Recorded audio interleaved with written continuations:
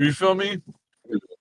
And then and it was crazy. They all walked like Timothy, my cousin, and his girlfriend. They just let me like, damn, they're about to fight a grown ass man. What the fuck? Yeah, That's lame. yeah,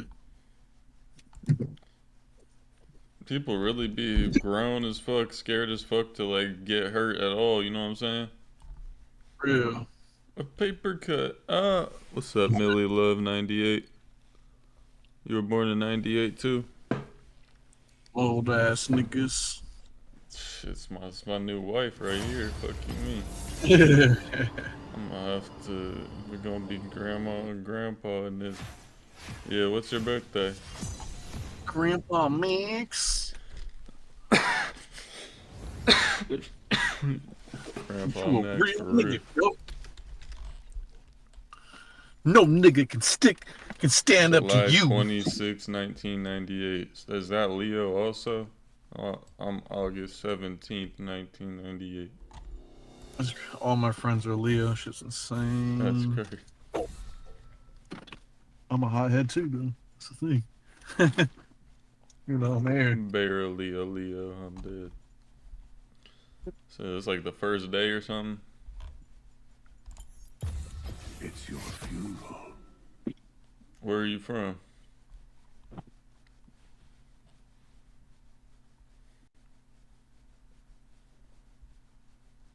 I'm from Cleveland, Ohio. Hmm? Oh, Buckaroo, Buckaroo. Washington. That's different. Oh, you a I've been real up nigga. there once. I went to Seattle and then wherever Kurt Cobain lived. Oh, you put the gum on the wall. Nah. Mm. You know about that spot in Seattle? Nah. That's their famous tourist I went to like the attraction. Space Needle or something like that, and then You look up gum on the wall, Seattle, bro. There's gonna be a fucking fat ass wall of gum because that's the thing to do. oh, I think you said gun. I saw that, but I didn't go near. Shit, I haven't been on Kick in a minute since like 2013. See, that's how I was. And one of my Real. 2015 friends, she was like, "You should go on there and stream. I'm addicted to it. You can get money on there. Them old ladies be thirsty, did it?" I was like, "All right, bet. Let me get up on there. I like thirsty old ladies that were born in '98." No, I was playing.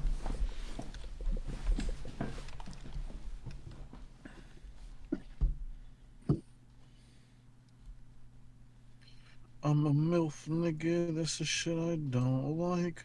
That's my new username, MILF Hunter 98. I used to talk to God only knows who on here. Oh shit.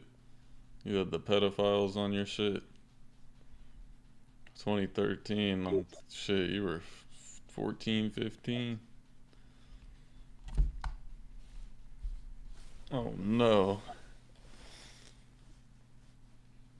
I used to be talking to the bitches that go to the high schools I don't go to that are nearby on Kick. Like Hayward High and shit like that. Oh yeah. Yeah, I've only been to Washington once. I'm from California, but I live in Ohio now. So looks like I can't rape.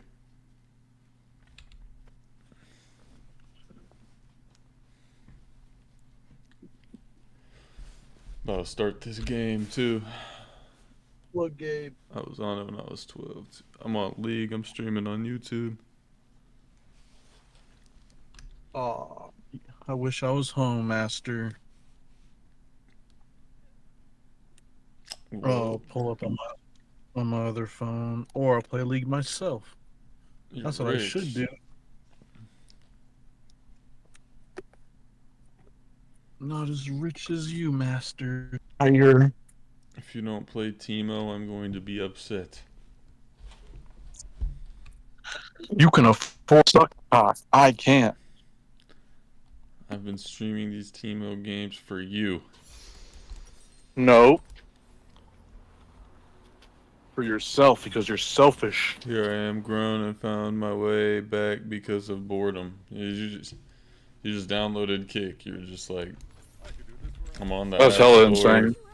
It's like you're browsing for games. You're just like, fuck it, I'm getting Kick. I would have never got it if it wasn't for you. Honestly. Someone had to tell me.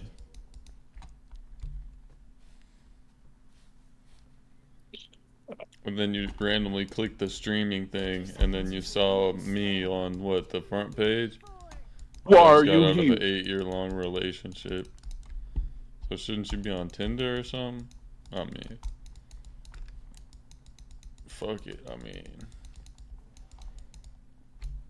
I could be a little rebound or whatever. No, I'm not rushing nothing.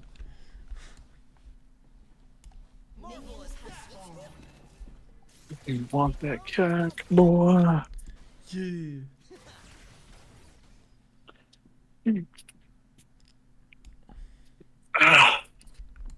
Fuck, man. I hate being tired all the time, bro. Shit's ass. Sorry. I waited I too got- damn long for nothing. Did you think he was gonna marry you? One more badge for me.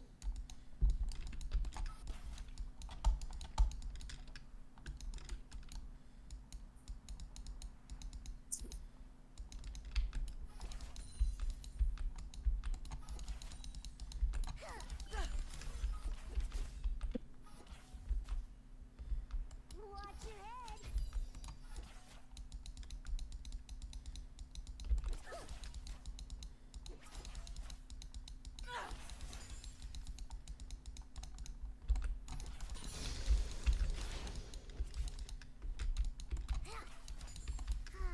The sounds of nature.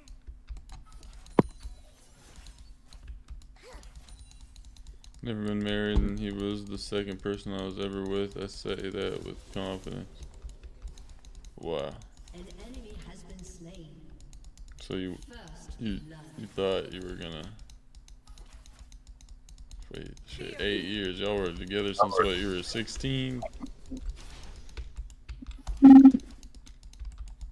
Some of Sykeston. Yeah.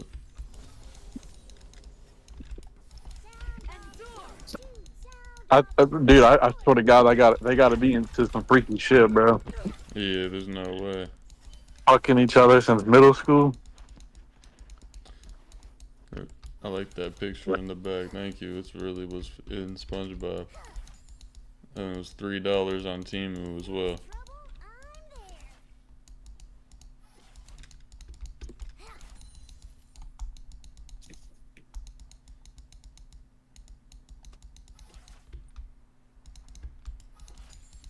Word up. Scout and observe. Get back out to be good. Cheers. Thank you for Has favoriting. been slain.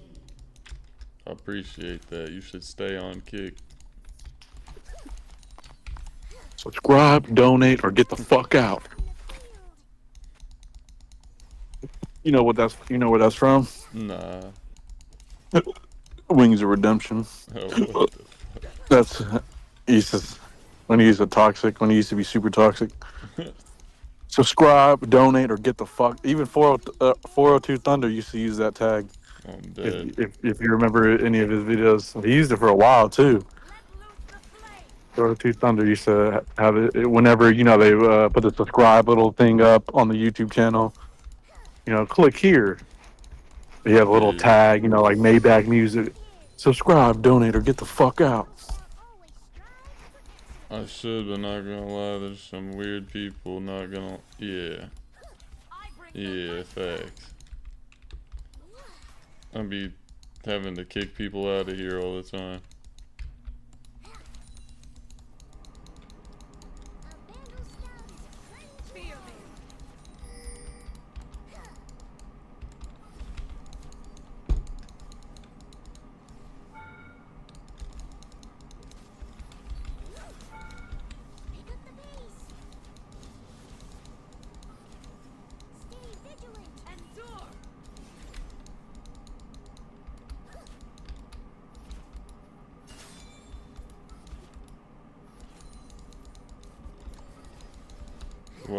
she gets the recall. I could have killed her, whatever.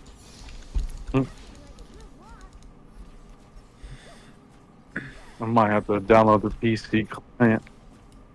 Yes, sir. No, just because you said that. It Kidding. must be done. No, but viruses. Shit, their anti-cheat low-key is built like a virus.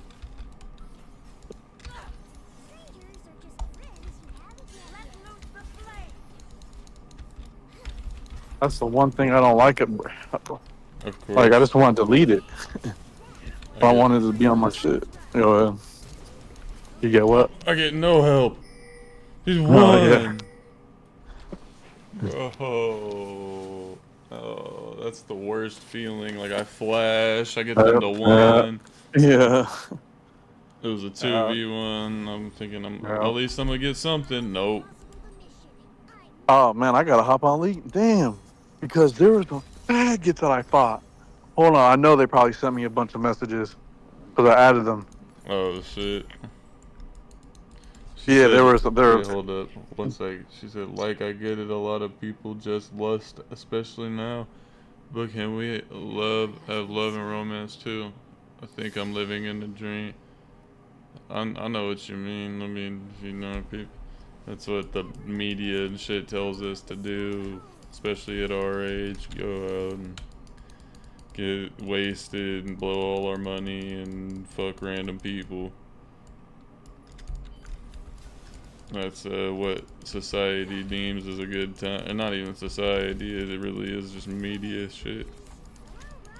Social media plays a part into that. Some robot shit.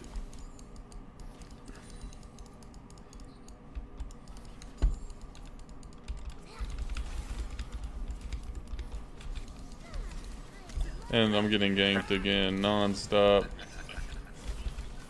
I am your salvation. Reminds me of me, bro. Same shit, bro. I swear to God. I swear to God, bro.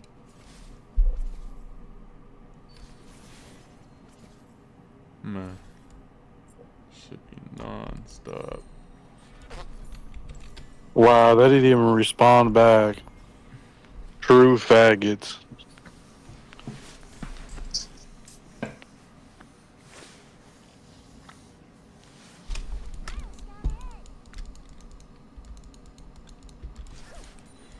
They were trying to get they were ganking the fuck out of me, and so I added them, and they don't talk shit about it.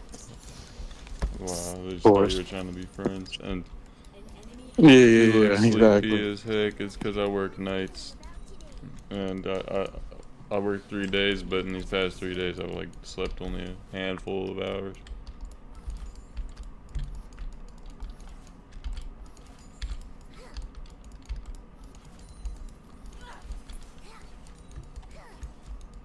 Rule number 154.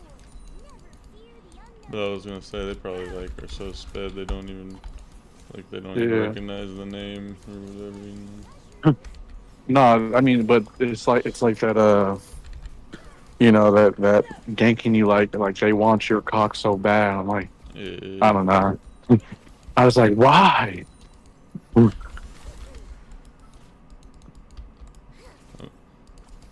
They're also like, you know, they're sweating their asses off trying so hard. They're like Yeah. writing down the timers. He doesn't have his flash. He doesn't have W. Yeah. She said, well, I can't be talking because I haven't even slept in how long? I mean, like, I woke up at like 4 p.m. yesterday and haven't Like, don't we slept. all don't sleep at this point? Yeah. I go off just like the number of hours I have versus how long. Yeah. Or like, yeah. Gotta get ready and shit. You know what I'm saying? I work days. I'm a dog groomer. I must be hectic at times, but it could be fun.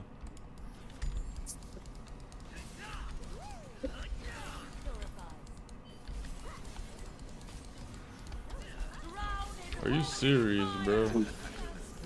That's some crazy shit right there. Got ganked from someone. Again, or at least my Garen Yeah. came up and swept. Yeah. It's literally the same shit was happening to me, bro. Just gonna say thanks. That's all I've said. At least he got the kills. Where he's sitting That's his when I ass was- up there.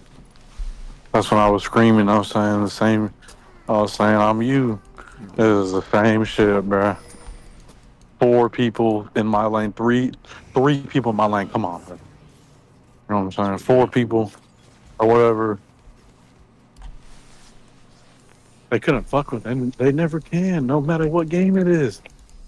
I guarantee you, if I play PC League and I got decent at it, my tower would be the only one standing, as always. Now bro's feeding. Ally has been slain.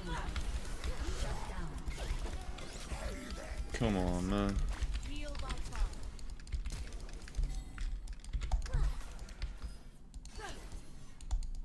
If there's trouble, I'm there.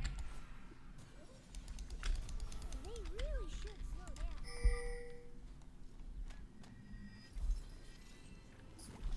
down. Amelia, I just go by Millie. I like Millie. Amelia too, but Millie is a nice name.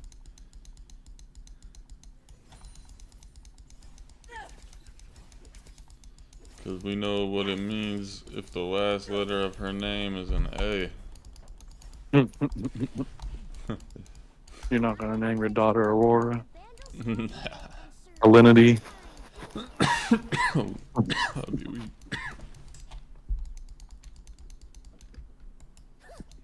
What about them redneck ass names like Hope or Faith or I mean, I know some black people named that too. yeah. An enemy has been slain. You're not gonna name your kid like X-47 or some shit like that. I'll name my kid Fearmonger. Malzahar. Well, they think you're retarded. An enemy has been slain. Double kill. redemption in the light. Emo I'm Andrew. going in. Never mind. Good morning. Gernadick.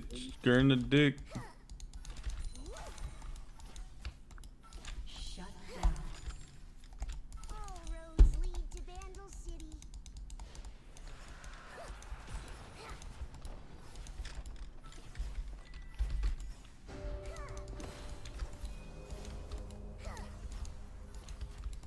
Turret plating will fall soon.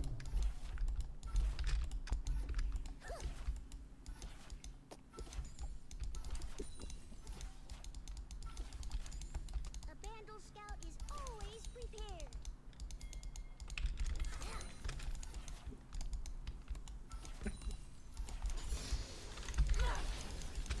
An enemy has been slain.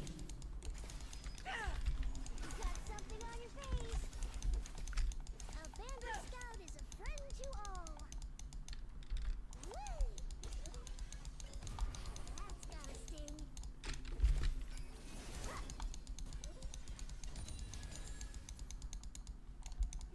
You want to go nut?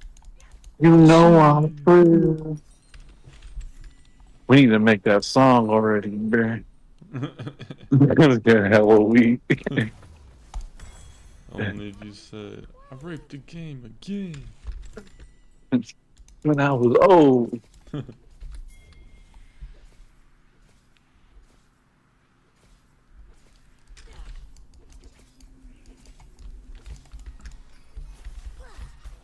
Well, I was asleep, then I had a dream. I was in a train with a bunch of talking teddy bears.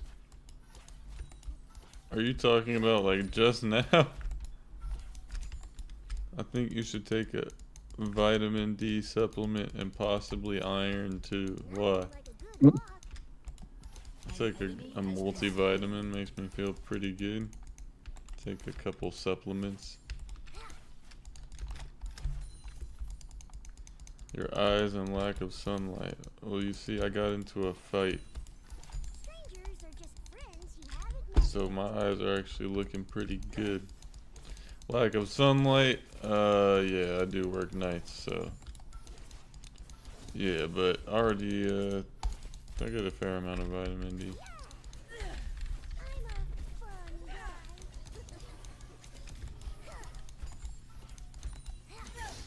guy. Extra good care. Ally has been slain. Will do, pathetic faggot.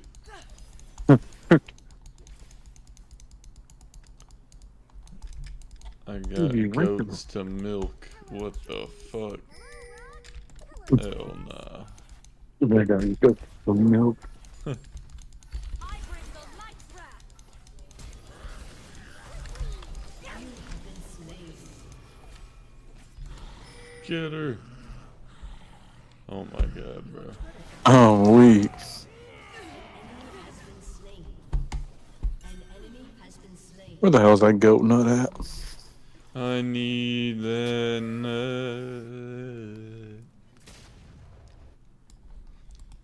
That bitch ass soldier locked up. I want to get chickens. Me too. Hit him. I need infinite eggs. That'd be hella funny if you had chickens in your apartment. Yeah, studio, yeah. Hmm. I mean, all he Hey, said but- is no dogs, right? So, Oh, he said it was no dog. Has been slain. We. Hey, what if you were? What about? What if you were pushing the eggs in the apartment though? Fresh eggs. I'd You feel be me? knocking on people's doors. They Hell no. ain't never had no fresh eggs, bruh. Shit, I ain't never had no fresh eggs. That's all for me. I'm selfish. Greed. But the blacks, remember? Fuck The all that. faggot. They're gonna the get pedophiles. they're gonna get their $1 million reparations, right? KKB would be disappointed in you. He still believes. They're gonna pay Ouch. us. You have slain an enemy. Imagine. No weird shit. You have kind eyes. Hey, Has destroyed. that's not weird. I appreciate that. People say I have mean eyes every time. An ally has been slain. I say no fags allowed. Serial killer eyes. Oh Mm. yeah. I like to you rape, doing? kill, steal, beat, lie, cheat, rinse, repeat. You haven't learned your lesson? The chaos No. gods haven't showed you the way? I'm just a YN living life. No, some bullshit like Spree. A YN? When does the YN status end? Pushing 30. What 30-year-olds are YNs? young You know, and go. that's how they be treating us, though. They be thinking we're fucking 18 and shit. Oh god, bro. This shit's wild. The Wonder infinite how little many bro. Victims. I'd say about like 600. What a story. I rape a lot. Write that one down. Dismember them, chop them up, eat them. Pretty much anything you've seen on the news where they don't got the answer of who did it, I pretty much did it.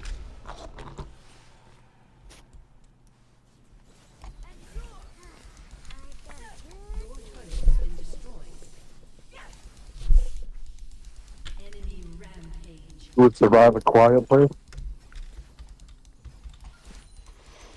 I don't think I've seen that. Shut down. I only seen the first one. I know they made hella different ones.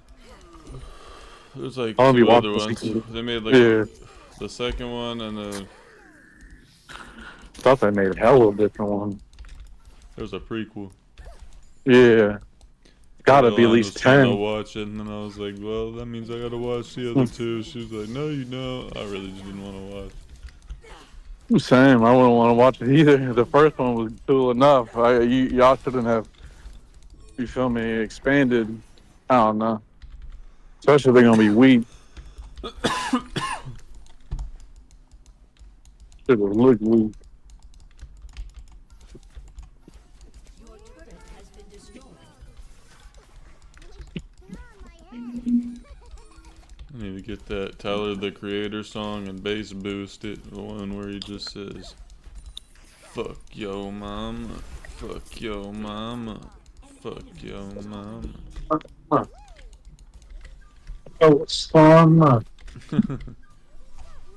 150. Whoop that trick, fuck yo Whoop mama. that trick, nigga. Whoop that trick.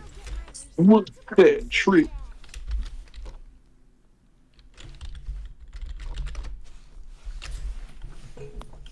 This dude's losing his fucking mind. It's over. He's the only one that's doing well too. I mean, That's how it be. Teemo's Star of the pushing. show. Star of the show, and he's done. Yeah, bro. Guilted. He's 7-4. Like, it's not amazing, but he's playing Jinx. All you gotta do is just keep buying attack, speed, and crit, and you're good. Like, 2, 3, 4. and take towers hella fast.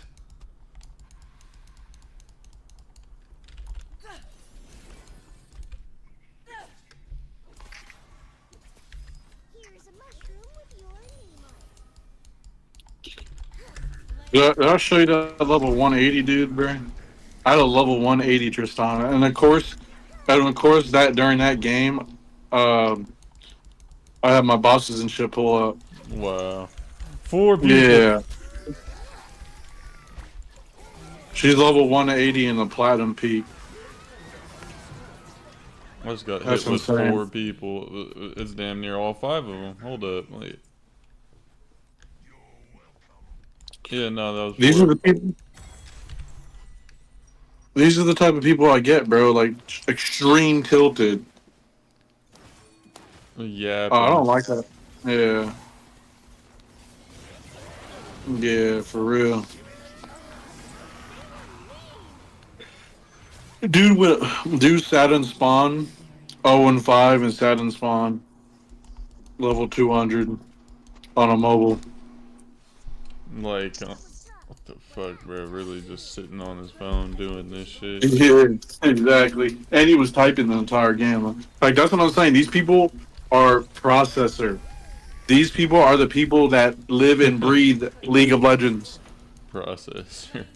This is a funny. Yeah, ass I'm just gonna keep name. on saying that now because it's perfect example. I'm going to bed and then hops on, Yeah. you know, laying down. That's why I keep on bringing it up. You feel me? Doing bot shit as Caitlyn too. He was like 1-3 as Caitlyn. Like, I had a bum ass Caitlyn too, dude. I don't know if you won that game. Nah, nah, yeah, I she went remember over when that 1-12. was happening. Oh yeah, that's why. 1-12. 1-12 and a 1-10. Going against a team where they were ganking the fuck out of me. And Lee Sin, the best of the best. Lee, like if I were to play it back for you, bro. Like after I kill hella niggas, Lee Sin comes out of nowhere Flying when I'm kick. weak. Yeah, exactly, bro. And his name is Revenge. Like, and I killed him too. Like, of course, bro. The best of the best faggots, bro. Every time, but I get the worst of the worst.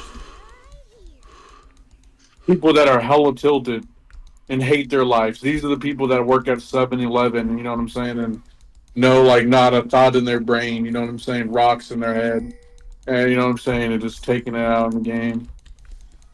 Yeah.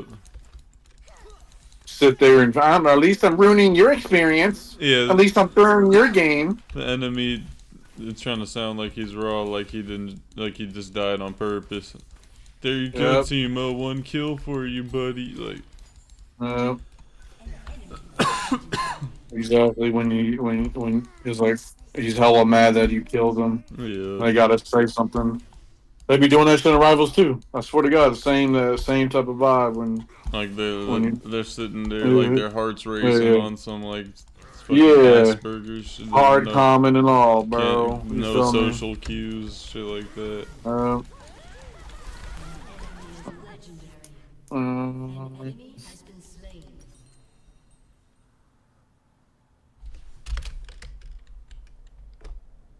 man, I gotta take pops out to breakfast. Hella slump. And I gotta work again tonight. Fuck, bro. And then it's a Sunday going into Monday, so I don't know when the employees are gonna pull up. Enemy You know what I'm saying? When I used to working the weekend here, it's a new thing. I don't know if they're gonna be here at 5. I don't know if they're gonna be here at 6. You know what I'm saying? I'm trying to be out of here. Scout journal entry. Had a mushroom-related incident. Returning to the field now. I just said to this guy, "You not having fun?" Because he's like, "Jake's not voting no." I was like, "Me, I'm voting no." He's like, "That makes more sense." I'm like, "You're not Uh, having fun?" He's like, "This game is never fun." I'm like, Why even play? because I tell you, Queue up to they talk live shit. and breathe. They could go on Exactly. anything. Exactly.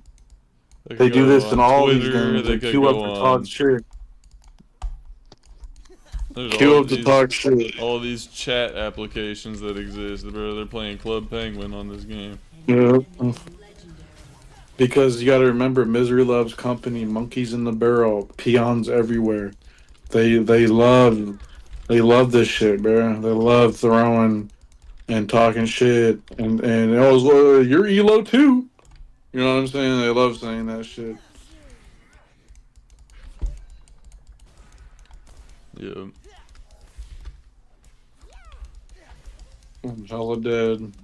This game is never fun. Yeah, but it's like addictive heroin. Yes, I hate my friends Yeah. for making install this. Literally like being a party and my friends were like try this heroin, but then just injects me with it. Bro, nobody's got a gun to your head. They said that. I thought there was someone Yeah, in your chat. That that's we. somebody in my game. I didn't know someone The in your one games. sitting and That talking all this shit. that's wild.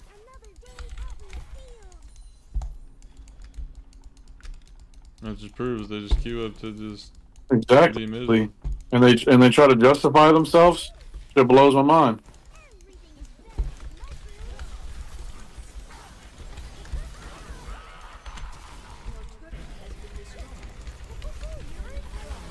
Slain. Shut down. You have been slain. An ally has been slain. Your inhibitor has been destroyed.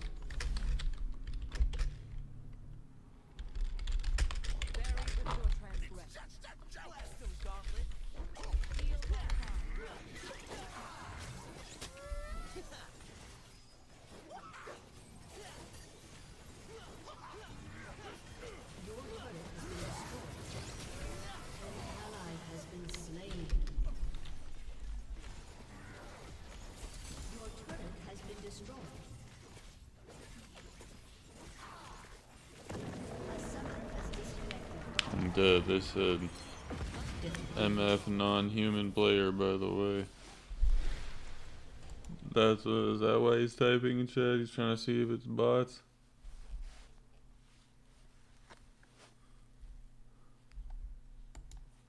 I'm not gonna honor one person. Fuck that.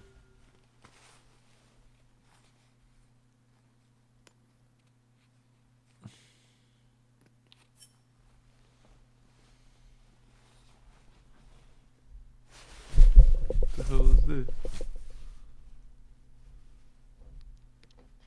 Someone trying to sign into my fucking TikTok, bro.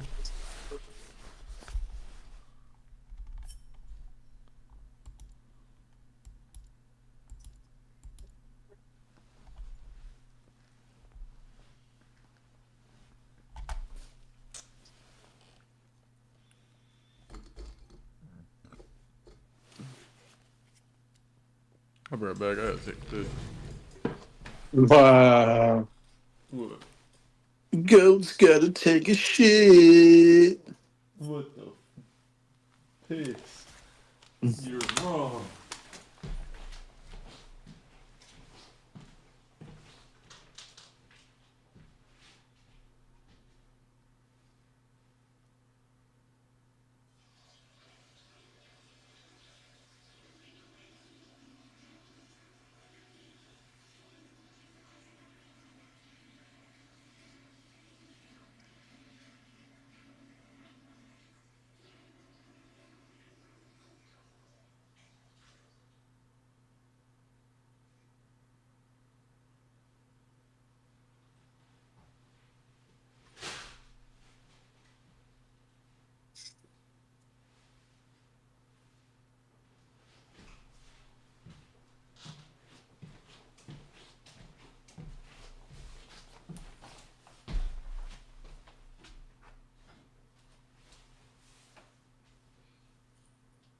I want that goat nut. You know I'll trade.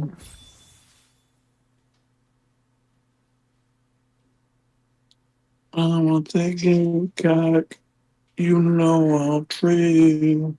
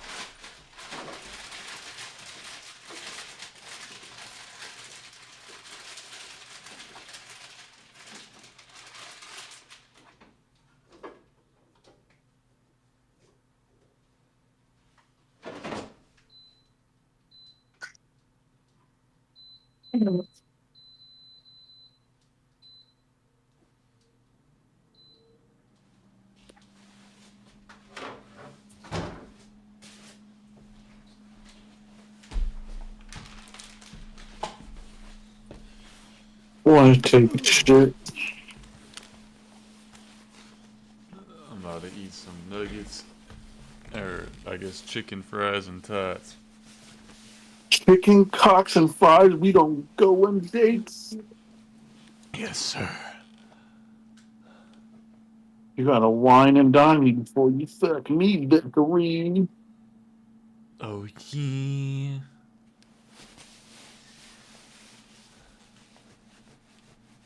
Bro, I wish, like, better food was open earlier and later. Like, that's the thing. I would say this shift, though, in terms of, like, getting off and getting things done, it's better getting off at this time than 10 o'clock. Because Yeah, go to the for real. So store you're, and shit. yeah,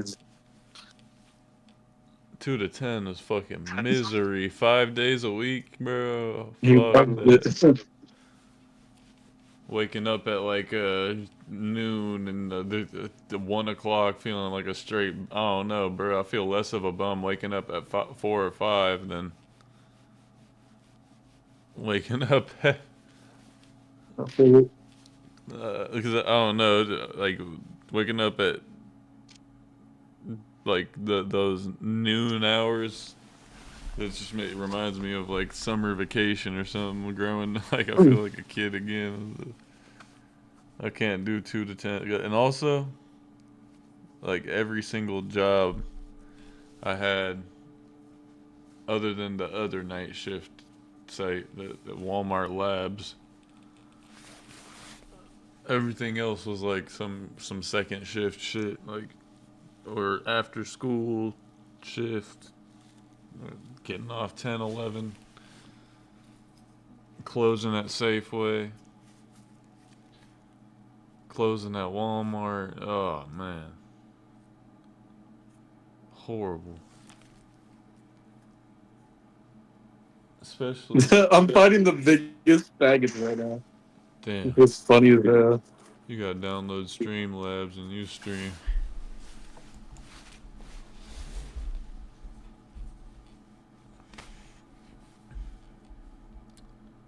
All I want is that nut in my motherfucking Oh, mouth. for my birthday, is a big bird.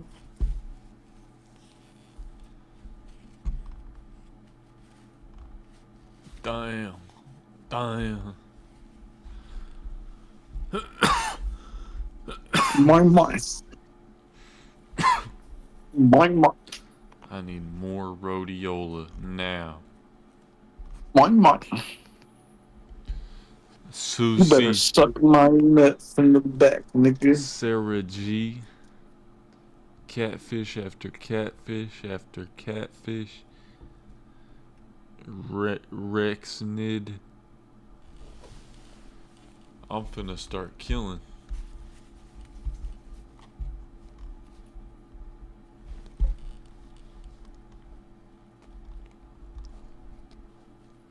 I hate Hunter x Hunter.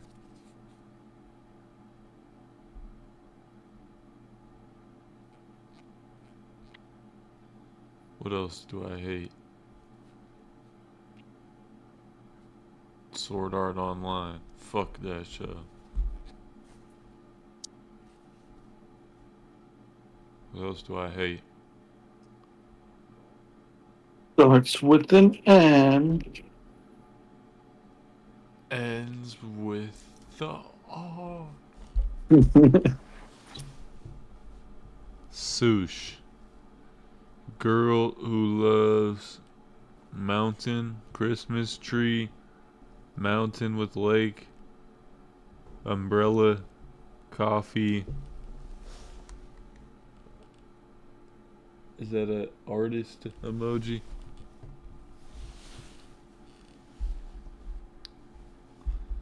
Huh. Bitches like you get killed and raped. No, I'm just playing. Yes, sir. We love it. Taken style. Taking stuff.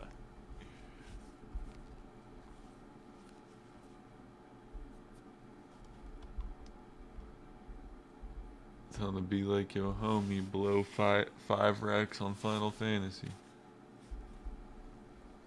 Mhm. Wonder what he's on as far as spending all the money. He's dumb as shit. He's the type of guy to spend all his money on action figures and stuff like that. Ugh. That should be hurting my All soul. the skins for every game. Man. You know, paying his rental course and, you know, phone bills and all that. But all his extra money goes to dumb shit. Broly statues and Goku statues and Bruh. stuff like that. I always pay him back. You feel me? I asked him, you know, he's like a brother. He's the only person I ask for money. I don't even ask my own dad. I mean, so it's like I always pay him back. Fucking, he was like flexing that he was buying shit, and it's like, bruh, I was only asking for $50. $50. I was gonna pay you that back as I always do.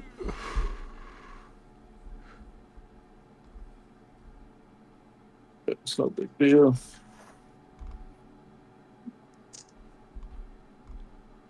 What, he's acting like you're not going to or something? Nah, I literally pay him back every single fucking time. Like on time, the week of. Like I tell him Thursday at 3 p.m. when I get paid. Hey, I might be asleep. I work nights, so you know what I'm saying? Like it might be a little later, but I'm going to pay you back. Yeah. And he was just being stingy. Like he got a promotion and everything. I think he's making like 30 an hour now. It's like, you Wow. know what I'm saying? His life is looking up. Like shit.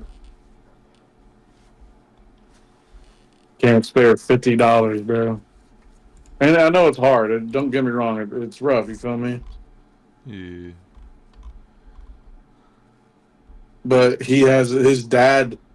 That's another thing. His dad funnels his checks into his account. You know Yeah, what I'm that's saying? And he be insane. using that money to buy dumb shit. You feel me?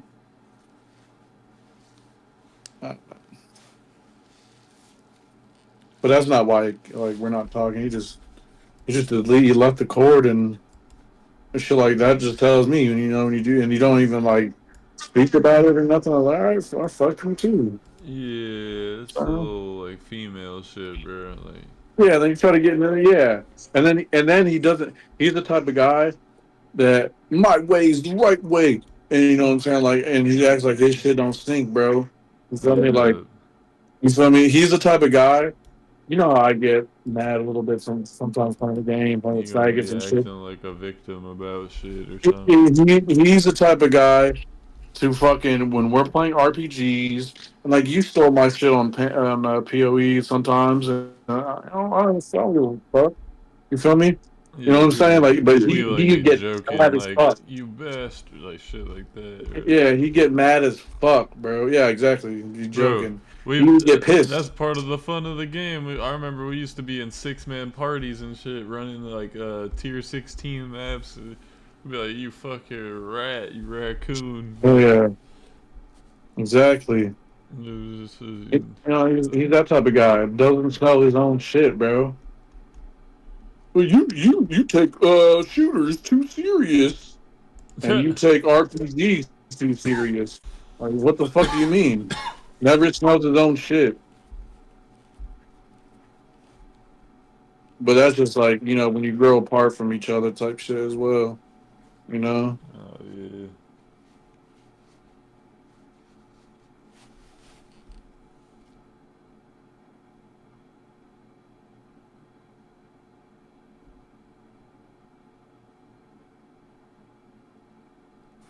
I'm not gonna lie,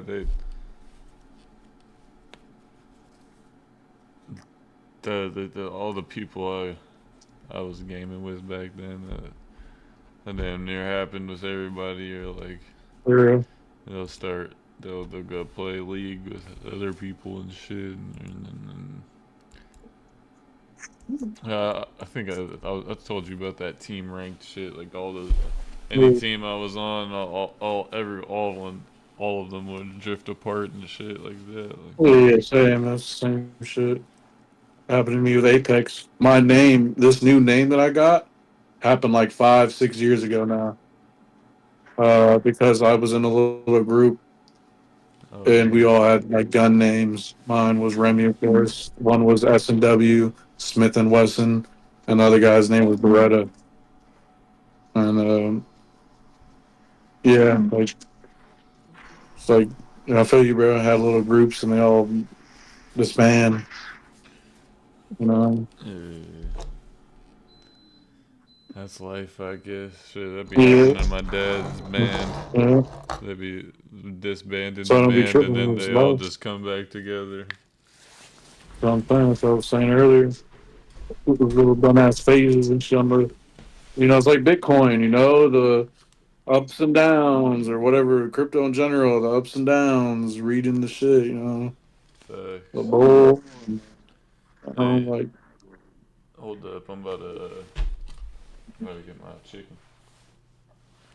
yeah.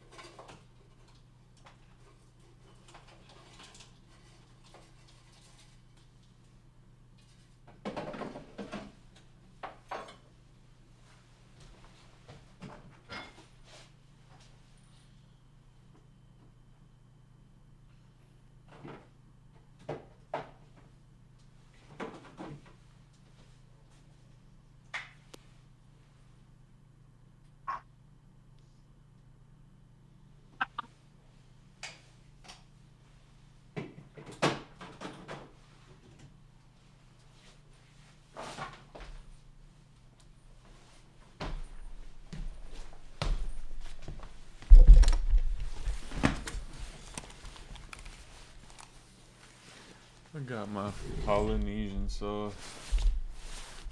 You just reminded me, I'm in the shack right now. I'm bringing back my sriracha ketchup and my tapatio that's in here. So I never hang out in the shack no more. Oh Bring that shit shit. back home. You just kept some bottles of it in there. Yeah. But I should leave it in there because actually it's about to be hot again. Might leave it in there.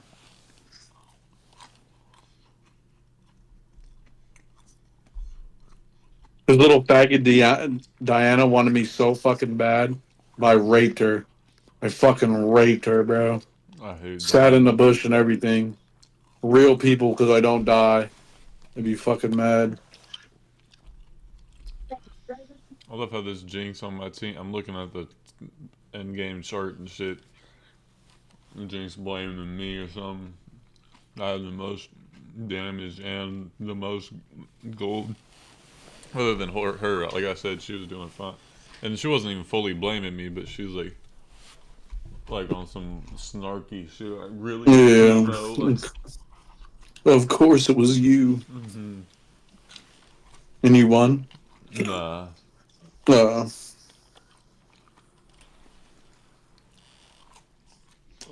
Iron forever. Bottom of Iron. the barrel. right, tell me about it. Tell me about it, man. Game does make me want to drink, but I'm playing it to not drink. No, it's actually like, dude, I forgot how much time it kills, bro. For I might real. have to hop on the squad busters again just because, you know what I'm saying? It should be flying by playing.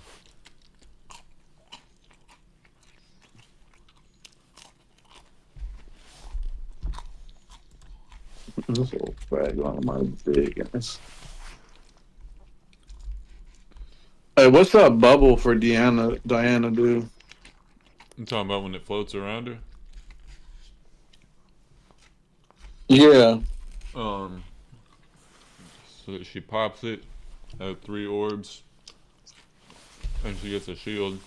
Those 3 orbs do damage when she hit. If she pops all of them, the shield gets bigger.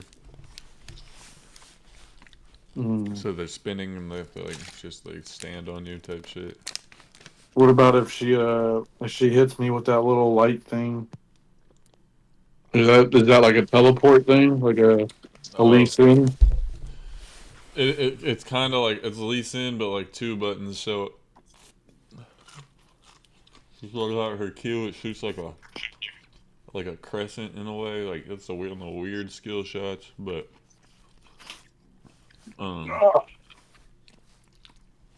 she throws out her little crescent moon shit, and then you get marked with the light. And then she can dash to you, and then the light gets expunged. She can dash to you again, or she can wait to Q again and then add the light. Like it refreshes the cooldown of your ult, which is the dash. And on her other thing, it just pulls you in and slows you.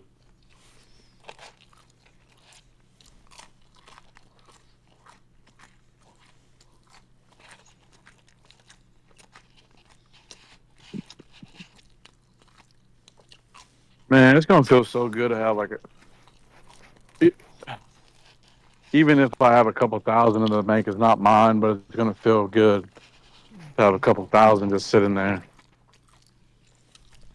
Oh man, I just hate this little cycle that I'm in right now, where it's like taking me forever to save. I still haven't did the tag, and then the car note's coming up. It's like fuck.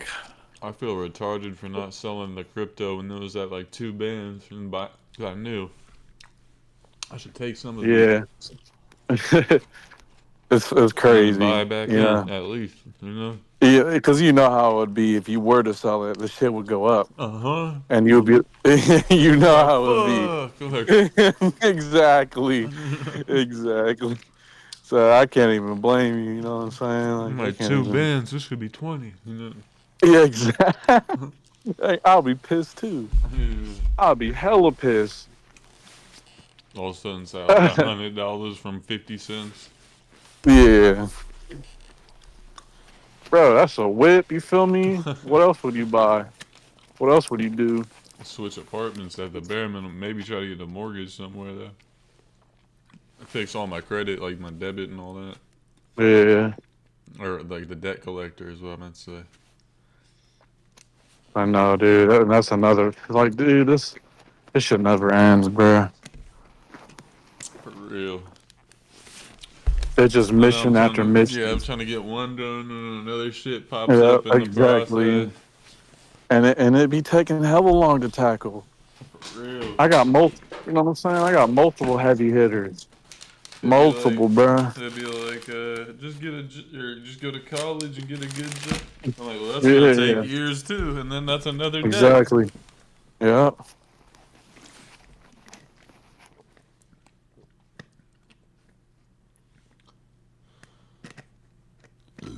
Exactly.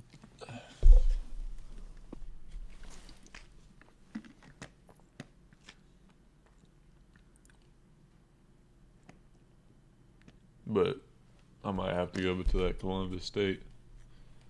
There'll be some slitches there. I bet, bro.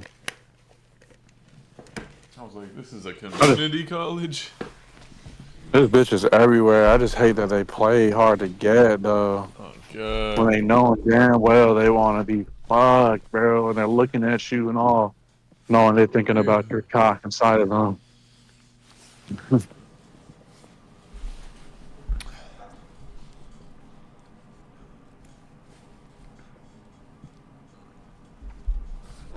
Oh, he can move his hips. Yeah. That old lady I was talking about yesterday, or like a couple days, or maybe it was like a week ago when you were on my kick stream. I was like, is she trying to fuck or whatever? Hmm. She came up to me earlier. I fumbled it, bro.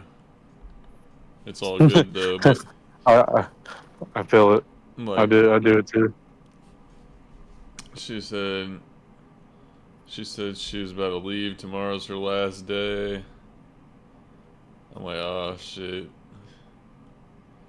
I was like, you're not from here? And she was like, I was like, where are you from? She's like, Clarksville or Tennessee. I was going out there, maybe I'll see you. And then I don't know, I should have been like, you got a hotel, you know what I'm saying? Yeah, I know, right? I know. Where are you staying at? You know how girls do the handkerchief thing where they drop the handkerchief? Yeah. That has evolved into many different forms, you Yeah. know? Like, why are you And just coming up and saying yep, nothing, exactly. basically? Exactly. She'd stop me And while I'm walking by, like, she'd be like, yeah. are you okay? I mean, like, I had a Mhm. black eye, but, like, I don't know you at all. You know what I'm saying? Yeah, you should, yeah, exactly. You've been working here for, like, a little short job or whatever. I don't know. She says today's her last day. I don't even know when she started. I only just started seeing her around. I'm going tomorrow. Like, alright. I was like, maybe I'll see you. I'm going out there with my dad. With mine, she wanted me to like to text her or get out the like where mine, she did it the most where the handkerchief shit where she pulled up on me with her car, turn out the lights, you know, and when she never does shit like that, you know what I'm saying? Like you have no reason to be in this area. You're just Yeah. over here because I'm over here. She's And just looking around for you. yeah, exactly. And fucking like you say, I fumbled. You know what I'm saying? Like I could have initiated something, but I don't want to do that though at the same time because I don't want to fuck up what I got going on here. Oh, I know you're just a sweet. You know what I'm saying? You could be my son's age. You know what I'm saying? Yeah. Like that I type of didn't want shit to like hear that. that either. Like, Yeah, exactly. You know what I'm saying? You're old enough to be my son. come to find her on Facebook. See what she looks like without the special ed helmet on. Oh shit, I found it immediately. I'm dead.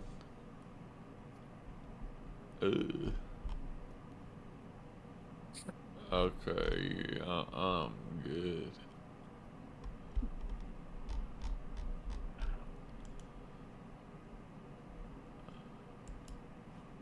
She got a big old SUV too, so it'd be perfect to smash in.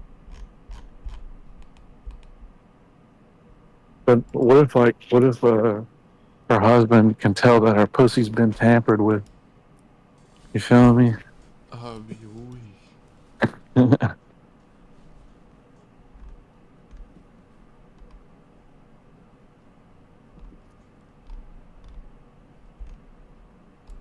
Look, you gotta put all these streams on unlisted, just cause we be talking about some,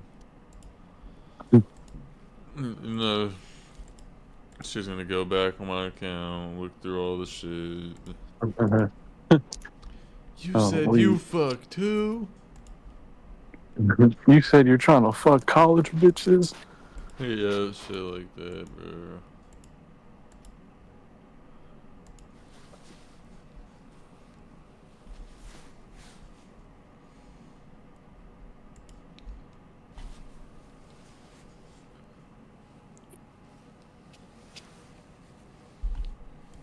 Did I save all of it? Oh, I guess.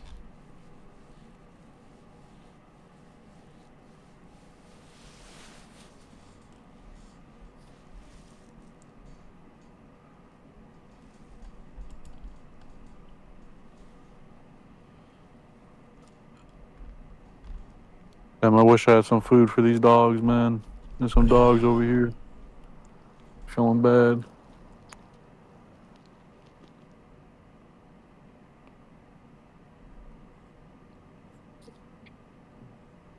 Don't be a race traitor. We humans have to stick together. I don't even want to help my fellow human. Because that karma hasn't even been given back. And I wasn't even expecting nothing. That's the thing. It's been years.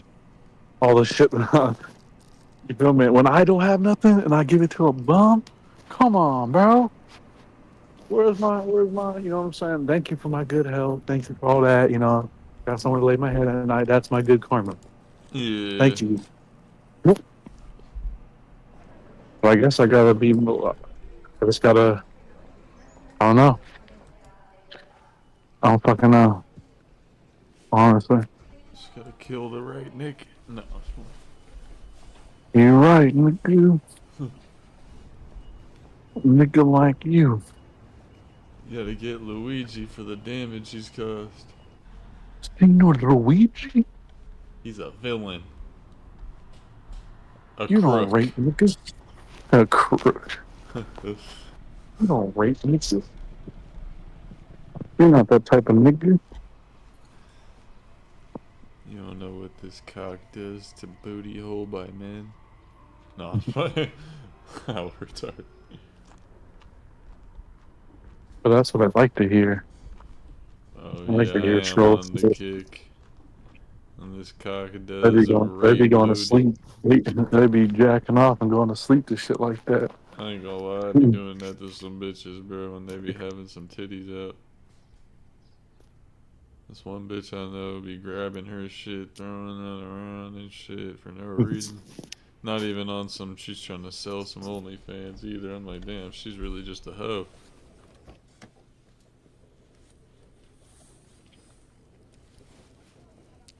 Doing this shit for free.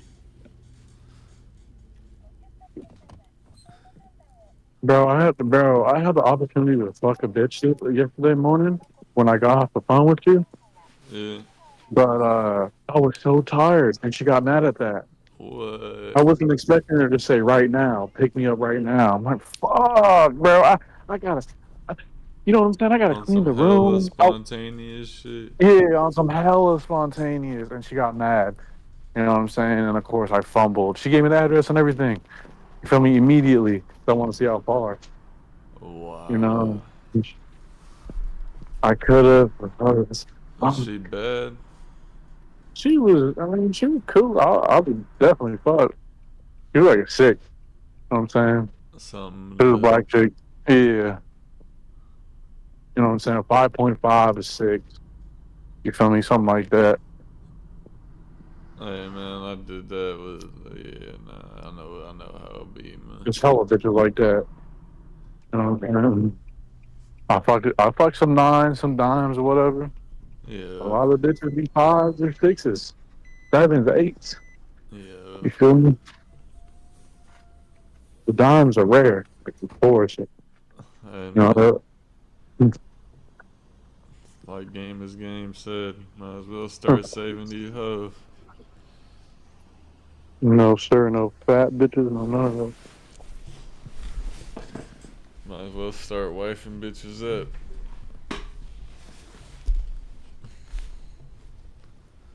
And cheating on no. These apps are getting old, though. It Yeah, really is. That's another reason I getting deleted it old. because I hate doing. Yeah, it's getting old, man. My thumb is sick of that motion. Yeah, exactly. Sick Sick of of it, bro. being like, oh, fat, fat, fat. You know what I'm saying? Like, Yeah, you know. oh, that bitch was on here like 4 years ago. That's crazy. Wow, damn. Exactly. Exactly, bro. Exactly. Hella repetitive. Is it, bro? I'm watching vending machine extravaganza in Japan. I'm getting this better. These niggas got popcorn. That's so crazy. No. Some They people should, they really. should, huh? I was saying like Go just certain countries. I mean, I know Japan really got a lot of interesting food and shit, but like sometimes people really be talking like that about certain countries. Like, bro, we bored of go up that shit, and get bro. like some The ramen with noodles. the egg. Like, Yeah, exactly. That's all they're gonna have, bro. They either gonna have some fish or they're gonna have some ramen with the fucking egg in that bitch. hyped Um, up. It's like, wow, I get it out of a and, vending machine. That's and, crazy. yeah, and then we gonna be nut the butt in that bitch too, because they be having a small ass restaurant. We gonna be Oh nut the yeah, butt. and for me, I all mean, this shit be hella short, bro. Like even yeah, in exactly. Japantown, this shit, the doorways and shit. I'm like, bro, Trust me, I want to go because I want to fuck some Japanese, and I want to go oh, for the culture. I, I I really love want Japanese. I want the best of the best North Korean I, bitches, bro. I, That's what I want. I have Japanese in me.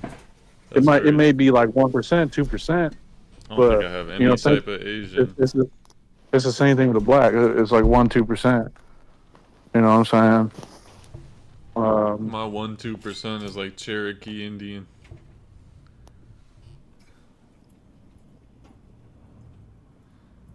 and it's just fucking.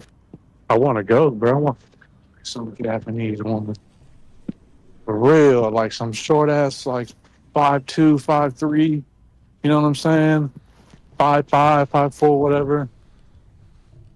That hairy puss too.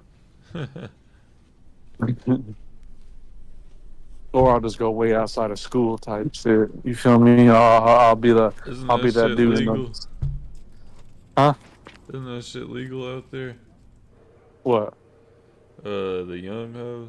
I have no idea. I mean, I would assume so. You feel me? They on I some would weird assume shit so. like that. I mean, that's how it was in Poland. When you're like 12 years old, you can buy alcohol. 14 or some shit. Wow, You can be a young nigga, bro, buying alcohol. that's It's crazy. wild. You walking around hella drunk and shit.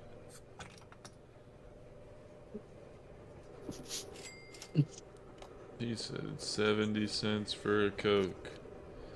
Bro, out of everything you could have got out these vending machines, you're gonna buy a Mexican Coke bottle. You in Japan, Hey, bro. that's pretty cheap. A Mexican? You said the glass one? Yeah, 70 cent. Dude, that's hella cheap. They'd be like 5.30 in the States. Oh, it says the bottle is returned. Burger out of a motherfucking vending machine. That does sound nasty, but at the same time, they be doing that shit over here too. Tuna Yeah, sandwiches, they can send them in the shit for eons. I guess they're just automatically microwaved or whatever. Yeah. This is so hot I can't hold it.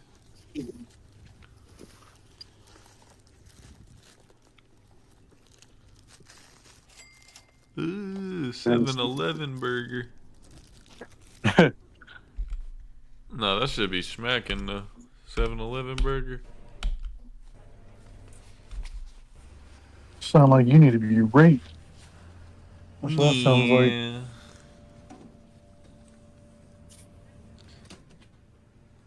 Yeah. No. I have to bring my sriracha ketchup back. I'm gonna bring my shit back home, bro. Why Put this not? shit back on the whip. This should be coming in clutch.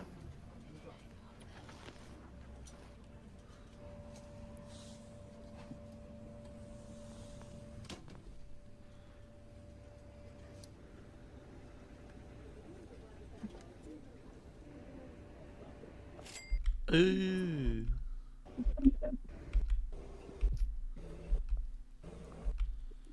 I'm gonna do this last round so they can see. They don't be caring. It's the last hour of work. They don't care. They always don't care. And it's the last hour of work. But they stop paying attention to you. Like, oh, he's done for the day. You know what I'm saying?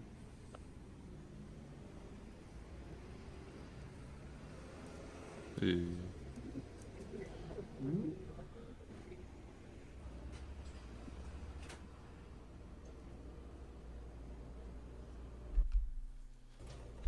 Umbrella vending machine, mask vending machine.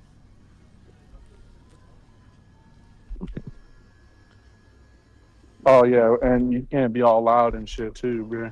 Drinking, they'll like beat our ass type shit. That's what I don't like out there. I don't like that rambunctious shit. I'll beat their ass. Freedom But of Jackie speech. Chan, No, it's fine. no, they hate you, bro. I don't like that American shit. For real. I seen hella videos like that where drunk American tripping out, and then the locals beat your ass. Then you come back with the stick. Then you go to jail in a foreign country, and then the foreigners hate us.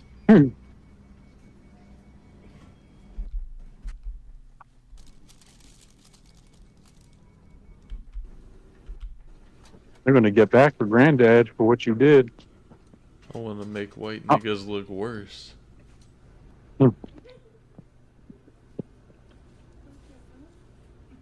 As you should. You're a real nigga. Oh, hold on 1 second. That might hang up for a second. I want to look at this camera. Oh, yeah.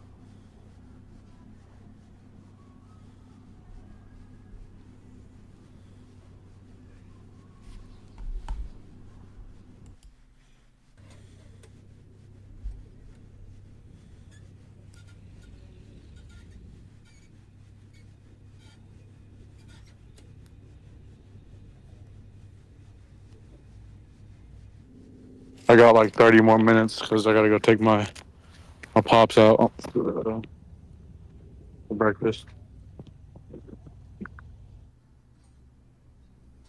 You should yeah. be. Yeah.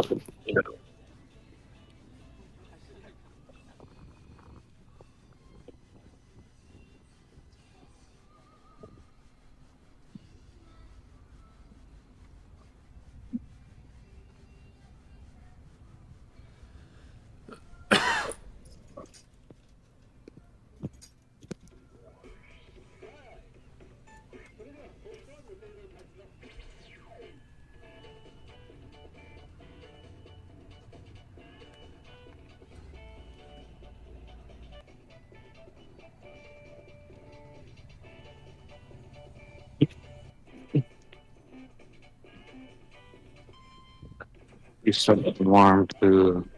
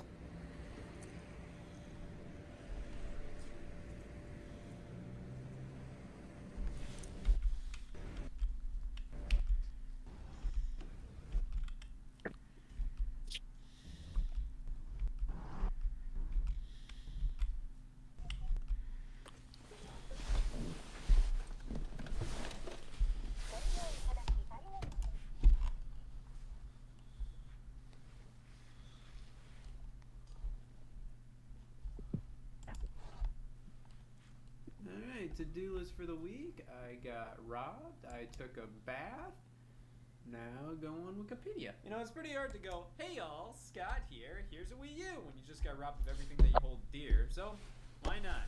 Let's take a look at the game consoles that were held the most dear to the most people based on their sales. Of course, you may go, Scott, you were just robbed of everything. How do you have consoles to talk about? See, that's where you're wrong. I plan ahead of time. I have theft-proof items. I just spit on them a lot. That usually does the trick. My game console sold better than yours. Just look at the resume. See, there's a major difference between a video game player and a video game talker. Guess which one I am. What was I just doing? It's fine. I can go without talking about video games. I can just play them and everybody's happy. Wario. See, our type has to care about how well a video game company is doing. It's like rooting for your favorite sports team if you didn't even watch them play. I didn't buy Bravely Default 2. Gosh, I sure hope it does well. It just makes you feel good seeing the company that makes your favorite game system doing well. Like, man, there's gotta be some overworked employees in there. It's also just interesting to analyze those sales numbers. Why are they going up? Why aren't they going up? Why don't I play video games instead of talking about how much they sold and why you should care? How about this? Let's take a look at the 14 best-selling consoles of all time. If I don't convert you to a video game talker by the end, I'll officially play a video game. There's a lot riding on this. Of course, let's remove consoles that are still being actively sold, so anything post 2017, because those numbers will forever be changing. I always looked at that best-selling video game consoles of all time page on Wikipedia back when I was a kid. It was cool to see what was the most popular and think about why that might be. Why did this console sell so well, or not as much as it could have? If we actually figure it out, who knows? Maybe we can more easily predict what will happen in the video game industry. The SNES being at number 14, see what I can amount to? The Super Nintendo Entertainment System sold just over 49 million units. What a little bitch. Yeah, only 49 million units, which is quite good. I mean, it is one of the best. But when talking about the most successful game systems of all time, numbers in this region aren't normally brought up. It's crazy to me that some of the most iconic systems out there, the NES, Sega Genesis, Nintendo 64, Atari 2600 sold as few units as they did. Now, 49 million is still a lot, but the SNES didn't do as well as it could have. It's hard to believe, but ever since the NES, Nintendo systems were going down in unit sales. The SNES sold 13 million less than its predecessor, and with the sheer quality of games that were released on it, we need to expand the definition of treason. However, the sales decrease makes sense for a couple of reasons. To many consumers, the Nintendo Entertainment System was merely the hot toy for a few years. The idea of upgrading your video game console to the next big thing, it didn't make much sense to them. Why would I get that new Nintendo? This one works just fine. and it smells. They viewed it as a toy or something along the lines of a VHS player, and the only reason why you'd upgrade either of those is if your last one broke. But I think what made an even bigger difference was the Sega Genesis. You hear a lot of people that went from the original NES to the Sega Genesis. Yeah, treason. The NES didn't face as much competition. Anybody that got in its way, it has a body count. I mean, any competitors just weren't exciting. Nobody looked at an Atari 7800 going, damn. The Sega Genesis was Nintendo's first piece of major competition. Without it, obviously, I think the Super Nintendo would have sold significantly more. But as it stands, I'd say it sold as well as it did due to amazing games and loads of them at that. Though it didn't sell as much as it could have due to heavy competition from Sega and the climate of upgrading video game consoles at the time. Man, that's just sad. The Xbox One, estimated to have sold roughly 51 million units, not bad. The PlayStation 4 absolutely demolished the One by selling over twice as many consoles. Now, to be fair, the Xbox One is a week younger than the PS4. So it's been on the market for less time, let's give it that. But the Xbox One struggled to put much of a dent into the PlayStation 4's tyranny. And if you were there during both consoles' reveals, you know why. The PS4 had a nearly flawless track record with fans from reveal to release. Getting rid of backwards compatibility was lame, but hey, here are games and a system. Holy shit. The Xbox One's reveal was watered down by talks about Kinect, TV, and streaming functionality, watching live sports titles, Call of Duty. It was everything people despise about the Xbox 360 at this point, wrapped up in a neat little piece of shit.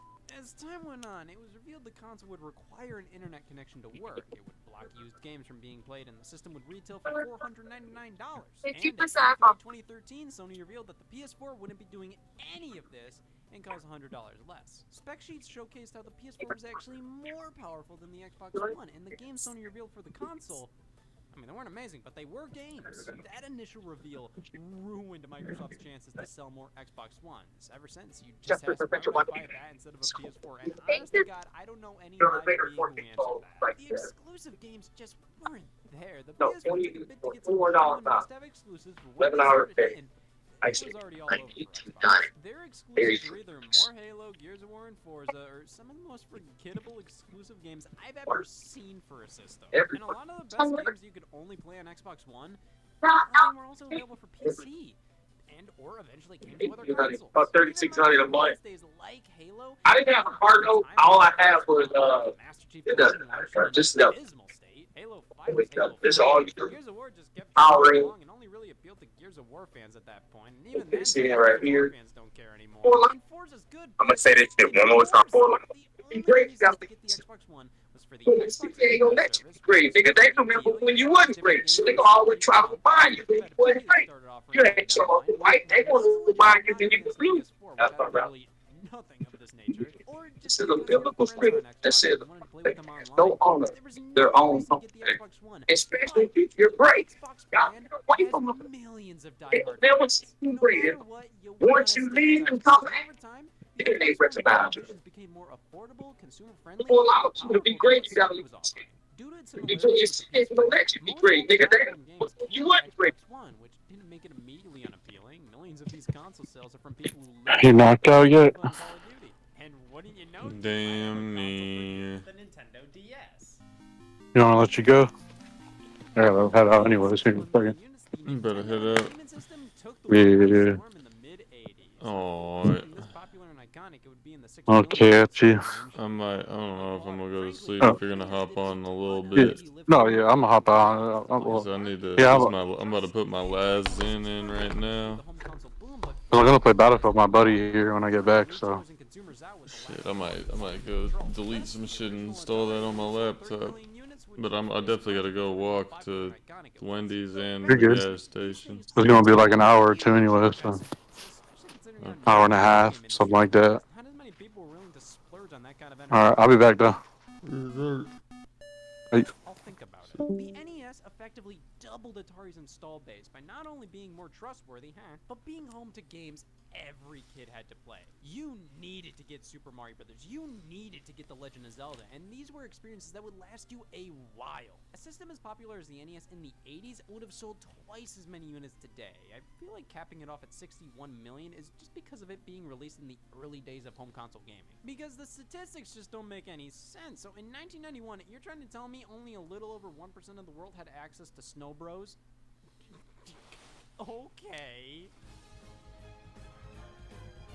Now this is interesting. The Nintendo 3DS. Frankly, I think only 4 people bought these things. They just like getting all the colors. Roughly 76 million sold. That's no easy feat, but that's pretty much half of what its predecessor sold, the Nintendo DS. Spoiler. But why such a steep decline? Gamers would praise the 3DS non-stop, lauding it as this massive success when there were more PSP-like systems that sold more. Like the PSP. And that was considered to be a slight disappointment.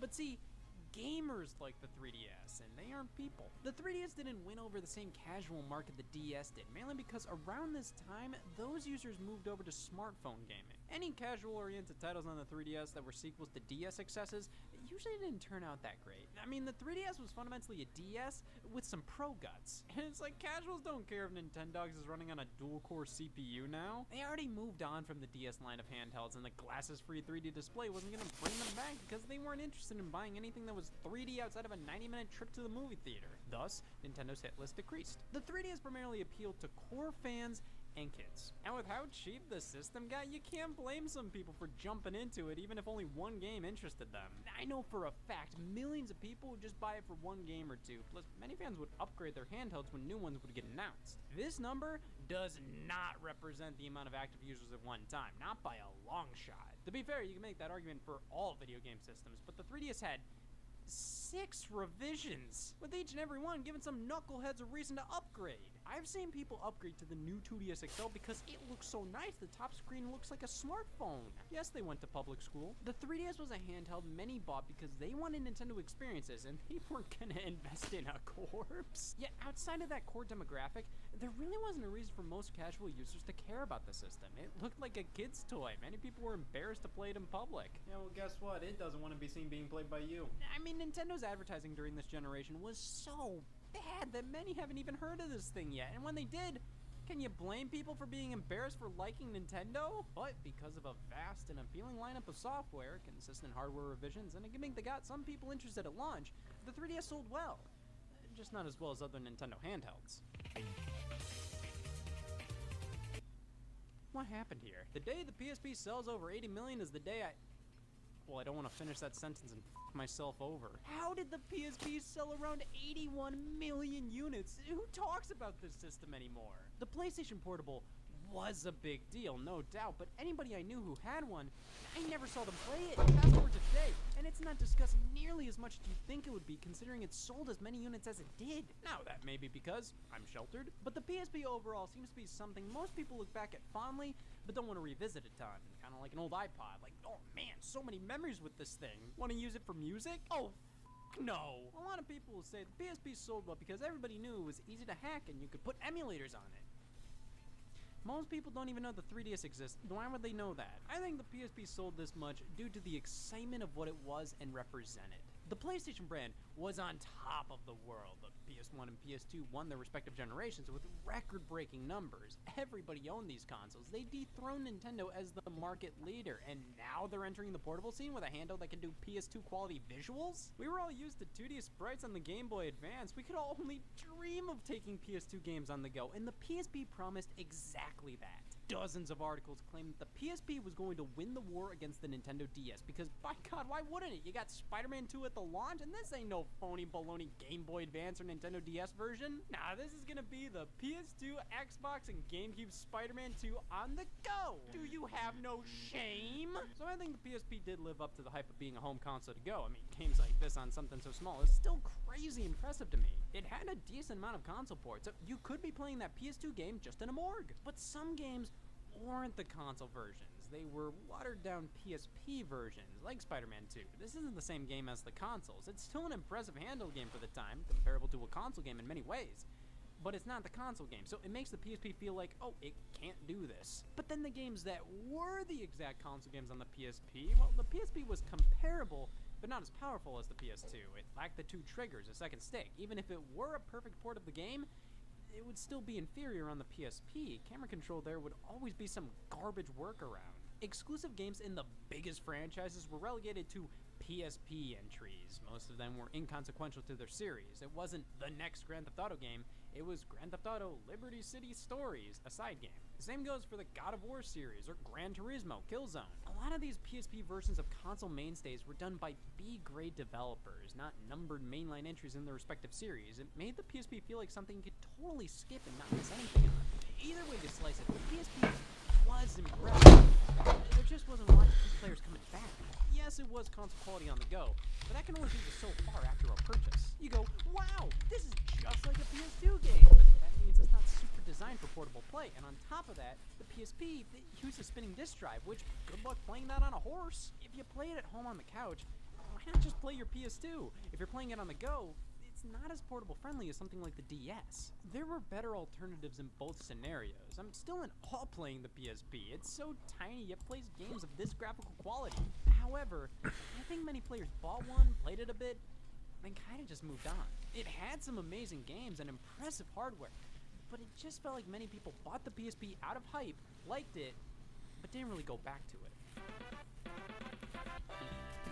As a kid, the true success of some product normally doesn't dawn upon you. NASDAQ was only my 47th word. But back then, it felt like everybody and their mother owned a Game Boy Advance. And with it selling 81.5 million units, that was practically the case, though it sold roughly the same as the PSP? That doesn't seem right. It was almost the de facto game system. No matter who you were, you had a Game Boy Advance, and that was due to a few reasons. The price entry was incredibly low. This was one of the cheapest and easily accessible game systems out there at the time. The name and brand was undeniably recognizable. Even these days, people still refer to anything with a battery as a Game Boy. It won't hold up in court, but it just goes to show how iconic the title of Game Boy is. And of course, the games. Not only did the Game Boy Advance have constant releases of all types, whether they were Nintendo first-party titles, third-party, or licensed kids games, but the Game Boy Advance was compatible with Game Boy and Game Boy Color games as well, luring in owners of those past systems and new ones as it already had a library of hundreds of games upon release. There was something for everybody here, something for the core gamer and something for their stepdad's daughter. And with 3 redesigns, people had incentive to upgrade from the first model to the newer Game Boy Advance SP,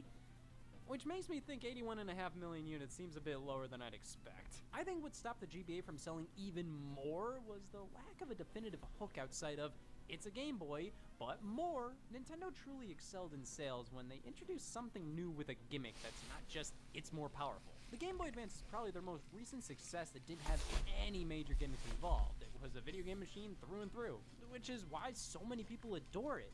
But looking at its successor, it's obvious while Nintendo can successfully make a standard game console in the modern day, they still need a specific hook to lure everybody in.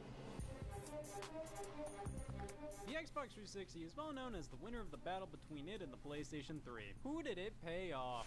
84 million units sold. The 360 dominated the better part of the battle for the 7th generation, and for good reason. Nobody wanted a PlayStation 3. Well, in actuality, I think everybody wanted a PS3 to some extent. The follow-up to the uber-popular PlayStation 2, it was considered the most powerful thing on the planet. Move over, Christ. But that price point was disgusting. And the amount of games just wasn't appealing.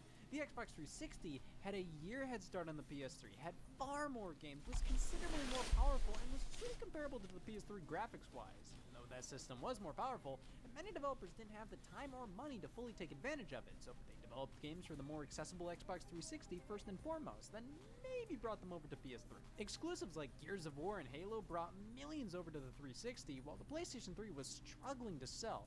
Online play was better on Xbox, many preferred the controller, digital Netflix streaming was exclusive for a bit, and in 2010, they introduced the Kinect, which revolutionized the act of hatred.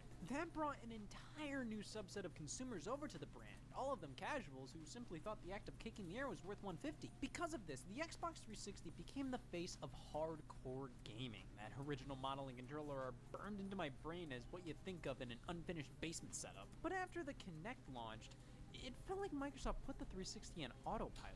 The only exclusives releasing at that point were more Kinect games, which frankly, after about a year being on the market, I think most people who bought the thing gave up on it, or they were sequels to series that already kind of peaked. The entire marketing campaign for Halo 3 was finishing the fight. Do it again. Right when the 360 started to pump the brakes, the PS3 was entering a bit of a renaissance, which brings us here. Just barely beating the Xbox 360 right when the generation came to a close, the PlayStation 3 sold 87.5 million units, which surprised many. Like, I think most people still think the 360 won this war. This system was almost always seen as a flop in comparison to the competition, being overpriced, overpowered, undergood. But like I said, by the midway point in the generation, Microsoft stopped giving people as much of a reason to buy a 360, while Sony was continuing to pump out exclusives. In June of 2013, I saw so many people buy a PS3 just to play The Last of Us, and that was even the year the PlayStation 4 released. Sony was hell-bent on saving the PS3 after it was flopping hard. Designing it twice? These models may not have been as capable as the original. I mean, they removed the Spider-Man font. Frankly, the PS3 didn't sell initially because it cost too much and there just weren't enough exclusives in third-party games, and most of the third-party games ran better on 360 anyways because it was easier for developers to program for it. However, Sony addressed many of the complaints as the generation went on, and I think the PS3 is a shining example that poor sales at the start, well, those don't mean things won't work out in the end. Just you wait. This was the biggest sensation of all time, and it didn't even sell 102 million. I'm not sure if there will ever be something as hot as the Wii during its heyday, or at the very least something that feels like it. Every store you'd look, they'd be sold out. People were flipping them for 3 times more on eBay, and this wasn't just the hardcore fans wanting them. Everybody knew how hard it was to get a Wii for the first 3 years of the product's life, and everybody wanted one. It was a sensation. It didn't matter you didn't know what it did, you just knew it was what you needed to buy. And it was all because the Wii captured the world's imagination. Utilizing motion controls to swing tennis rackets, it made tennis possible for many of us. And the initial price of $249.99 was lower than the Xbox 360 and definitely lower than the PlayStation 3, and that was because the Wii was incredibly underpowered. It was basically just a souped-up GameCube spec-wise. The Wii cost roughly $2 to produce. The games helped showcase how amazing these controllers were. Online capabilities allowed users to download classic games, and with the Wii just flat-out being able to play GameCube discs made it capable of playing games from all prior Nintendo home consoles and then some. The price was affordable to many, so why did the PlayStation 1 outsell it? I think that fact alone makes Nintendo hate the alphabet. While the Wii's success could also be attributed to it being a fad. Millions bought it, loved it, and kept buying software for it, but many of the sales were from people who bought it just because they thought it was their civil duty to do so. Buy it for Wii Sports, maybe buy Wii Fit afterwards, you're done. Didn't help that Nintendo stopped supporting the platform as much around 2011, and this was the time where if you didn't already have a Wii, you probably weren't gonna buy one then. After everyone who wanted a Wii bought one, they were readily available. There wasn't that huge urge to buy one as much, especially considering there wasn't a ton of compelling software releasing from 2011 onwards, while the Xbox 360 and PlayStation 3 were much more exciting around then. These consoles had a future. The Wii felt like it was old news, especially considering the lackluster graphics, not even including HDMI. There were some great core titles on Wii, but if those interested you, the 360 and PS3 were probably going to satisfy you a bit more. The Wii appealed to a casual market, and that's the reason it was such a runaway success. But that success was fleeting. It didn't stick around, and sales started to slow down. It's obvious the Wii did well, but there's a reason why developers still prefer to make games for competing platforms. I think Nintendo could have made this the best-selling system of all time, but the weak hardware and third-party support forced consumers to give up on the Wii quickly, how Nintendo did, and thus, after a while, there wasn't a lot of excitement in buying one anymore. Yeah, it only sold 101 million units. I can do that in my sleep. The original PlayStation. Right off the bat, we have to comment on how incredible of a success this was. The first system by a newcomer. This wasn't Nintendo, this wasn't Sega, this was Sony. But it was proven that during this time, anybody could make a video game console that successfully competed with Nintendo. And Sega just proved that with the Sega Genesis, and Sony just went too goddamn far. The PS1. It's incredible how successful it was. At the time, a video game system selling 100 million units, it was unheard of. The use of compact discs can be credited to a lot of its success, and these things were cheaper to produce and could hold so much more information than regular game cartridges. The PS1 was significantly cheaper than the Sega Saturn, and released 2 years prior to the Nintendo 64, meaning when that system launched with 2 games, well, 1 game and 1 event. Right when that system was getting started, the PS1 already had hundreds of games. They were getting sequels to blockbuster PS1 exclusives that already released. All the third-party franchises you'd expect on Nintendo, well, they went over to the PlayStation, and on top of that, you could play your music CDs on this thing. Still a step away from Season 4 of Wings, I know, but still! The PlayStation had literally everything going for it during this time, and it didn't get discontinued until 2006, the year the PlayStation 3 released. Even after the PS2 came out, it was a solid budget option for many people, especially with its cheaper redesign. This thing was a runaway success. It's one of the easiest success stories to analyze. Well, that and the PS4 did as well as it did because it wasn't an Xbox One or Wii U. The Xbox One shot itself in the foot. We already know that. And because of the resistance many consumers had towards the Xbox brand at the time, Sony took advantage of that. They highlighted all the issues people have with the Xbox One and clarified that they wouldn't be a problem on the PS4, while also revealing their system cost $100 less and was more powerful. It made me look at anybody who bought this as a fucking moron. I think the Xbox One had more compelling exclusives at launch, but it didn't matter because eventually the PS4 started to get blockbuster after blockbuster exclusive game, a feat that the Xbox One just never reached. Frankly, I do truly believe the PS4 did as well as it did Queen because it was cut. the only choice for many. I mean, you didn't want that because it was more expensive, less powerful, itself was untrustworthy in an alley. You didn't want that because What's up? PS4. People flocked to Amazon after Sony's E3 2013 showing to pre-order PS4s, which I always found silly because, like I said, I do think Xbox had a better initial showing of software during that E3. Look at the PS4's first year. The viewer discretion is advised. While I think the initial success of the system had a lot to do with the Xbox One's failure, eventually the PS4 found its footing with must-have exclusives, and on top of that, it had all the third-party games and the best versions of them. Now, after both companies redesigned their consoles and pushed upgrades out the door with better specs, the Xbox One X was more powerful than the PS4 Pro. But at this point, it didn't matter. The war was already over. While the Xbox One became the more advanced system, the PS4 still had the games people wanted to play. What do you want me to say here? It's the Game Boy and Game Boy Color. Of course, I will maintain, I will admit the Game Boy and Game Boy Color aren't separate systems, and the Color was just a mere refresh of the Game Boy when I'm dead and buried. Still not buried, but Nintendo groups these two together, so sure, it counts. But the reasoning behind the success is pretty much the exact same as the Game Boy Advance. It was the go-to thing to get kids for the back seat. It was cheap enough to buy one or even a couple for multiple kid households. The inclusion of Tetris in the package, well, that lured in millions right there. Not only kids, but their parents as well. This was one of the first instances of a Nintendo product being marketed towards everybody, not just kids. And we can see that works well for them. The initial price was $90, $70 for the redesigned Game Boy Pocket. It was so cheap for a game system. You didn't have much of an excuse. And if you did, well, you were probably trying to cover up something. Other handhelds had color screens, lit screens for that matter, but the Game Boy had affordability and a never-ending game lineup to boot. Now this sales figure is definitely a little skewed considering not only are we including the original Game Boy, but Game Boy Color as well. Though, to be fair, the Xbox One X is included in the Xbox One sales, the PS4 Pro with the PS4, the new 3DS with the 3DS, and that had exclusive games just like the Game Boy Color did. The amount of new 3DS software, though, what are you standing there for? Go! How the hell did this happen? The Nintendo DS sold over 154 million units. Am I alone with originally thinking What's the Wii up, was a bigger Chunky phenomenon? Coyote Everybody girl? was talking about not being able to buy a Wii. Everybody was buying 5 DSs each. Think about how the Wii's success was fleeting and how software became sparse in the final years.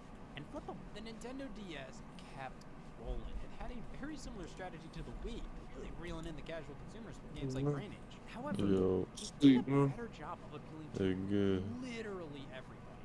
There were games of all kinds on the DS, and the system was at a power level where you could make games for it on a budget.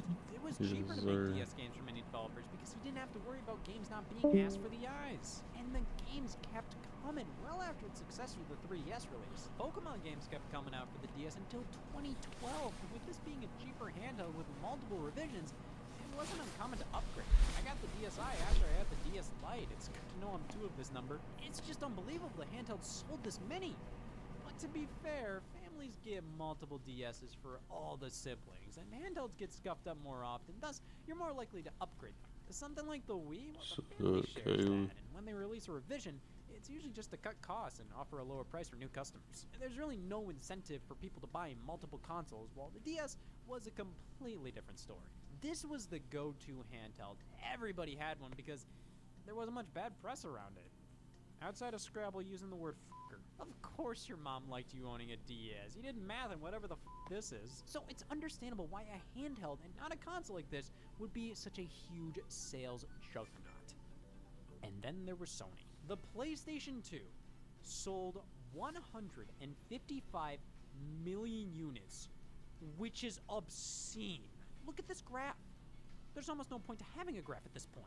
The PS2 sales numbers can be attributed to many of the same reasons why the PS1 succeeded, but the difference is the competition wasn't completely arthritic. The GameCube was more powerful than the PS2. It used mini DVDs, but still, and the Xbox was so much more powerful and also used DVDs. But the PS2 had backwards compatibility with the PS1, instantly making it a no-brainer for the 100 million PS1 owners. It once again had a year head start on the market. It could play DVD movies right out the box when DVD players were expensive and not as common. Hey, hold up. Fuck it, I need a DVD player, a way to play Ants, and a way to play Ants. I'd be stupid not to. Let me repeat that again.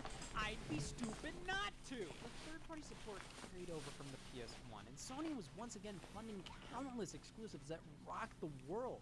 Sure, the Xbox had a lot of what the PS2 was offering, but the PlayStation brand became one of the most widely trusted in all of gaming. After 100 million PS1 users saw the PS2 was here and could play movies and all of their old PS1 games, in addition to the big new releases, and pretty much all of them, considering developers didn't want to miss out on the PS2. I mean, the only games that missed the system, well, can you blame me for going with GameCube? I think it just goes to show that the best-selling consoles aren't always the most powerful, or they don't always have the best games of the generation or whatever. Those elements help, but at the end of the day, it depends on the context of it all. Like, is it the PlayStation 2? If it is, it'll do well. I don't make the rules. Okay, well, that was a way to blow past 30 minutes. That still doesn't change the fact that I was robbed of everything last week, but everything will be fine. I'm looking at the bright side. I may have been robbed of everything, but that means I can't get robbed anymore. That's my solution to everything. Scared of home invasion? Go homeless!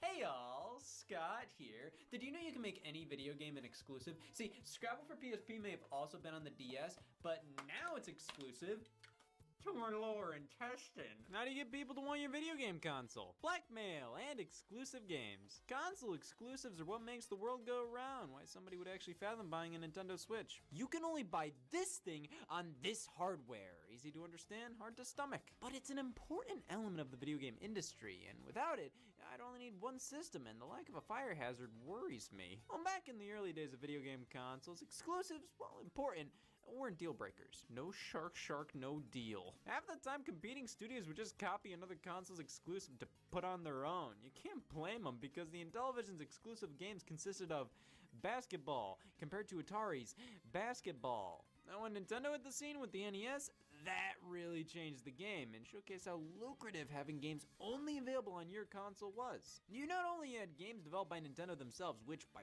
would they put those on other systems? That's disgusting. You had the third-party games, which many of the most popular were made exclusive to Nintendo's platforms. This wasn't just because Nintendo was the only real option for them. I mean, not even if they were drunk, but also because the third parties couldn't go anywhere else even if they tried. Nintendo held a monopoly on them, saying if you make games for us, you can't make games for the other guys. Which is why the Sega Master System lacked confidence. You ever get told to just be yourself? Don't. A handful of games released on different platforms back then, but the big heavy hitters like Castlevania, Mega Man, Dragon Quest, these largely stayed exclusive to Nintendo's platforms for a while, outside of the oddball personal computer versions. Ugh. Nintendo's grip on console-exclusive games made the original Nintendo Entertainment System so damn popular and basically the only option. If you wanted a video game console, you wanted a Nintendo. As time went on though, this practice obviously became outdated. Companies were able to release their games wherever they wanted, and we received far more multi-platform games releasing on multiple consoles owned by multiple different companies. Everybody gets Pac-Man 2 because Human rights. But that just forced each console manufacturer to put that much more effort into their own in-house exclusives. On the Super Nintendo and Sega Genesis, both Sega and Nintendo were firing at all cylinders to make their consoles look as appealing as possible. They'd often work towards offering experiences that weren't possible on other systems. Sega created the Sega CD add-on for the Genesis, which could utilize CD quality sound and full motion video. Nintendo developed chips to pop into their Super Nintendo cartridges that could do all kinds of crazy 3D graphics and effects, but those multi-plat games, well, those could be special too. Sometimes they would basically be the same across both consoles, but many times each version was developed by different people and were completely different games. And even when they were similar, sometimes one console's version had more content or slightly different content. Mortal Kombat on SNES may have looked and played better than the Sega Genesis version, but that version wasn't as heavily censored, and thus it was far more popular. These historic moments in gaming defined how console exclusives were treated for decades to come. Not only were they about exclusive games, they were about what was exclusively in the games. 60 minutes of exclusive content. What, are the loading screens different? Console exclusives turn us into animals. Like, it's humane for me to buy a PlayStation when I already own an Xbox, just to play a game that could run on Xbox, it just chooses not to. You are a stubborn little aren't you? This is a highly debated topic in gaming, whether or not console exclusives are good for the environment. On one hand, it increases competition. If PlayStation puts out an amazing game exclusive to its consoles, well, that's just more incentive for Xbox to wake the hell up. How do you get more people to buy your console? You put it all into a game that is legitimately jaw-dropping, something that becomes a system seller or killer app. On the other hand, if all games were multi-platform, or we just had a console that played everything, then more games would be sold and less time spent on making the consoles better and more time spent on making just legitimately good games. Plus, it would actually allow games on the Nintendo Switch to look decent if they were played on a PC or a PlayStation 5. That looks fucked up. I can understand both sides of the argument, but let's take a look at what console exclusives are and have been over the past few decades and see exactly how we're getting all fucked over. So, exclusive games for a console, they may be only available on certain ones because they wouldn't work on others at the time. They may be only available on certain ones because the target demographics line up and producing multiple versions of a product can be costly, so narrowing it down to one system is for the best. They may only be available on certain ones because the developer and or publisher are the ones who make the console it's on. Of course, they only care about themselves. And then sometimes they're only available on certain ones because go f yourself. Nintendo platforms easily have the most exclusive games. I mean, at this point, they practically live off of them. The NES and SNES days are over and have been for a while. Developers no longer see Nintendo consoles as the only place to put their games, or if they make games for multiple platforms, they just have to get it running on Nintendo as well. Their systems have always had setbacks ever since the Nintendo 64, quirks that made it difficult to bring multi-platform games over, thus narrowing down the amount of games on here, which in tandem makes the console less appealing, so it increases the need for exclusive games to bring that appeal right back up. If Nintendo was a person, they wouldn't live past noon. The Nintendo 64's cartridges couldn't hold as much as the competition. The GameCube's mini discs, same story. The Wii was underpowered. The Nintendo Switch is underpowered. The Wii U was malnourished. Most of the time, I'm sure developers would love to bring their games over, but it's not as easy as you think. It's not like the only reason they don't is because the development kits smell bad. Jesus. But because of this, Nintendo relies on exclusive games more than any other company, creating their own with some third-party studios supporting them as well. And because of that, many multi-platform games historically didn't sell well on Nintendo's platforms because they relied so much on exclusives. That was the reason most people bought their consoles. Who in their right mind bought Injustice on Wii U? I said in their right mind. I think being exclusive to a Nintendo platform gives off this vibe that all these exclusives, well, they're part of the same family. A foster one. There's a certain feel to a Nintendo console, one that makes any game exclusive to it feel dirty on anything else. Ew. I think Nintendo's exclusive games are some of the most powerful out there. Even if their platforms are severely underpowered compared to the competition, many times they still succeed simply due to the library of Nintendo games. It doesn't matter if this console is garbage. It has Zelda, it has Mario, it has the games that you can find alternatives to on other consoles, but it's never the same. Even with all the kart racers available elsewhere, they're not Mario Kart, and customers know that. A game that's just like Mario Kart, but on PlayStation, that can only get a game so far, because it's obvious the person saying that would drop it in a heartbeat to play Mario Kart. Why doesn't Nintendo go third party and release their games on other platforms? Because of that. If people are willing to buy your hardware just for your games, most of the time just one game or one franchise, you'd be stupid to drop that old shtick. That's so much more money coming in. That creates an ongoing relationship with the customer. Nintendo really values their exclusives. How they started the whole only for iconography on the Super Nintendo, really hamming it up that this is the only place that you can play Uniracers. Go on, try it elsewhere, you little bitch. Games exclusive to Nintendo platforms often have that colorful, family-friendly feel, many times whimsical and focused on level-to-level gameplay compared to cutscene-centric stories, which is why games like Sonic, Super Monkey Ball, Bomberman, Rayman, they all feel at home on Nintendo platforms. But in tandem, many series that have been around for ages, legacy franchises that got their start on Nintendo, or they were around during the NES days, series like Dragon Quest, Castlevania, Final Fantasy, Contra, Tetris, Street Fighter, these games feel very at home on Nintendo as well, and in some cases have multiple exclusive games on Nintendo, and that goes for all platforms. If a series starts out somewhere, has roots surrounding this console, chances are it's gonna stay fairly close to home. Until Child Protective Services comes by. What do you say when your child is taken away from you? Ooh, that stings. Nintendo's exclusives mean a lot to them, which made it pretty brutal when they all went away. So that just meant they had to try that much harder to get third parties to make exclusive games on their platform. That also meant Nintendo had to publish games that they usually wouldn't publish. Games like Eternal Darkness and Geist on the GameCube were M-rated. And then you also had third-party exclusives like Resident Evil 4 and Beautiful Joe that were exclusive to GameCube, at least for a little bit. Nowadays, Nintendo gets all kinds of exclusives, so they still feel most at home when they're max PG-13. That doesn't mean M-rated games aren't ever exclusive to Nintendo platforms, just not nearly as much as the other guys. But Nintendo publishes a lot of games, a huge variety to make them exclusive on their platforms. Games like DC Superhero Girls Teen Power, Marvel Ultimate Alliance 3 The Black Order, and WarioWare Get It Together.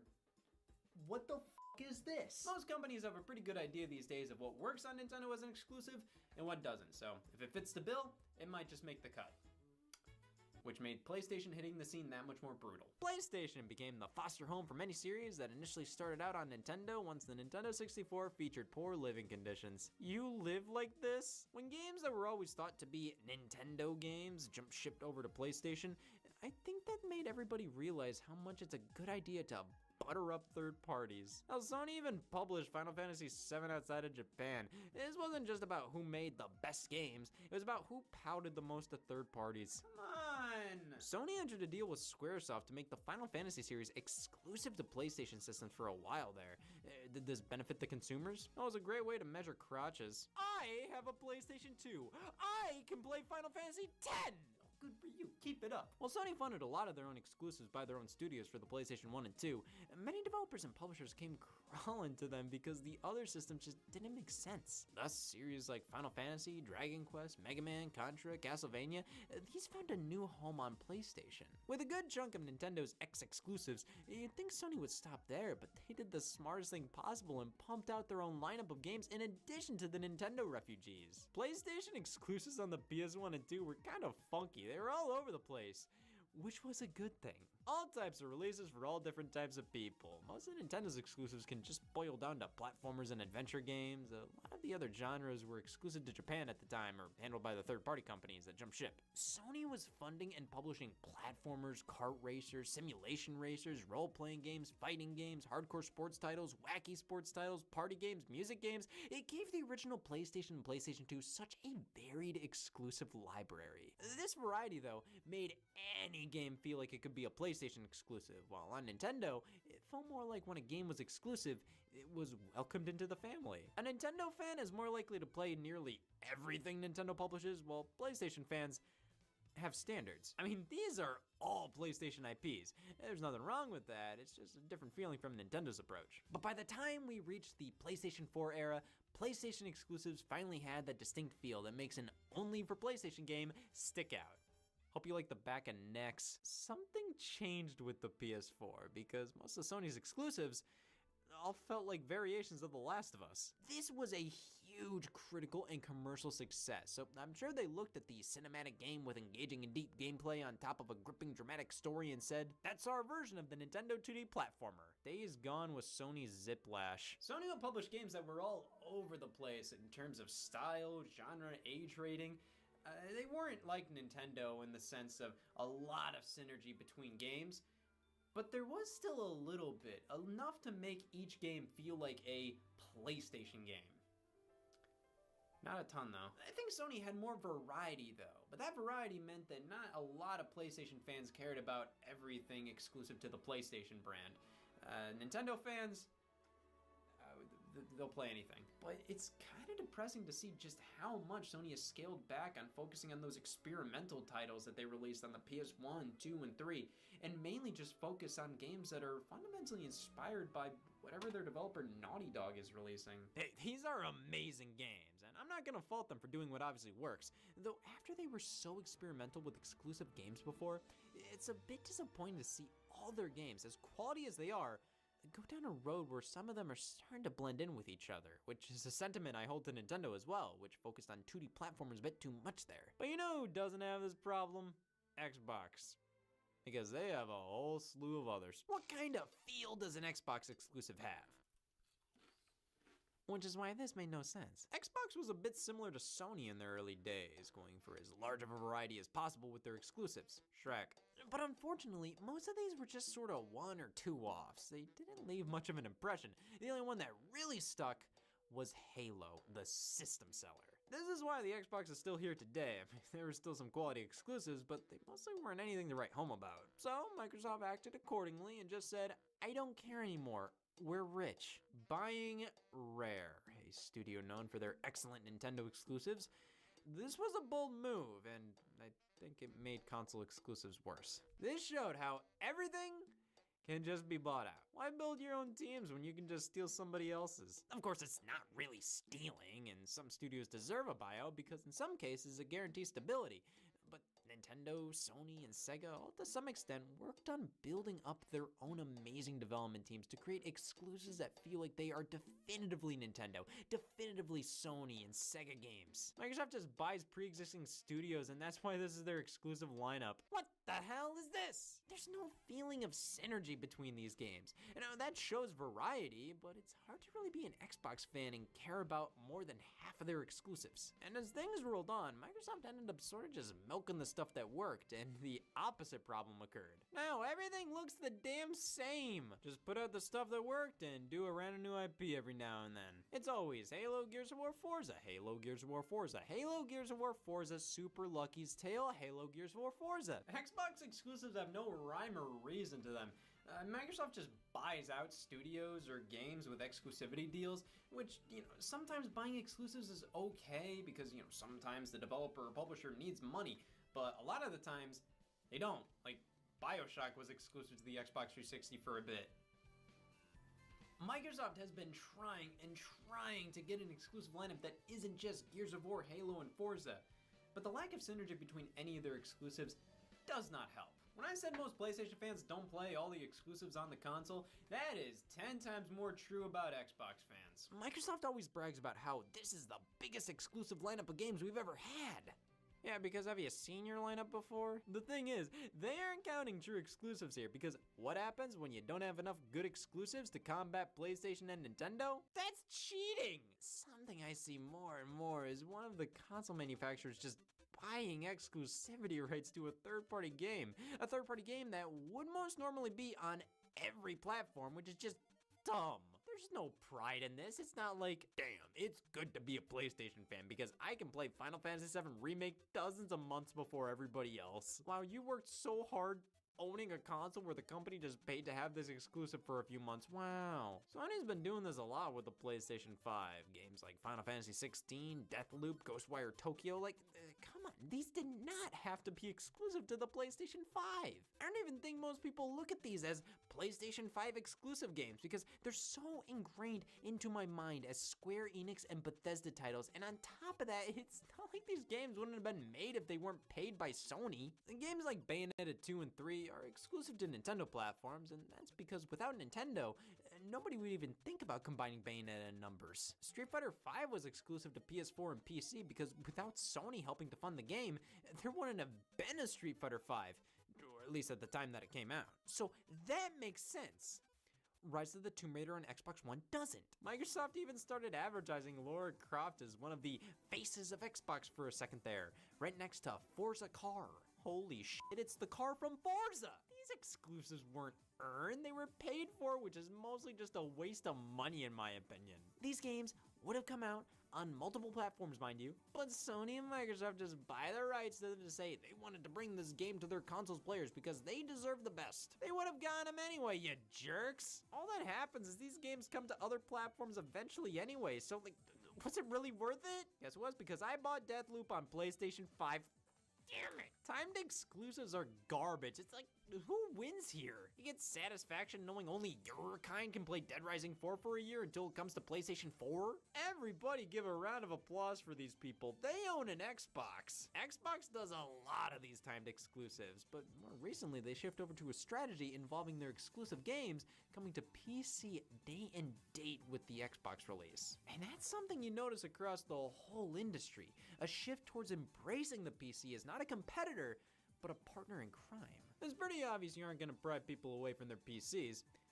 I said people. PCs are never gonna overtake consoles because, man, half the population doesn't even know how to operate a printer. You'd think they wanna use this to play FIFA, so why not just release your games on PC as well? Xbox spearheaded this change with Sony following suit, releasing some of their games that have already done their business on PlayStation on PC. Not only is it incredibly odd to see a PlayStation franchise like Uncharted or God of War with Microsoft Windows listed as one of their platforms, but it's even stranger to see the Microsoft logo on a PlayStation game and vice versa. Microsoft started publishing a select few of their games they own on competing platforms, most notably Minecraft, and Sony owns the developer who makes MLB The Show, which finally came to Xbox in 2021. Talk about a strange series to be exclusive to a console. You're telling me the Major League Baseball equivalent to Madden and FIFA was only available on PlayStation?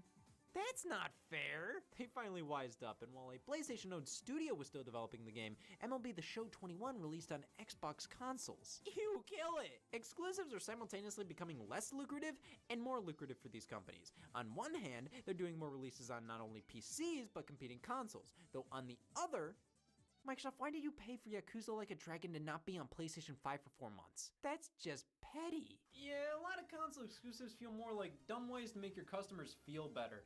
Like, is there any real reason for this to be exclusive? Outside of giving me a reason to scream at Xbox owners? There's still competition in the air, and it's called exclusive content. If you play Avengers on PlayStation, you get Spider-Man. What is this called?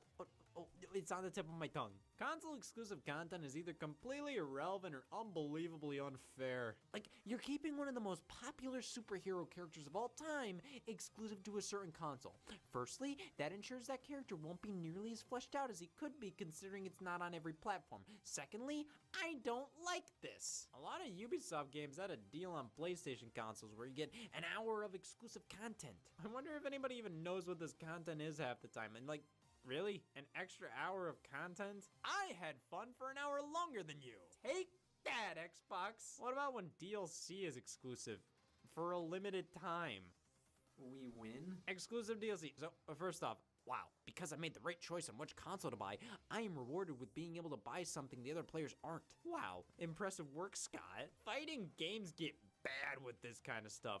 Locking characters behind different consoles, either as timed DLC exclusives or just flat out, you can only play this character on this console. Sometimes this can be kind of cool, most notably Soul Calibur 2 on GameCube, PlayStation 2, and Xbox. Each console got an exclusive character. But you can never pit Link from the GameCube version up against Spawn from the Xbox version, or Heihachi from PS2, which that's literally what fighting games are all about, all the different matchups. Now, while there's problems with this tactic, it was still really cool to get exclusive characters via each separate platform.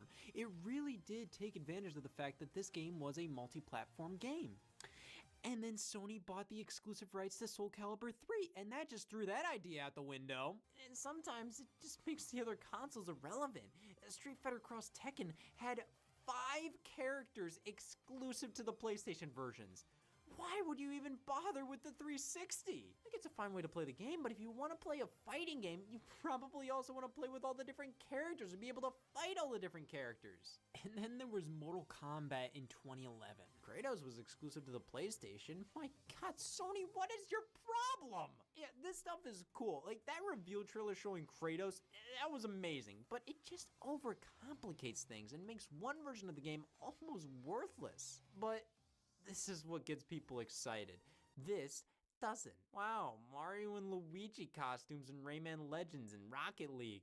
Like, that's kind of cute, but to any Nintendo fan that seriously said, that's it, I know what version I'm gonna get, holy shit, man, I'm sorry. I mean, these things are pretty bare minimum stuff. Zelda items and suits and Skyrim on Switch, exclusive costumes and Super Bomberman R. But then you get the exclusive bonus levels in Shovel Knight on Xbox and PlayStation, and it's like, these are so cool, god damn it! The more I look at exactly how much goes into exclusivity rights with certain games, the more it bugs me. Like, Call of Duty isn't exclusive to any platform, yet Microsoft had the advertising rights with it, so whenever they show Call of Duty, it would be on Xbox. And then Sony took that over a few years later. It's like, what's the point?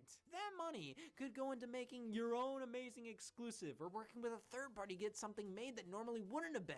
Instead, that trademark Nintendo corner or Xbox stamp or PlayStation font means too much to these companies. Sometimes I think exclusivity can hurt. Like, the Resident Evil series was exclusive to GameCube for basically that whole generation, and because of that, not as many people played it. Rise of the Tomb Raider being on Xbox One honestly made it so not as many people really talked about it in comparison to Tomb Raider 2013. Monster Hunter Rise is awesome on Nintendo Switch, but it being an exclusive does limit its visual potential as a sequel to the PS4 and Xbox One game Monster Hunter World. I think exclusivity makes sense under various contexts. Sometimes some games only really work on one piece of hardware due to a certain controller or accessory or the amount of power necessary. Maybe you want to make a smaller game and handheld makes more sense. Maybe that's all you can afford to pick one console to develop for, so you have to make it exclusive. But when we get down to this kind of junk, it just needlessly complicates things. This is more about bragging rights than it is about selling games and consoles. It's a cheap blow to competition when these companies could be spending time actually developing amazing exclusive games, but no, let's pay Ubisoft to spit in our game! Well, that's at least 60 minutes of fun right there.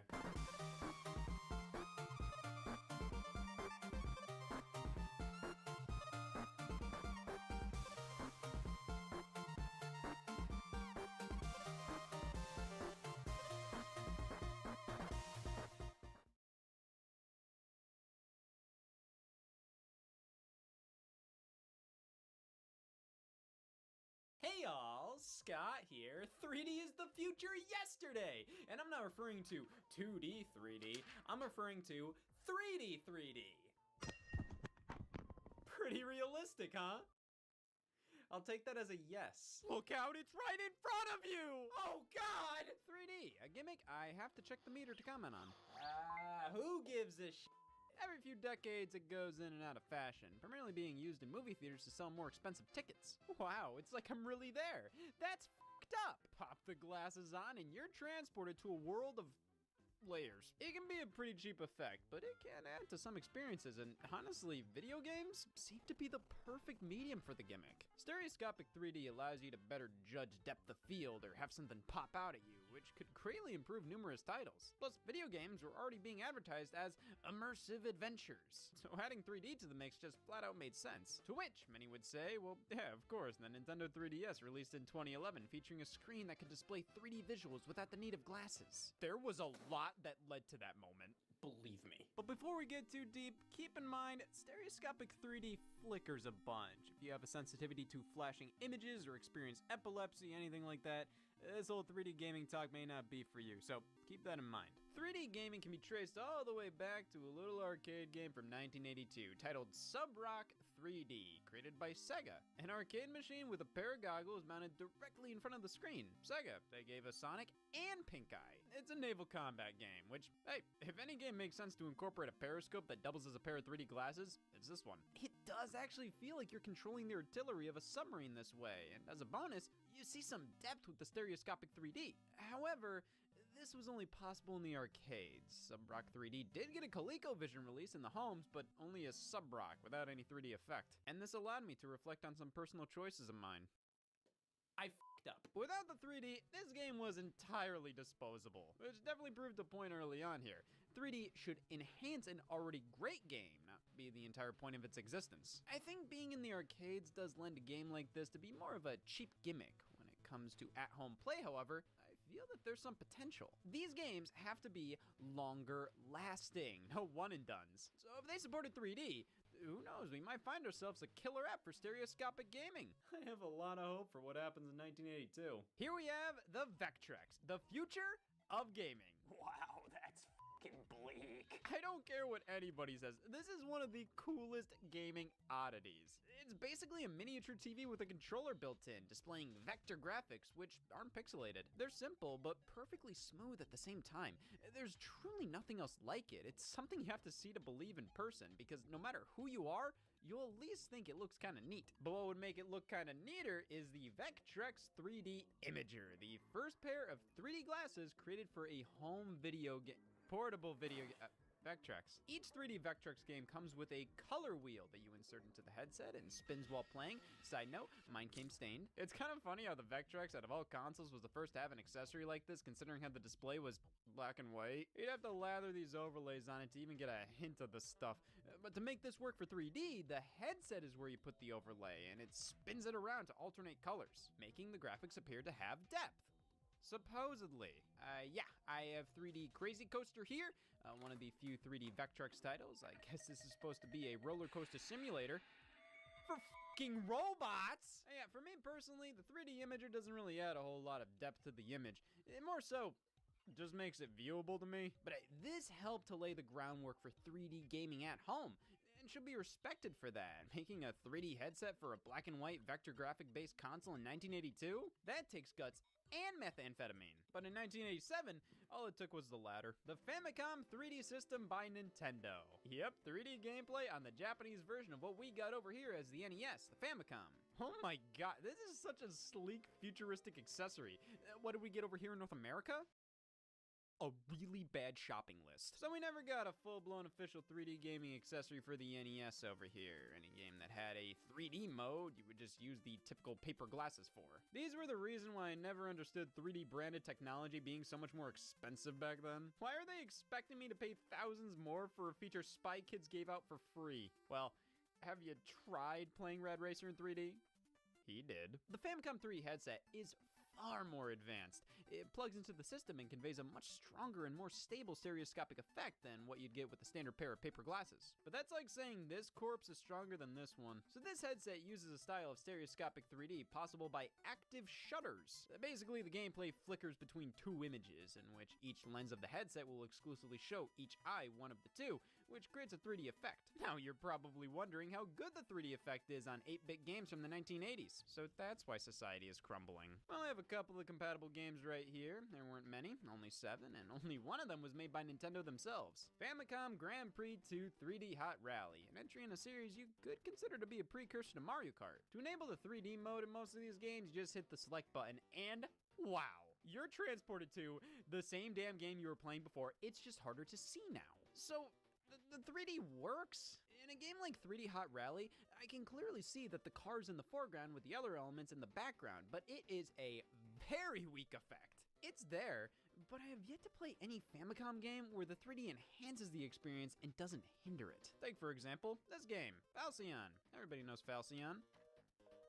Okay, well, not the morgue. This is a space shooter played from the perspective of behind the ship, which is rare for games of this era. It works fairly well in 2D. However, in 3D, I just get a whole lot of double vision. Maybe it's my eyes, the TV I'm using, the age of the 3D headset. I don't know, because apparently this game is considered by some to have some of the best 3D on the system, though I cannot see how people would think it's necessary. This game, alongside all the others, works much better in 2D. The 3D is a cute little gimmick, but only for a second. Then after that, you ask yourself the fabled question: why? While the Famicom 3D system works, it doesn't add anything to these games other than a very slight feeling of depth, but if anything, it makes them harder to play due to the constant flickering and awkward headset. With the goggles on, it's like I'm playing the game with sunglasses. Everything's darker, and with the glasses using active shutters and the game flickering back and forth, the 3D may work most of the time, but it's always going to be a much clearer and easier experience playing in 2D. And the only games released for the thing were either just racers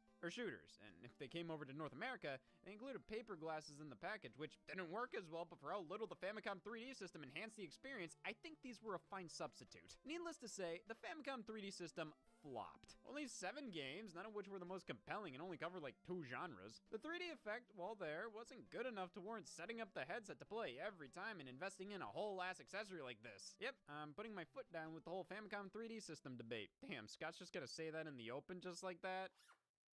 Nope. Well, Nintendo wasn't the only video game company pushing 3D in the home at the time. We're cycling back over to Sega, who released this, the Sega 3D glasses for the Sega Master System. In terms of how it works, remember this? Yeah, these function in pretty much the same way. However, the game lineup is far more impressive. There are 8 games. While Nintendo dipped their toe into 3D, Sega threw their whole ass ankle into it. There's so much more variety in the games that supported the feature, plus the Sega 3D glasses released outside of Japan, which says a lot. That's correct, we had the right to play Zaxxon in 3D. Damn, it's good to live in Ohio. And yeah, I'd say these were a far better value than the Nintendo equivalent.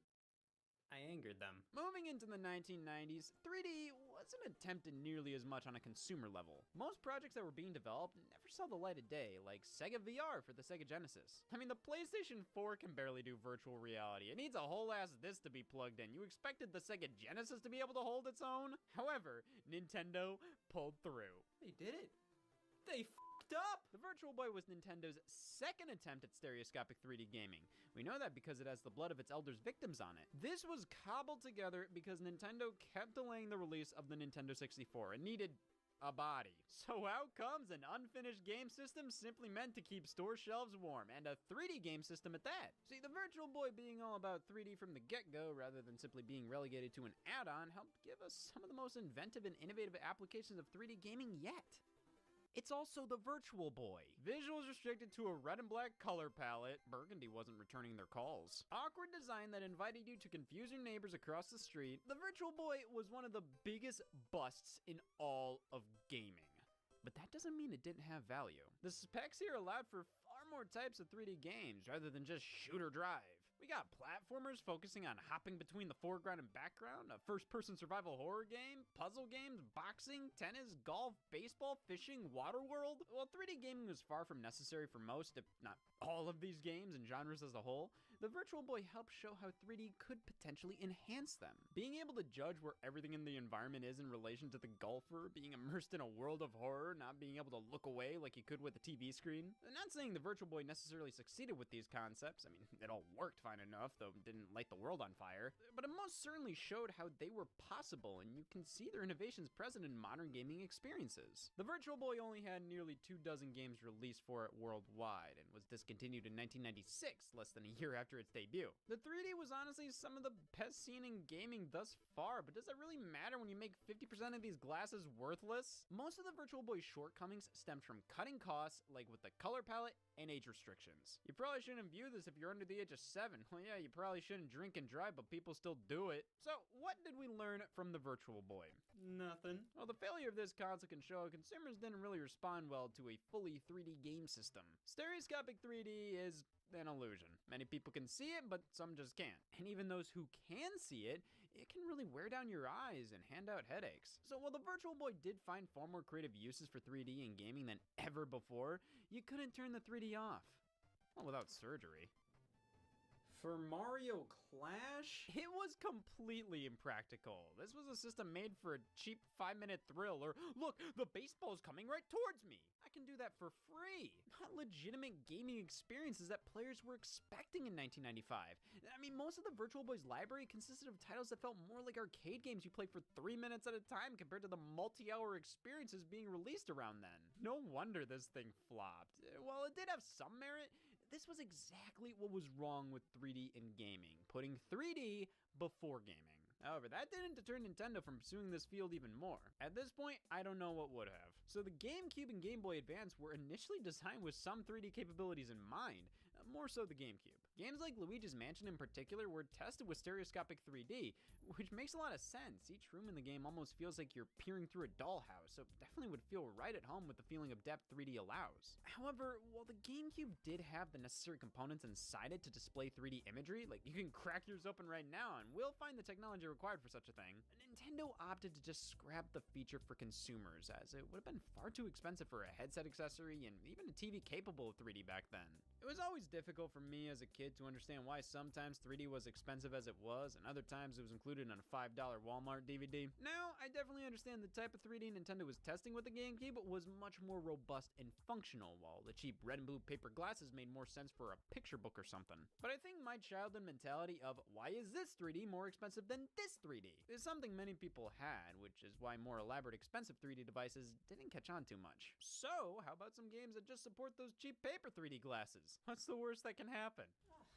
And these games are bad? This type of 3D is called anaglyph and is generally one of the cheapest ways to achieve a 3D effect, as crude as it may be. You're not gonna get very lifelike depth out of these things. They work best with something like a comic book, and when you try to use them with media featuring heavy amounts of movement, the effect just doesn't work as well, and in addition to that, the original color palette is washed out and lost. But that didn't stop Konami from putting this feature in Contra Legacy of War for the original PlayStation. Ew! The game itself isn't good, and now I can't see it?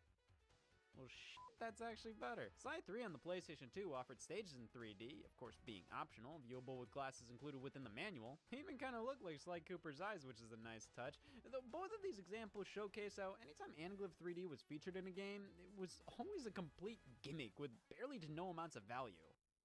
I need to do better research. In reality, there is one more notable use of Anaglyph 3D, and that's with Metal Gear Acid 2 on the PSP. Bundled in here is the Solid Eye, a foldable cardboard contraption that goes over the PSP screen to allow the player to view 3D images in-game. This is something you'd expect to see on a Nintendo console long before a Sony one, and honestly, I feel like you can make endless connections between this and the modern method of obtaining inexpensive virtual reality by folding together cardboard and sliding a screen in there. Metal Gear Acid 2 did this all the way back in 2005.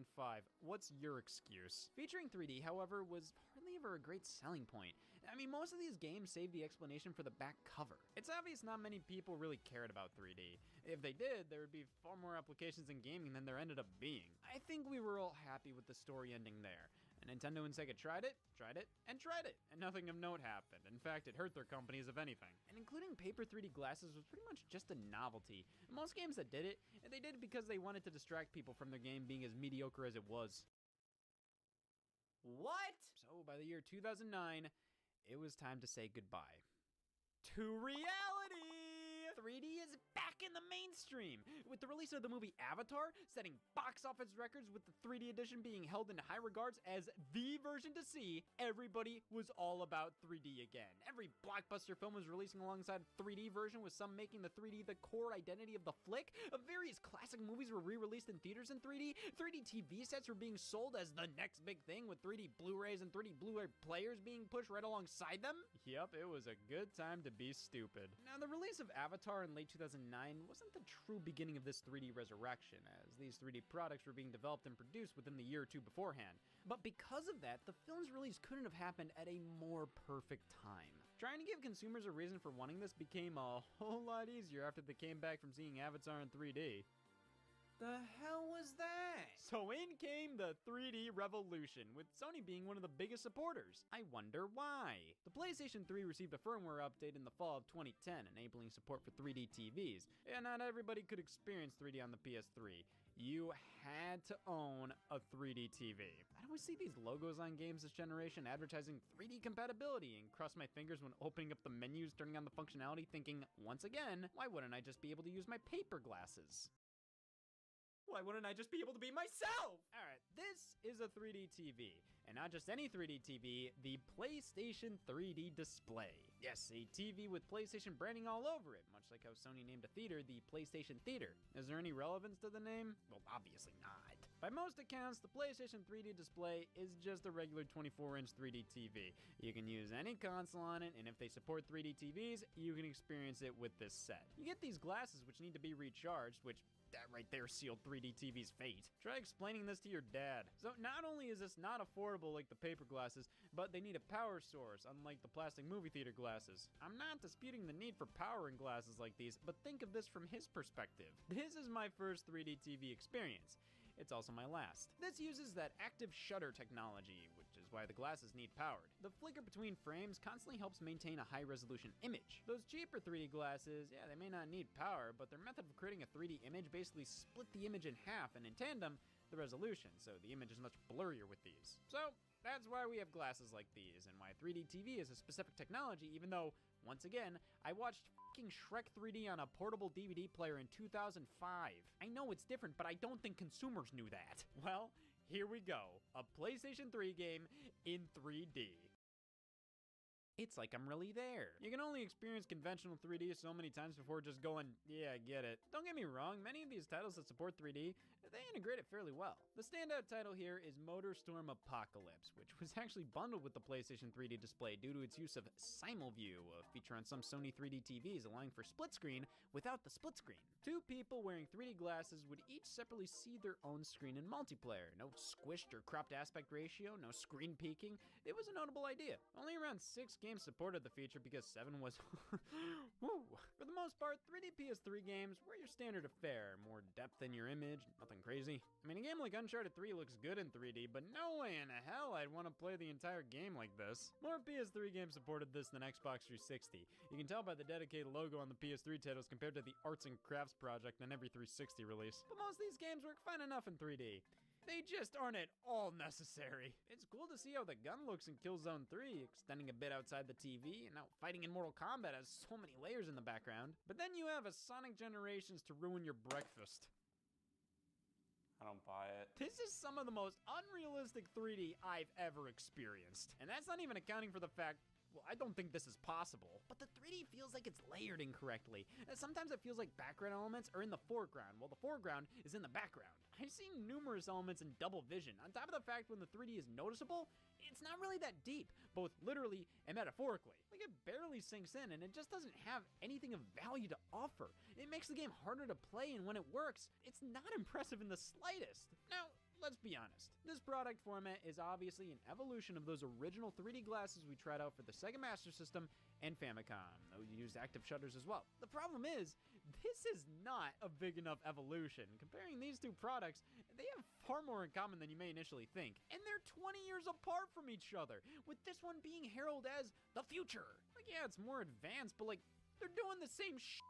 Numerous console games from 2009 to 2013 supported 3D displays, none of which being all too necessary. It's like, yeah, Resistance 3 works fine in 3D, but who cares? You're not missing anything by not playing it in 3D. If anything, you're missing more by playing it in 3D because the image probably won't be as clear. Even with the most optimized games, double vision still pops up. But ever since 2013, it became so damn rare to see a stereoscopic video game release, which this just so happened to be around the time 3D was starting to go out of fashion again. 3D TVs were seen as a fad, not even a fad that really caught on, more so a fad that TV manufacturers were desperately trying to make a fad. I mean, none of this made sense for the consumer. Why would you want your living room to feel like a theme park attraction? 3D is a concept that works in small doses when you're out and about. Why not? I'll try this out, make it more of a fun evening. Not as the default way to consume content recreationally, which is why it's so interesting to see the most popular 3D device was f***ing hell again. Nintendo's back after trying 3D. The Nintendo 3DS, the successor to the Nintendo DS, was unveiled at E3 2010, utilizing a screen capable of displaying 3D images without the need for special glasses. This was a big deal. The barrier between 3D and the rest of the world has finally been eliminated. Games can be in 3D without the hassle of needing to buy a 3D TV with clunky glasses. We can finally experience 3D normally as nature intended. The future for 3D content is bright, and Nintendo was leading the chart. So Nintendo was set to go all in with the 3D craze, being the focal point of their latest handheld, the product line that was one of their most important, and those first few years of 3DS advertising pushed it hard. No need for glasses, games more immersive than ever before. Games that were far more precise with the aid of 3D. While the Nintendo 3DS's main gimmick leaned a bit hard into Virtual Boy territory, so do I. But this felt like Nintendo truly learned some lessons from that experience. For one, you can turn off the 3D. You don't ever have to play with it on, or if you don't want to. And if you do play with it on, you can adjust the intensity on the fly. That would have been a great feature on the 3D TV's glasses. This is the most user-friendly application of stereoscopy that exists, and it works beautifully without glasses. Of course, you have to hold the system dead on for the effect to work properly, but if you do that, it'll work properly. And the games themselves, I mean, talk about the best uses of 3D so far in gaming. Super Mario 3D Land was designed around it, making it easier to properly land jumps. Kirby Triple Deluxe, Planet Robobot, Donkey Kong Country Returns 3D, and Mutant Mudds have you hopping between the foreground and background. Remakes like Star Fox 64 3D, Ocarina of Time 3D, Majora's Mask 3D, Xenoblade 3D all implement the feature beautifully and breathe new life into iconic. You sleeping? I'd say Mario 3D Land may be the only example of a game that made 3D more than it doesn't, but many titles on the 3DS utilized it quite well, and being a flick of the slider away gave the 3D effect way more of an impact than going through hell and back to play Sonic Generations poorly. Now, I can play Sonic Generations poorly because the 3D isn't the issue, it's the game itself that f***ing stinks. Luigi's Mansion received a sequel on the 3DS, Dark Moon, with superb 3D in tow. Like I said about the first game, the room-to-room camera angle made that game feel right at home using the gimmick, so a sequel coming to Nintendo's 3D handheld, it just felt like destiny. And then the original itself was remade entirely for the 3DS, so good for you, Nintendo! You fulfilled a lifelong desire twice! Why are you still so angry? Many 3DS games just have fine enough 3D effects, with a few having poorly implemented 3D and some just straight up not including it for whatever reasons. But the ones that knocked it out of the park, those were the games that truly made the 3D effect worth it. Not that much. Yeah, the 3DS was priced at $250 at launch, and after a successful first month, nothing. Well, that is if you count no sales as nothing. Nintendo had to slash the price just 4 months into the handheld's life. That is unprecedented. But once Nintendo wised up and focused more on the actual games, sales went up and kept going up. And by 2013, the 3DS experienced its most content-rich year yet. I mean, so many good games to play, and to celebrate, Nintendo gutted their child. The Nintendo 2DS, releasing just 2.5 years after the 3DS initially launched, got rid of the 3D display and a few other superfluous features to offer a much more affordable and kid-friendly product. And remember, 3D is not meant for the eyes of a child, so for Nintendo to sell a product that has a giant warning making it somewhat inaccessible to children under 7 with a new Pokemon game coming out, what have we done? And while 3D in the 3DS wasn't killed off with the introduction of the 2DS, it was obviously downplayed in the marketing for a bit there. The new 3DS and new 3DS XL revisions improved upon the 3D effect, utilizing eye tracking to ensure you don't need to hold the 3DS directly in front of your face all the time for the effect to work, and a few more big titles released, touting excellent use of 3D, like Metroid Samus Returns in 2017. But around that same time, more games were being put out without 3D at all on the 3DS, obviously because by this time, Nintendo knew most of the handheld's install base weren't playing with the slider up. So in the twilight years of the portable, when Nintendo was pumping out lower priority and budget software to keep it alive just in case the recently released Nintendo Switch bombed, they thought, why bother putting a good chunk of development time into a feature barely anybody was using? Yeah, 3D takes time and money to properly implement. It's a whole ass another realm to consider when crafting your project.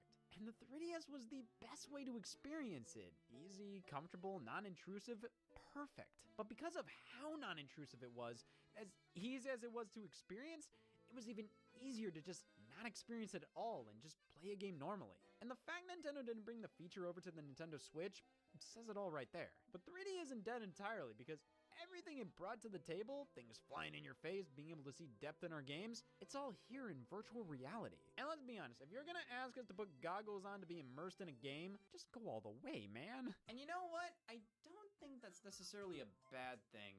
I found 3D alone very seldom enhanced games. The only time I think it did was on the 3DS, and even then, the amount of games that truly benefited from the 3D being on was very limited. That doesn't mean the feature never had value, but if you're gonna use it, might as well go full-on virtual reality. So 3D gaming, it never really mattered. To Satan!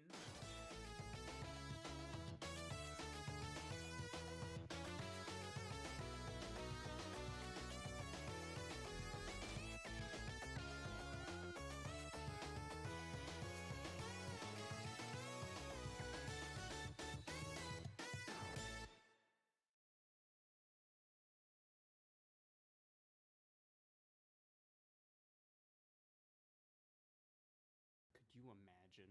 Wii U games on Nintendo Switch.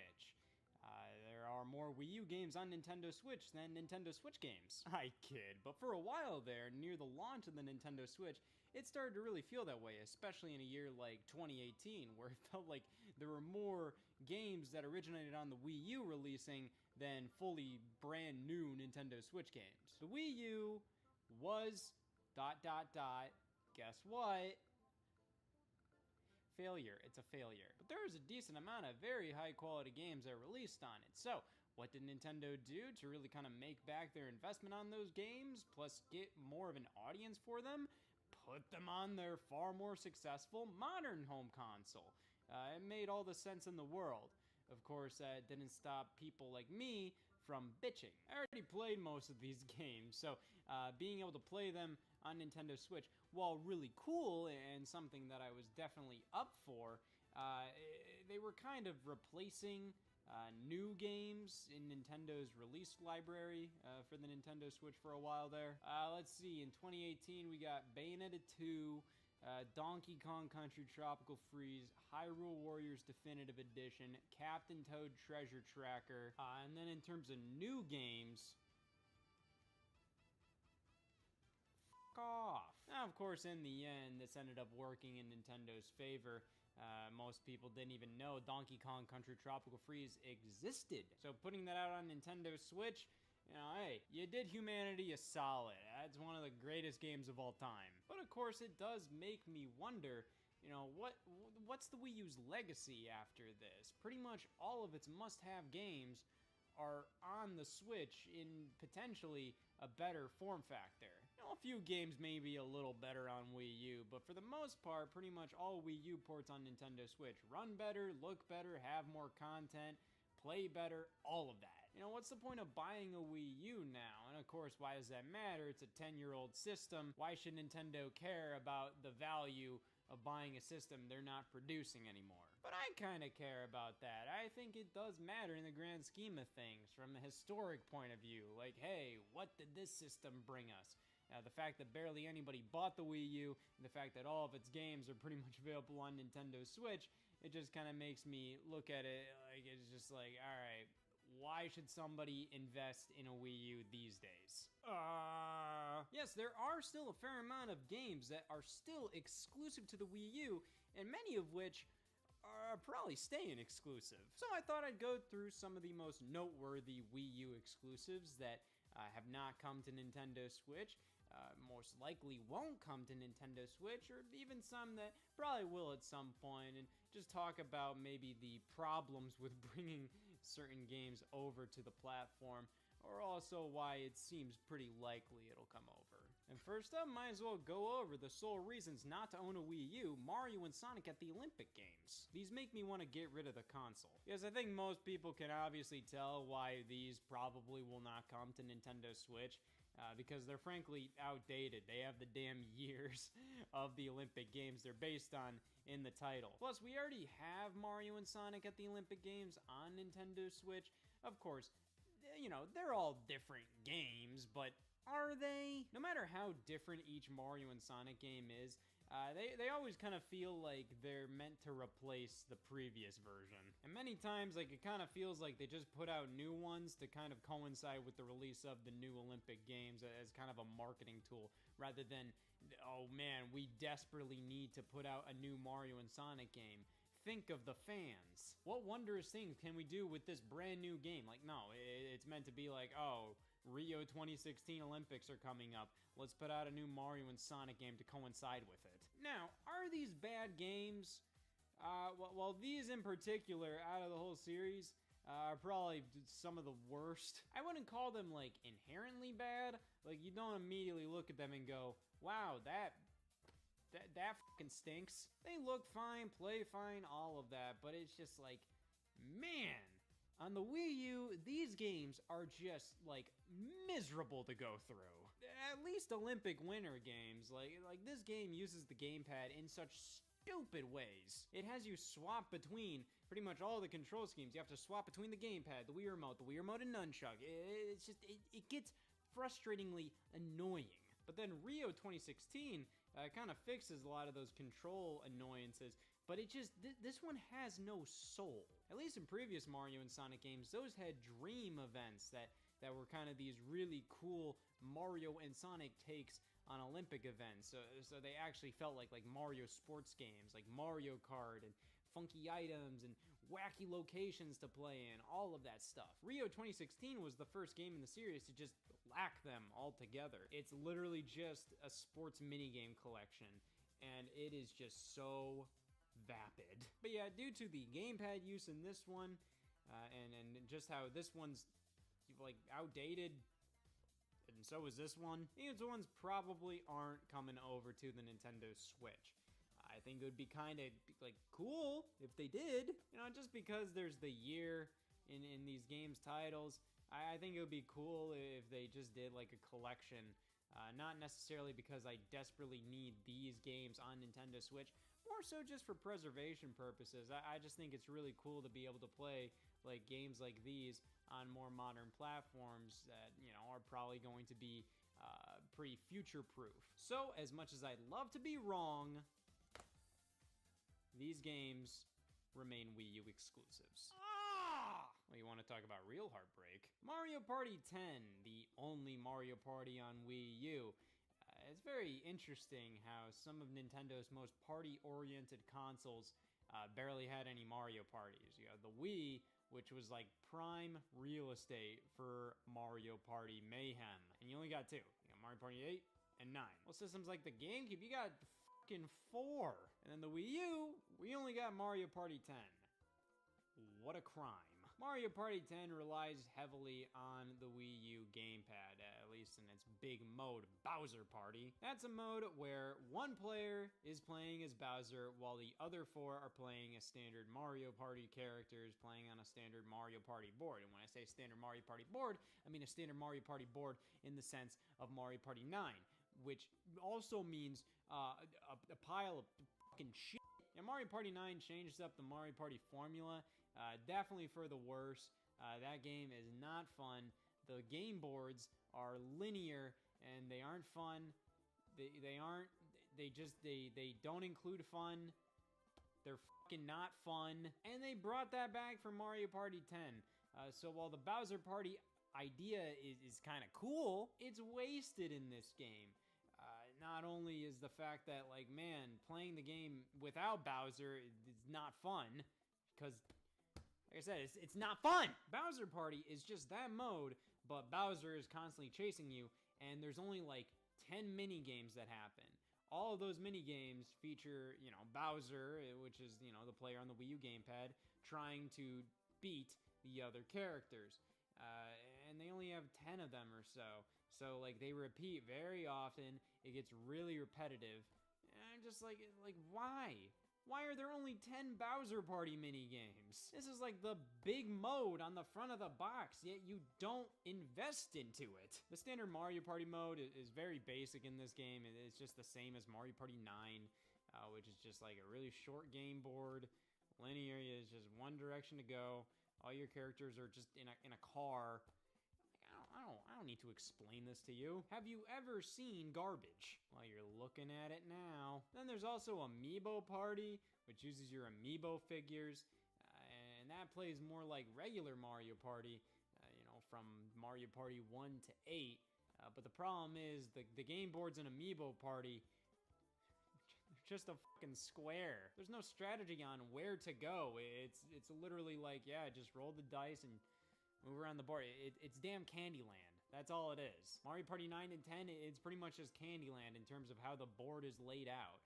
How regular Mario Party games are, you have different paths to take. You can kind of choose. While you do have to depend on the luck of the dice, you do have strategy there. There's no strategy in these games. And because of the use of the Wii U gamepad in this game, how that's kind of this game's big identity, yeah, I don't really see this one coming to Nintendo Switch. Also, because we already have Mario Party games on Nintendo Switch, and they kind of do the job of Mario Party 10 fine enough. Now, speaking of horrible fucking stupid fucking party games, fuck Animal Crossing Amiibo Festival!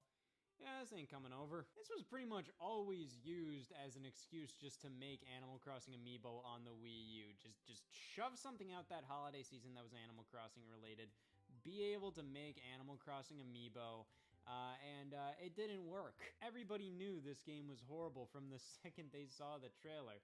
The concept had potential of an Animal Crossing party game, but watching the trailer, like, nothing was exciting, nothing looked interesting and compelling. And while this game isn't entirely terrible, it is. I mean, it has some solid little ideas in there. Some of the mini games are kind of fun, but I feel like the only chance this game had to come to Nintendo Switch was via like Animal Crossing New Horizons as a side mode. It may sound weird, but they did this for Animal Crossing New Leaf.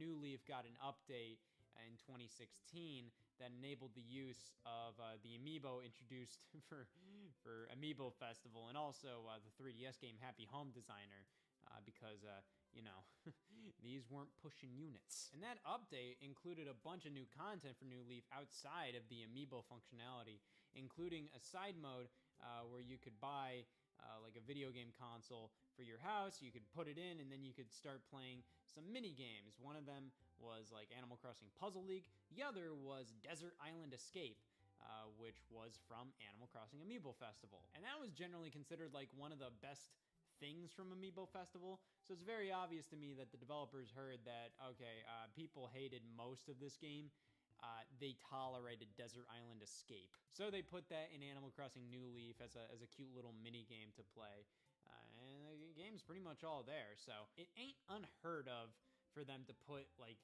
Animal Crossing spin-offs in the mainline games, because they just did it with Animal Crossing New Horizons. They put pretty much Happy Home Designer into that game as paid DLC with Happy Home Paradise. So Amiibo Festival's only chance of coming to Nintendo Switch was as a side mode in New Horizons.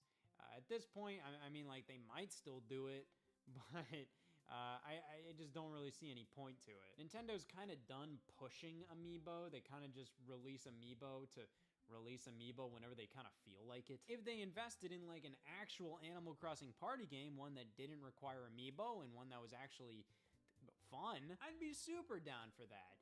Even if it used kind of Amiibo Festival as a base, but actually kind of worked to build something actually compelling out of it. That's really the only way I can imagine Amiibo Festival working on Nintendo Switch. Not requiring Amiibo, actually building a new game out of it, which is something Nintendo has done quite a bit on Nintendo Switch. So a couple of Nintendo's Wii U games actually received sequels on Nintendo Switch, but it's very obvious those sequels were very much built off of the Wii U game. And thus, it's fair to call the Nintendo Switch sequels to be basically replacements. So at that point, like, really, is there really any need for a port? So Mario Tennis Ultra Smash was basically just a damn game demo in disguise as a $50 game. And it wore that disguise very well because it was a $50 game. On Nintendo Switch, 3 years later, we got Mario Tennis Aces, which had some problems with a lack of content, but was noticeably an improvement over Mario Tennis Ultra Smash. Over time, that game got enough free updates to the point where, like, yeah, it wasn't just a noticeable improvement over Mario Tennis Ultra Smash, it was a huge improvement over it. Still had some problems here and there, but a pretty good Mario sports game at the end of the day. Most of the content came over from Mario Tennis Ultra Smash, though Mario Tennis Ultra Smash still has, like, some little modes here and there. Mega Ball Rally, anyone? They also have the Mega Mushroom thing. You can't do that in Mario Tennis Aces. Yeah, that's point one for fucking garbage. Yeah, so Mario Tennis Aces isn't like a direct port. There are some technical things that Ultra Smash has, but those things were pretty much just like the bare minimum to put Mario Tennis Ultra Smash out in time for the 2015 holiday season. The things Ultra Smash has are pretty much just like, oh, this was doable in the time frame they were given to make it seem like this game has content. Oh, Mega Mushroom stuff, Mega Ball Rally, the Sprixie Princess. Nothing compelling at all. It would have been kind of cool if Mario Tennis Aces included all these things, but it doesn't, but who gives a shit? Super Mario Maker, now this is very interesting because Mario Maker 2 is noticeably better in many ways. However, Mario Maker 1, I think, still has a lot of value, and in many ways is superior to Mario Maker 2. It's just more fun and more intuitive to build levels in Mario Maker 1. Using the Wii U gamepad is perfect for this game.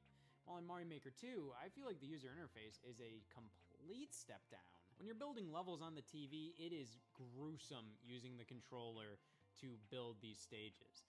In handheld mode, it's better, but it's still just, it doesn't feel very good. Everything feels too claustrophobic. Everything feels too closed in. Mario Maker 1, it's really fast and fun to build levels. And then on top of that, like one of the big things, the Mystery Mushroom costumes, having hundreds of Nintendo characters, hell, video game characters, non-video game characters, all this random stuff that you can play as all these random characters in the Mario Brothers 1 art style.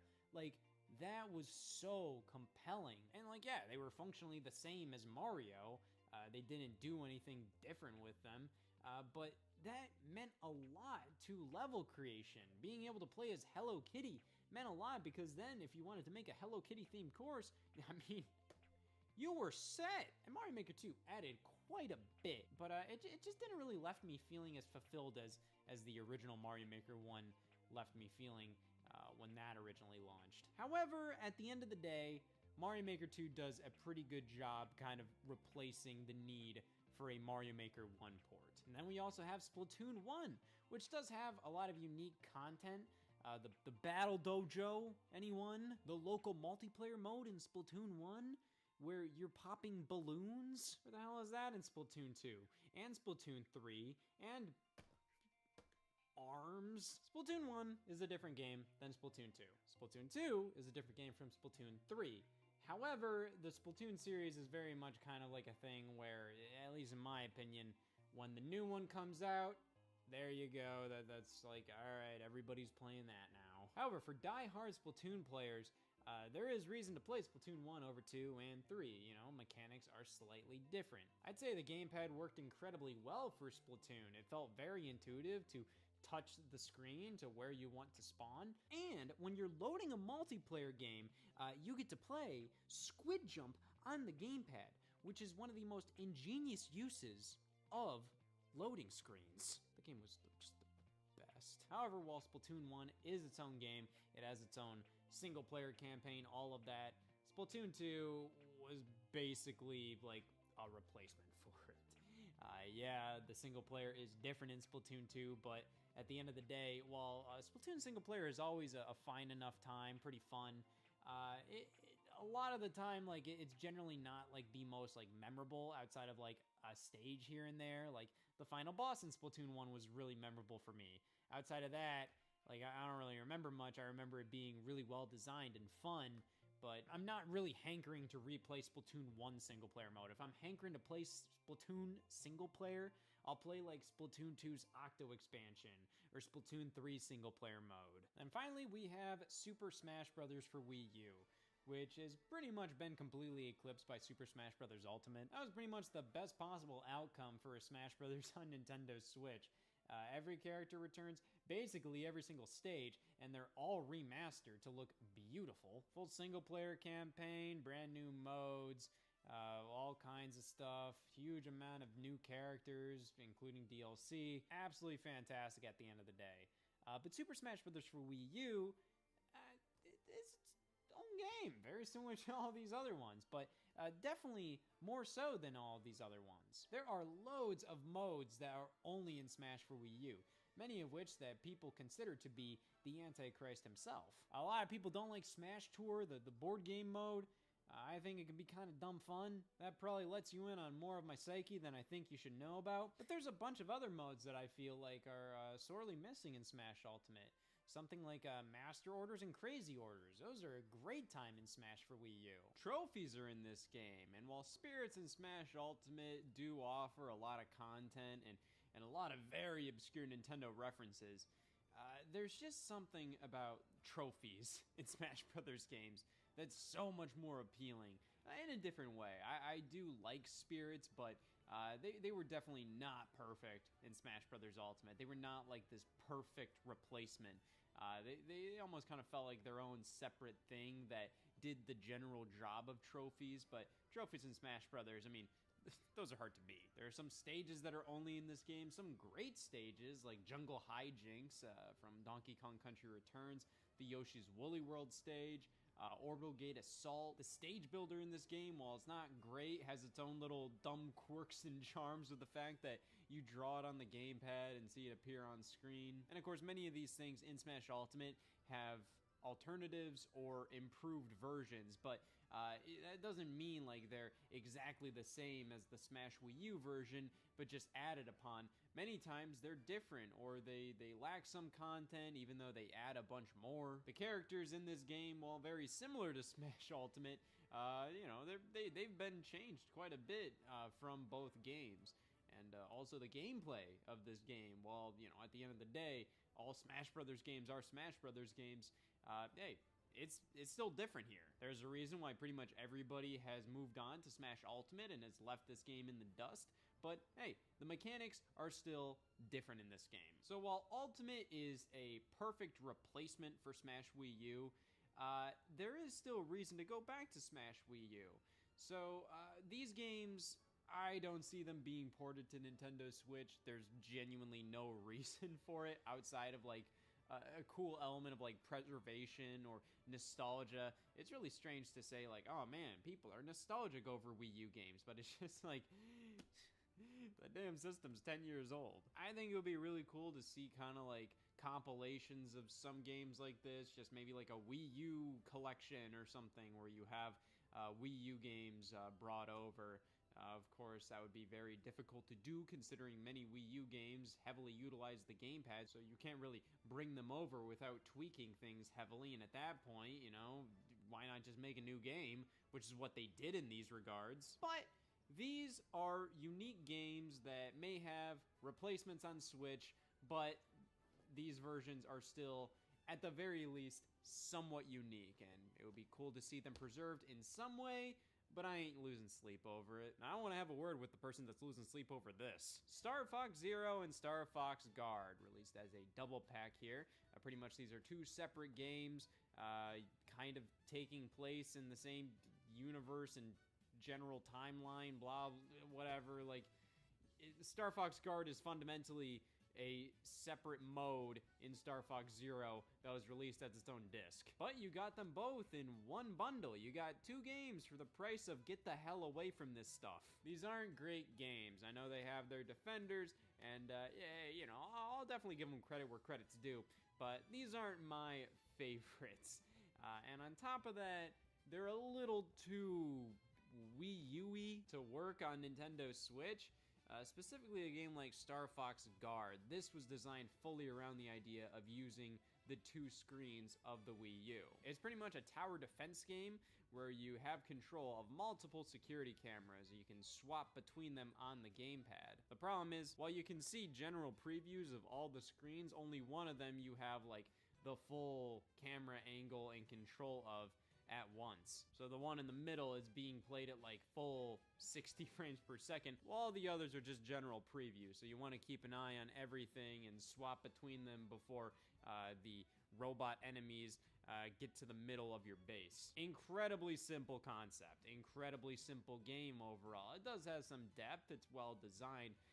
It's just not the most exciting. It can get pretty boring very quickly, in my opinion.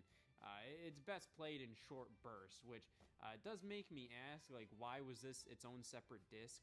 Like I said, I feel like it would have worked really well as like just something on the menu of Star Fox Zero. It randomly has like a decent amount of content to it. It's just the content's pretty much the same thing throughout the entire game, just kind of ramped up level to level. You can create your own levels in the game, which pretty much just amounts to placing the enemies and cameras where you want to put them. It's definitely a pretty solid experience, albeit nothing too exciting. Star Fox Zero, on the other hand, is definitely more exciting, but a lot more flawed. This game was designed fully around the idea of like, hey, let's take the Wii U gamepad and let's improve Star Fox with it. They crippled it in the process. So obviously a big problem with this game that many people, including myself, have with it is the control setup. The control setup is really hard to get used to, and once you get used to it, the game, you've already played through it like twice. So it takes longer to get used to the controls than the game itself is in length. Which is a problem. And while many people have said like, well, once you get used to the controls, like everything starts clicking with the game, I get that. But I personally feel like the game itself, outside of the controls, just already isn't that great. it's a lackluster retelling of Star Fox 64 in my opinion. It's not like a full-on remake or remaster of that game, but it's just so damn similar. It's basically retelling the same story, and it's just not very interesting to me. Which is why when some people have said like, oh, what if they port Star Fox Zero to the Switch and they rework the controls?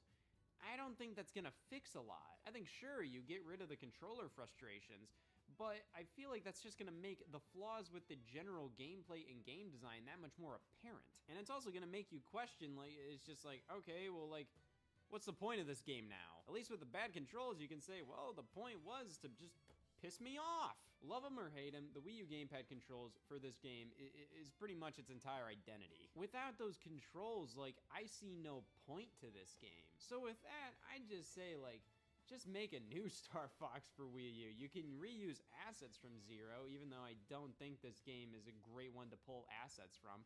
There are some elements of it that look nice and run good, but overall, like, I just don't really care for this game's aesthetic. I would really love to see them just do something different with Star Fox. But yeah, I personally don't see these games coming over. I think it makes much more sense to create brand new Star Fox games or put the franchise on the back burner for a little bit until something new is figured out, because Star Fox just hasn't really evolved. Unfortunately, when it tried to evolve with games like Star Fox Adventures and Star Fox Assault, that was generally met with kind of like, eh. And Star Fox Adventures is a good game, it's just not really a Star Fox game. And Star Fox Assault was actually a Star Fox game, but it took some inspiration from Star Fox Adventures with the third-person on foot stuff, and turned that into more of like a general Star Foxy kind of thing. And even then, a lot of people were like, I don't want Star Fox on foot, I want him in a plane! But it's just like, at the end of the day, it makes a lot more sense to have that extra variety in the game.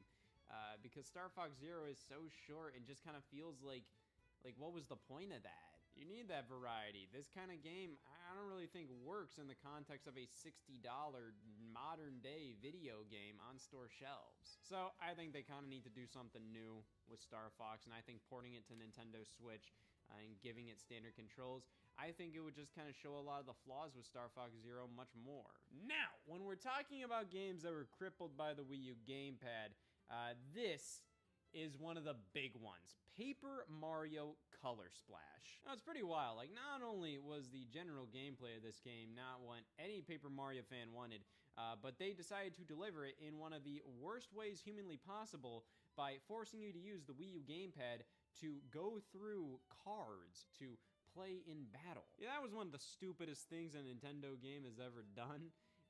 Color Splash, though, I really enjoy. I find that I end up having a lot of passion for games that I can very much tell aren't perfect, but in many ways that kind of makes me love them even more. Like, for a recent example, I've been playing a lot of Sonic Frontiers lately, and I don't think anybody will disagree that game is not perfect. It has flaws, it has some blemishes, but just the fact that it's rough around the edges and not perfect oddly makes me like it a lot more than just games that are really more polished and more well-rounded, a game like Splatoon 3 or something. There's just more to talk about with Sonic Frontiers. There's more to discuss, and I just kind of find that Paper Mario Color Splash is similar, where this game is very flawed. But I don't know, I kind of end up liking it a bit more than something like Paper Mario the Origami King, which, you know, is probably a slightly better game. But I think something that could easily be fixed about this game is the Wii U gamepad requirement. No matter what, you have to play this game with the Wii U gamepad, and when you go into a battle, you have to look up and down at the TV screen and the gamepad screen. All of your attacks and actions and all of that are displayed via cards that you have to grab via the touchscreen, bring them up, paint them with your paint to power them up, and then flick them onto the TV screen. There's about like 3 steps there that you really shouldn't have to be required to do. They're completely superfluous things that the game designers just forced onto you because they thought like, well, this will make it interesting. But this is an RPG, a very light RPG at the end of the day, but an RPG nonetheless. I mean, I guess the best way to put it is it's an adventure game with turn-based RPG-like battles. So you're gonna be doing these a lot. It's not like you can just kind of like, oh man, I'm gonna defeat this enemy real quick. Once you get powered up enough, yeah, sure, but for the most part, you're going to be going through hundreds, maybe even thousands of battles in this game. And in fact, you have to do that for every single one. It is grating. And that's not even talking about the design of the battle system itself and how that's flawed. I'm just talking about controlling the damn thing. But weirdly enough, there is a feature in the game to play entirely just on the gamepad. And that method shows exactly how the game can work on just one screen.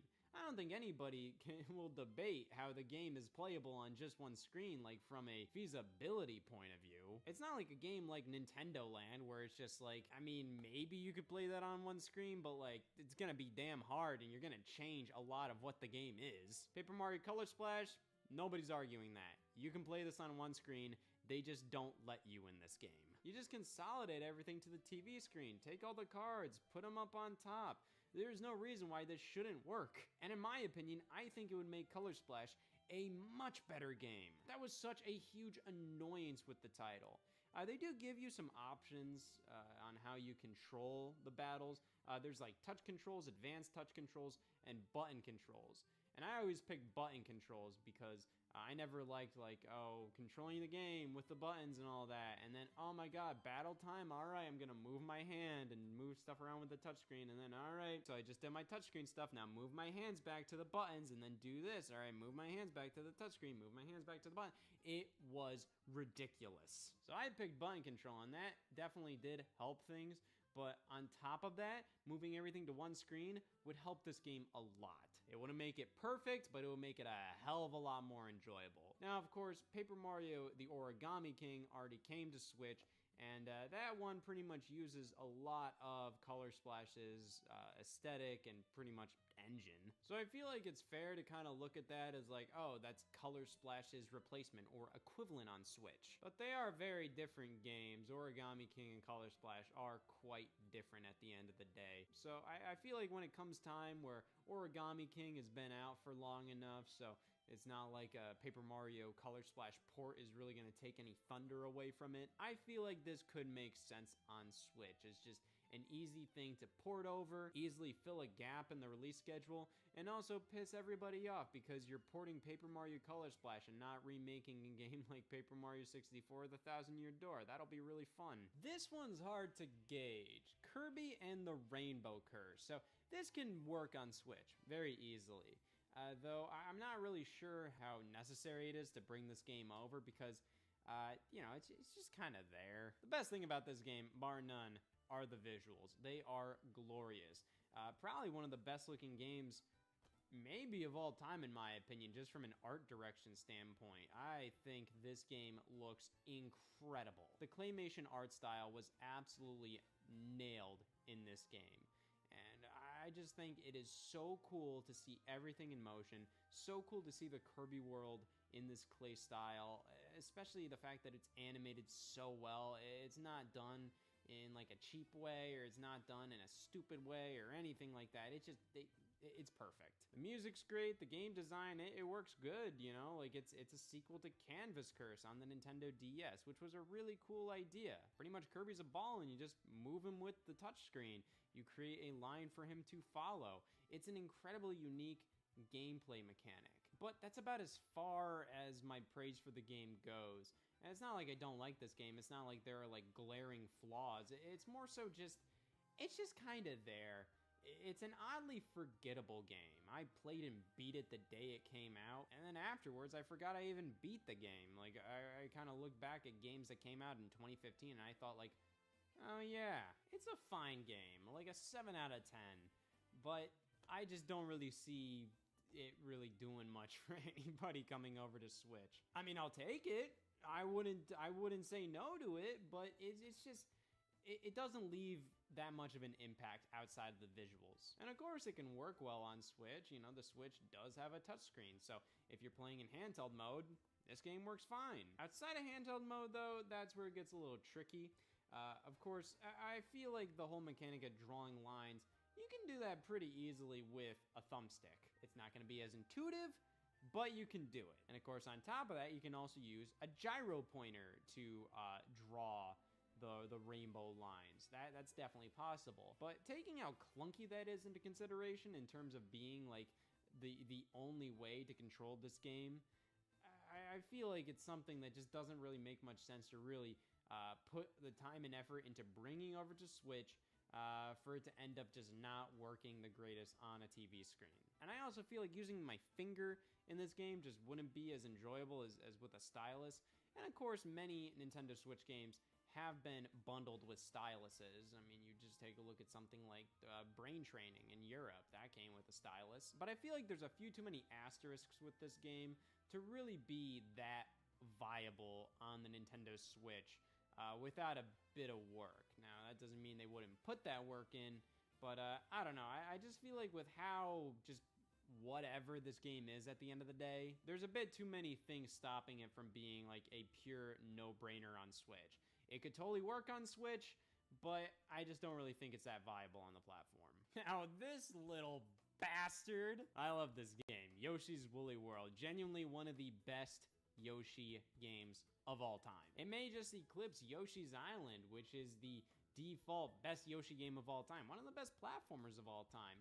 And Yoshi's Island is definitely probably, you know, the better game. Because Yoshi's Woolly World is pretty derivative of it. It's just a good Yoshi's Island style game. But it's just so jolly to play this game.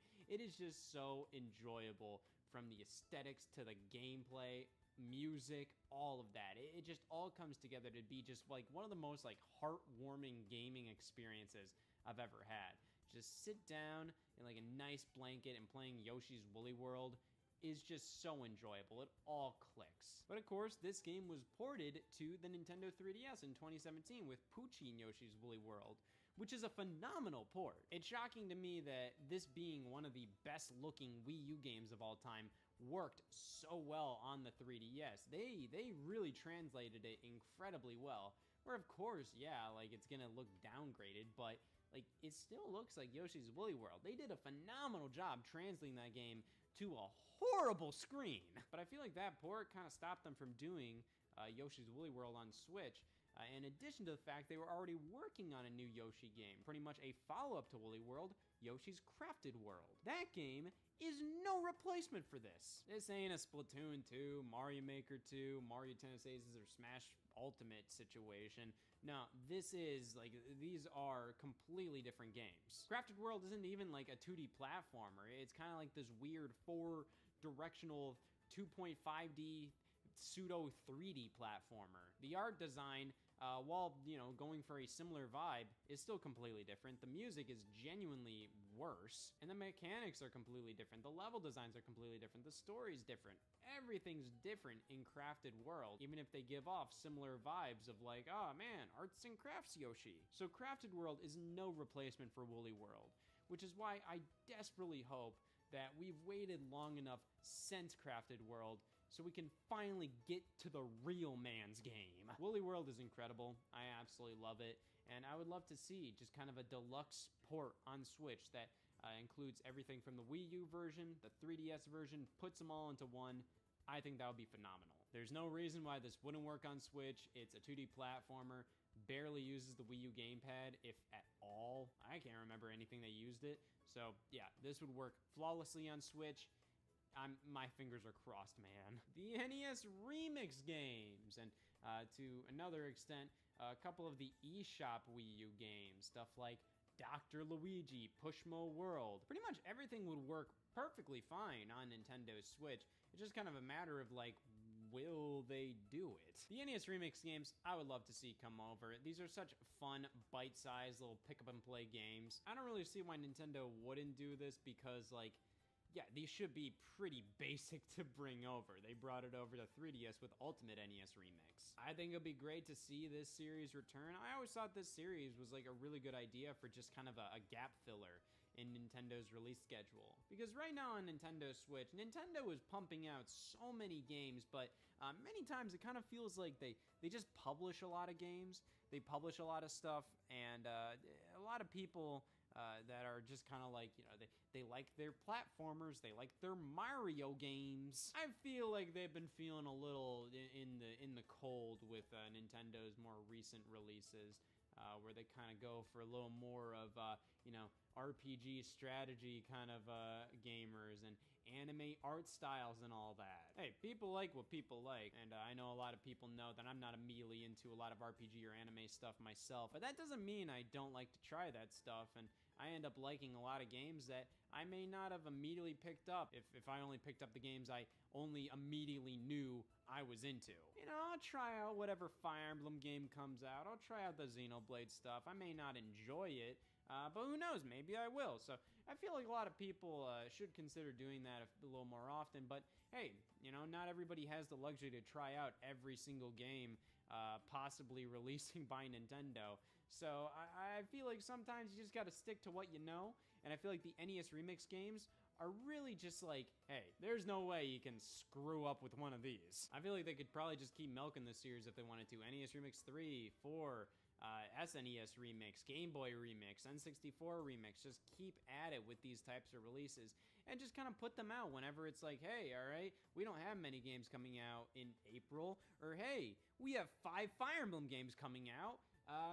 We'll put this out to just make the more like basic Nintendo fans happy. I'd like that. I think this series has a lot of potential, and I really hope Nintendo brings it back with ports of the originals and new entries on top of that. In addition, games like Pushmo World, Dr. Luigi, I mean, like, there's no reason why those wouldn't work on Wii U. I think it just kind of comes down to the fact that those games kind of feel more like if they would bring a game like that to Switch, they'd probably just do a new entry.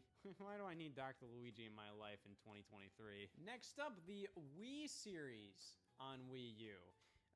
Very interesting buggers here. These aren't bad games at all. In fact, I'd say out of all of them, Wii Fit U was the best and most elaborate game out of all of the Wii games on Wii U. But of course, with these games, usage of not only the Wii U gamepad, but in Wii Fit U's case, the Wii Fit balance board. Wii Sports Club had potentially a shot, but they ended up just doing Nintendo Switch Sports instead. I think these games are pretty much entirely stuck on Wii U.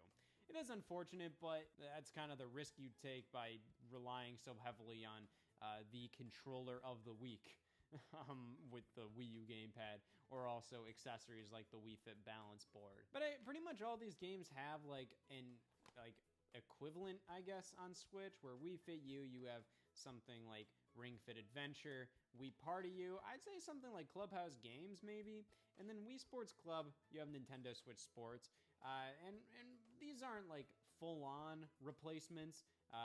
They're completely different games from, you know, these games, but they do the job. Now, I might as well talk about other games that heavily relied on the Wii U gamepad. Here I have Nintendo Land, the general pack-in for the Wii U, and Game & Wario. Now, these games aren't coming over. I randomly see a lot of people say like, man, what if we got a Nintendo Land port? I don't think those people think.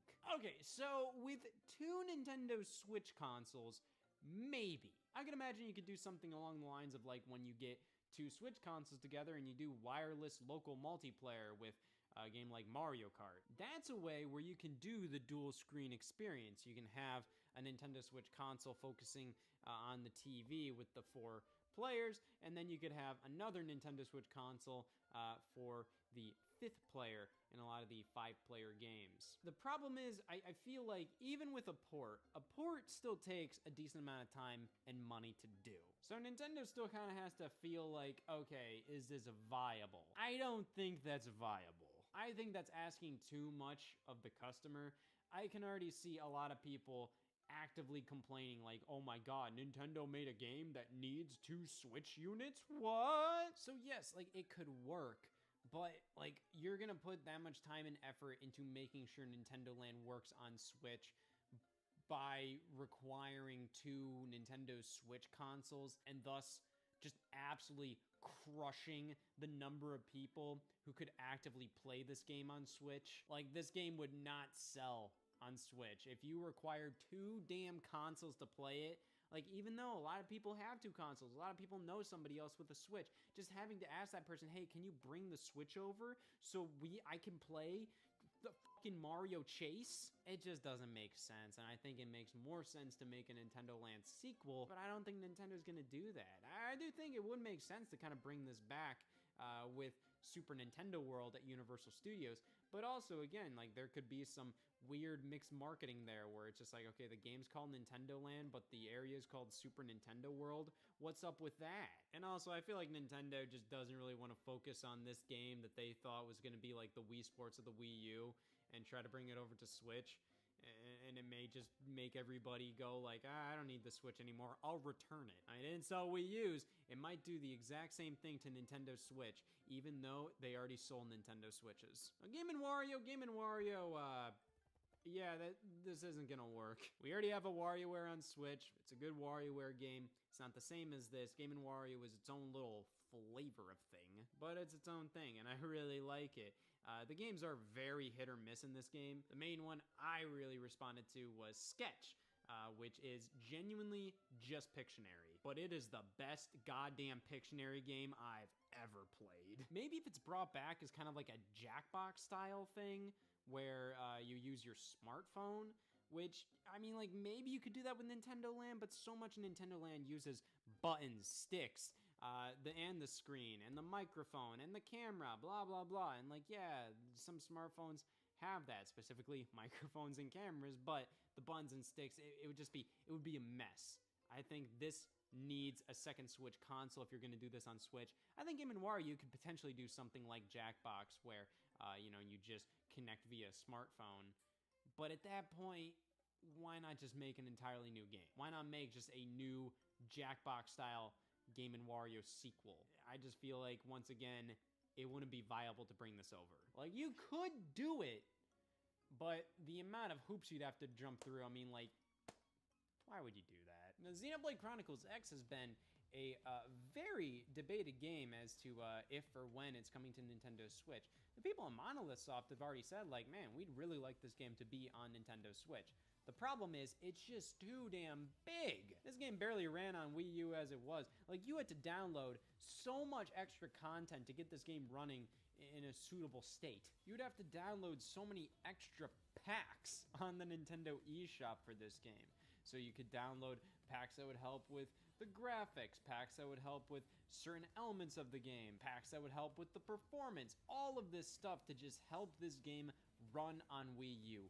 It genuinely pushed the hardware to its limits, to a point that it couldn't function properly on just a standard disc, which does make this game, as it stands, not like definitive. Like, playing on Wii U, you're gonna have a compromised experience because you can't access the eShop anymore.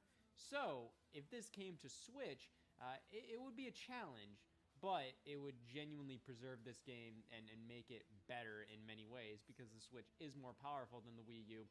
They can take some more time to make sure that this has everything that it needs to run properly. So I think it's very possible this comes to Nintendo Switch. I think it's very probable it will come to Nintendo Switch. I think the main problem is the developers of this game, Monolith Soft, they've been busy with a lot of other things. I mean, they remastered the original Xenoblade. They made Xenoblade 2, Xenoblade 2 Torna, Xenoblade 3. They have their hands busy, so I think it's pretty understandable that Xenoblade Chronicles X still isn't on Nintendo Switch. But I feel like eventually it'll come over. Xenoblade Chronicles X did end on a cliffhanger, so either they might do like a Xenoblade Chronicles X Definitive Edition where maybe they have like an epilogue that resolves it, or they just straight up do Xenoblade Chronicles X 2, which I think there's definitely some potential for that. These ones aren't really a case of an if but a when. These Zelda remasters, debatably the definitive versions of these games. Of course, some people may definitely prefer the playing the originals, but you can't deny the improvements that came alongside Wind Waker HD and Twilight Princess HD. These ones don't require the gamepad, though they are enhanced by them, though it's pretty damn easy to just rip them out and just serve these as just HD versions of the originals. It would frankly be incredibly wasteful to not put these out on Switch, and because of that, I just don't have much else to say because these are just such no-brainers. Now this one was up in the air. Devil's Third. Nintendo published the game, Nintendo helped develop it, and it came to PC via Devil's Third Online, which was just the online multiplayer. That was it. But this game is basically stuck on Wii U. Even the PC version went offline very shortly after it launched, so yeah, this game is pretty much just a Wii U game. And it has its fans. I wouldn't really consider myself to be one of them, but I do kind of like this game at least a little more than a lot of other people. This game got absolutely slammed in reviews. Notoriously, I remember IGN gave it like a 3 out of 10. I think it's closer to like a 5 or a 6. It plays well. I think the controls feel really fun, and it makes the game and combat really engaging. The problem is, it's just not very well designed. It doesn't run well. It's just kind of a gross feeling game, like in terms of like the story and just its themes, just how it looks. It's self-aware, but at the same time, it doesn't feel like it's self-aware. So it's just like, it's fun for like a good laugh. But regardless of if you actually like this game or not, I don't think you can deny it has its problems, and it's not a perfect experience, and I don't think it's ever going to come over to Switch. Not because it couldn't work on it, but mainly because it's built off of Unreal Engine 3, and that's not supported on Nintendo Switch because, you know, it's so old, and because of how poorly this game was received, how poorly this game did, how it was more so like Nintendo released it out of obligation rather than they really wanted to. So I don't think it's very possible. Now, the developers behind this game own like the trademarks and all that, so I'm sure they could bring it to other platforms potentially. I don't think Nintendo wants this thing at all. If they were willing to let Wonderful 101 go to other platforms, they would definitely be willing to let Devil's Third come to other platforms. So there may be a chance that later down the line, Valhalla Game Studios, if they aren't already defunct, they would potentially be open to bringing this to Nintendo Switch and other platforms themselves, but that's probably not going to happen. And yeah, that's most of the general Wii U exclusives that haven't come over to Nintendo Switch yet, most of which I talked about were Nintendo published games. Of course, there are various other Wii U exclusives that weren't published by Nintendo, but I don't really know how much I can really discuss those. Actually, I know for this one. One word long. No.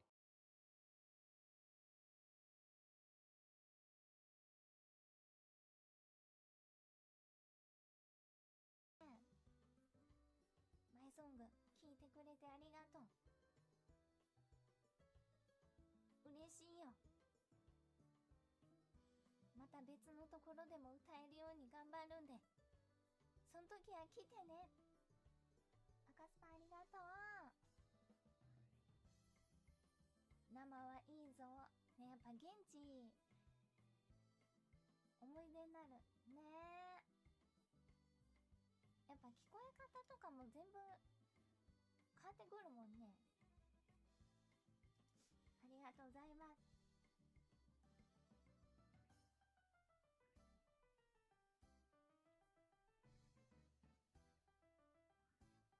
忘れられない思い出になるね。さあドライブはいよ。赤スパありがとう。Thank you。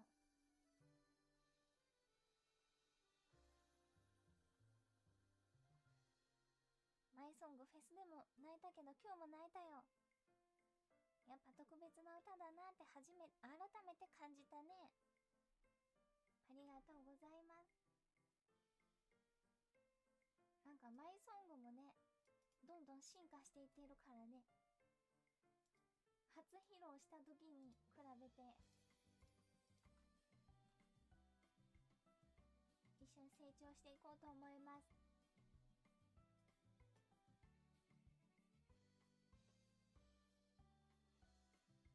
ありがとう。最近ワタメを知って普段との歌とのギャップに驚く人も増えてきたけど、そうなんだよ。ワタメの歌かっこいいんだよ。ありがとう。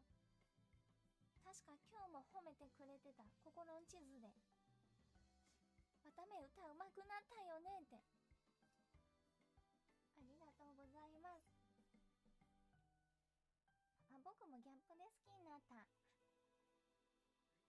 やっぱギャップからの方多いのかな。ギャップがすごいの俺も最近知った。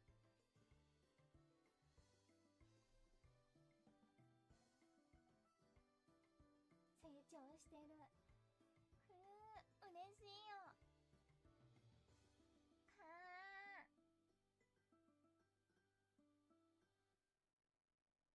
嬉しいね。普段もちゃもちゃなのに。なんかいろいろ変わってきたなって思う。いろんな人の見方っていうか、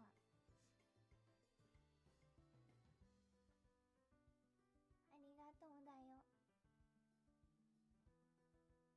今日はふごふごしてるけど、そうだ、今日鼻がなんかすごい詰まってふごふごするな。大丈夫かな。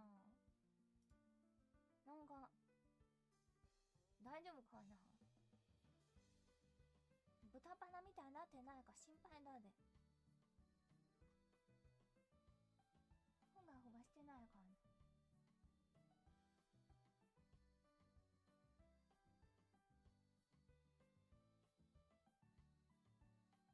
大丈夫？大丈夫ならいいか。ふごふごふごふごふごふご。そう、昔はやっぱ声の出し方もね、苦しそうとかあったりしたし、その声がね、違和感、解釈不一致って人もいたし、歌ってる時のはため。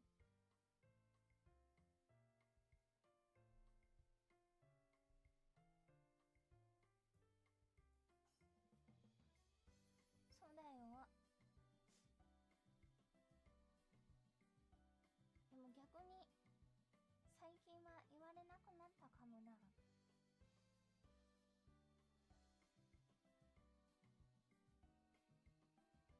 ね、いろいろあったな。そうだね。うん。でもなんか浸透してきた気がする。つむらきわためはこういう感じなんだ。こういう感じなんだよって。あ、おじさん的な発言も、あ、そうだねまたおじやだ。またおじやめてほしい。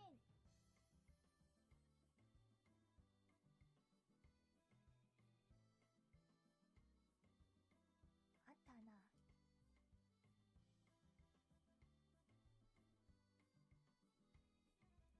おっほー。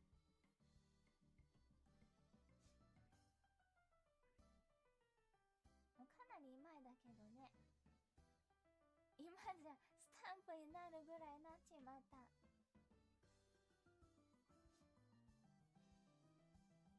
これも浸透しちゃったんだな。おっほー。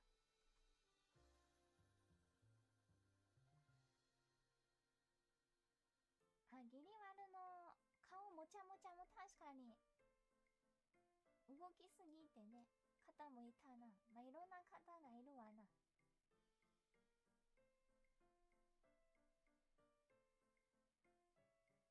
世界がワタメに追いついたというか、ふるいにかけられたというかだいぶふるいにはかけられてんだろうなと思うな。いや、よくぞ残ってくれたみんな。ありがとうだ。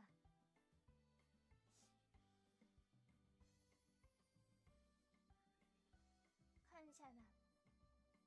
このスーパーチャイ読みもそうだったぞ。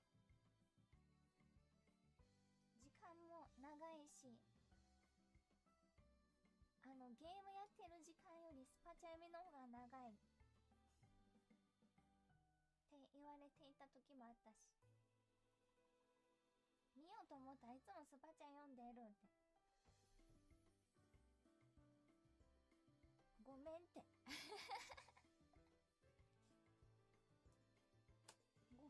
ごめんって。でも朝方来たらスパチャ読みになっってまうで、それはもう。お茶入れます。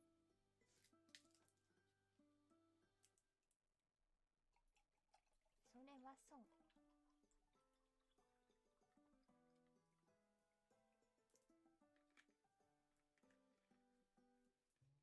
そのうちこの雑談スパチャ読みが最高ということに気づくんだ。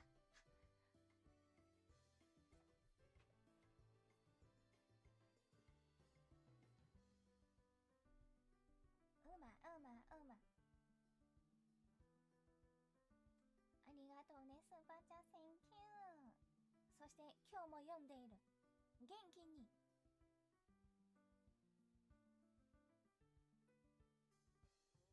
ありがとうございます。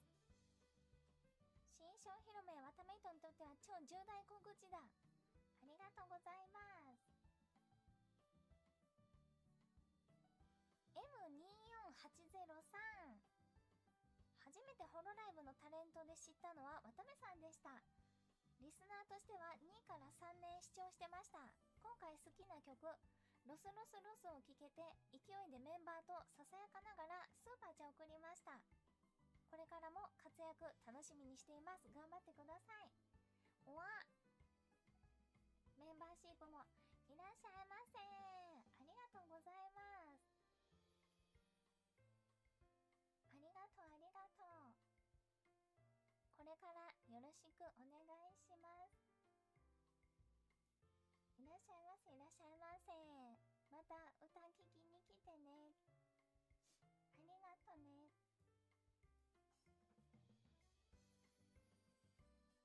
いらっしゃい。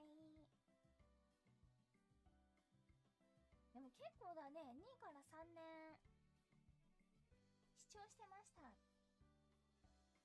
っぱ何がきっかけでどうなるかわからんもんだ。ありがとう、センキュー。ねえ、なかなか長い。ね、だいぶ温まってるよ。ポカポカ。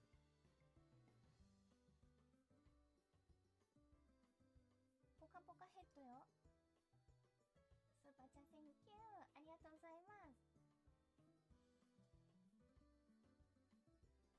ね、熟成されている。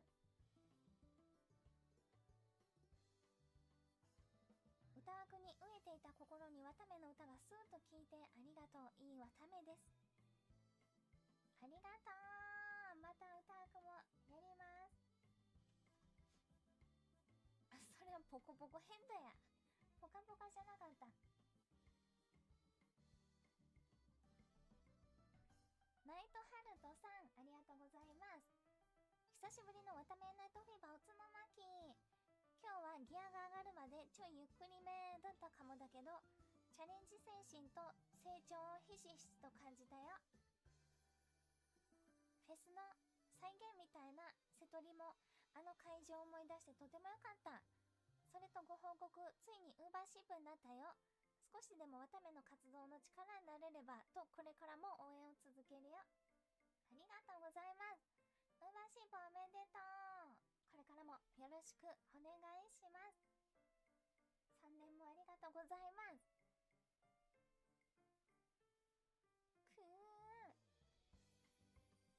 まだまだ成長できるように頑張ります。ありがとうね。いや、もっと歌うまくなりたいよ。練習あるのみ。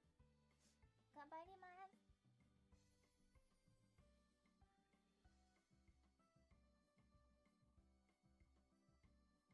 ありがとうございます。モンハンワイルズのスタンプの作り方を教えてくれてる。ありがとうございます。コピペしとこう。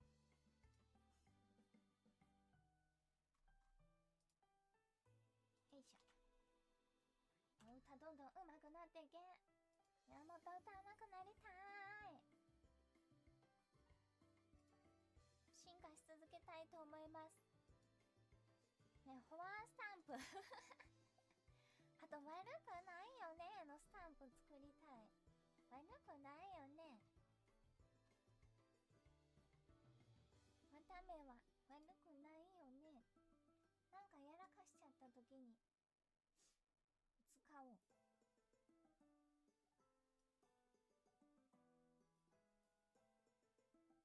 ね、コラボしたら使わないと。昨日の眠りガスガエルの時とかね、あったらな、使えたのにな。あれまさか当たると思わんかった。綺麗決まったね。あれ適当にシュンってやってただけだったんだけど、まさかライオンが引っかかるとはな。見事な罠だった。言われた時何事って、何って思った。まさか当たるなんて。悪くないよね。わざとじゃないもんね。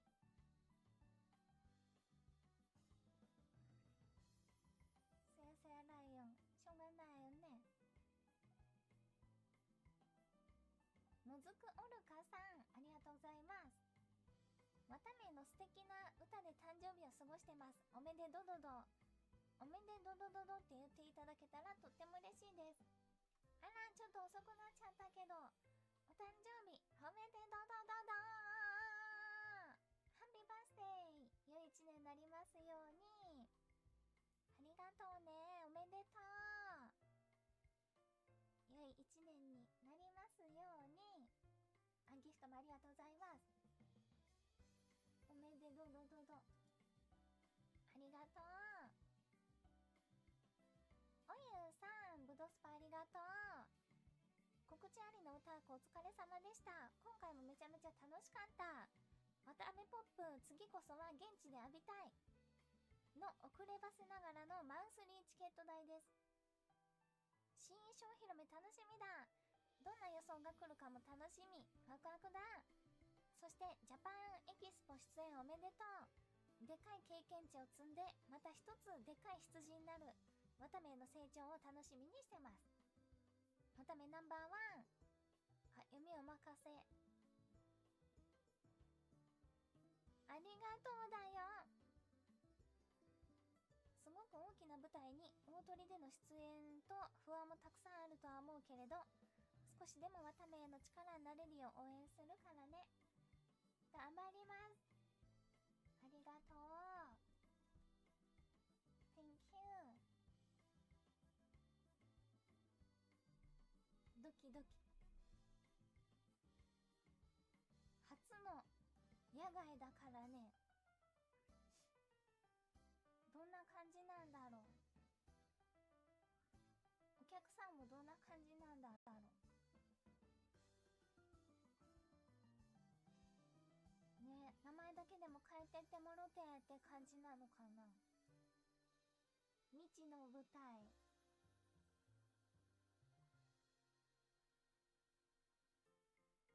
それ野外だよ。そうだよ。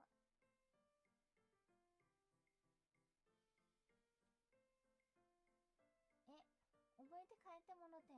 今なんて言った？あれ、覚えて帰ってもろてって言ったつもりが。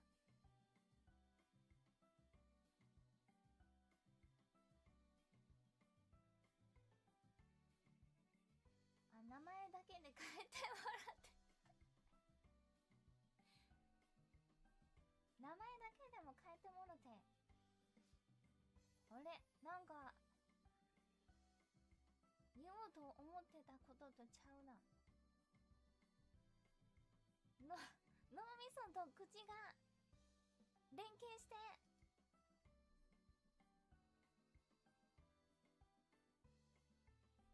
名前だけでも覚えて書いてもろて。今日は花粉のせいだな。花粉のせいで鼻が詰まって頭が回らないな。そういうことだ。ジャパンエキスポ頑張ります。ありがとうございます。花粉が悪い。酸素が行き渡ってないんだわ。脳に。さいいらっしゃいませ。脳に気当たってないんだ。ありがとう、頑張ります。 Thank you。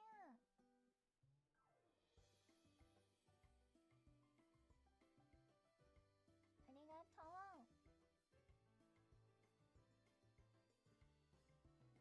脳も頑張れ。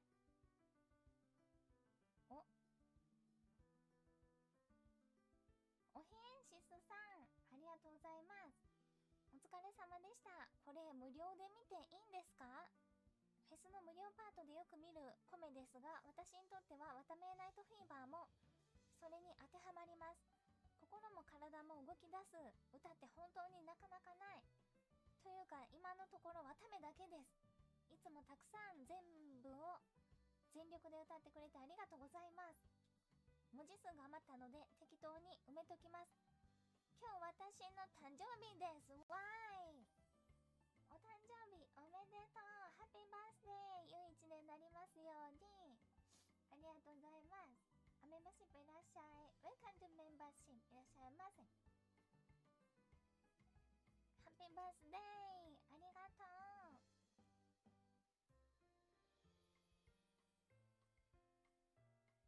嬉しいこと言ってくれるぜ。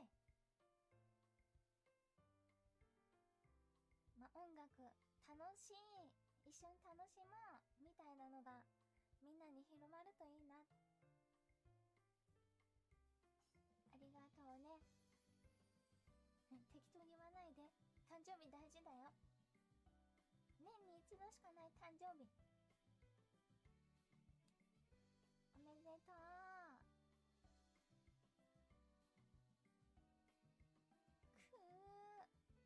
また目もまだまだ頑張ります。ありがとうね。楽しいが広がってほしいね。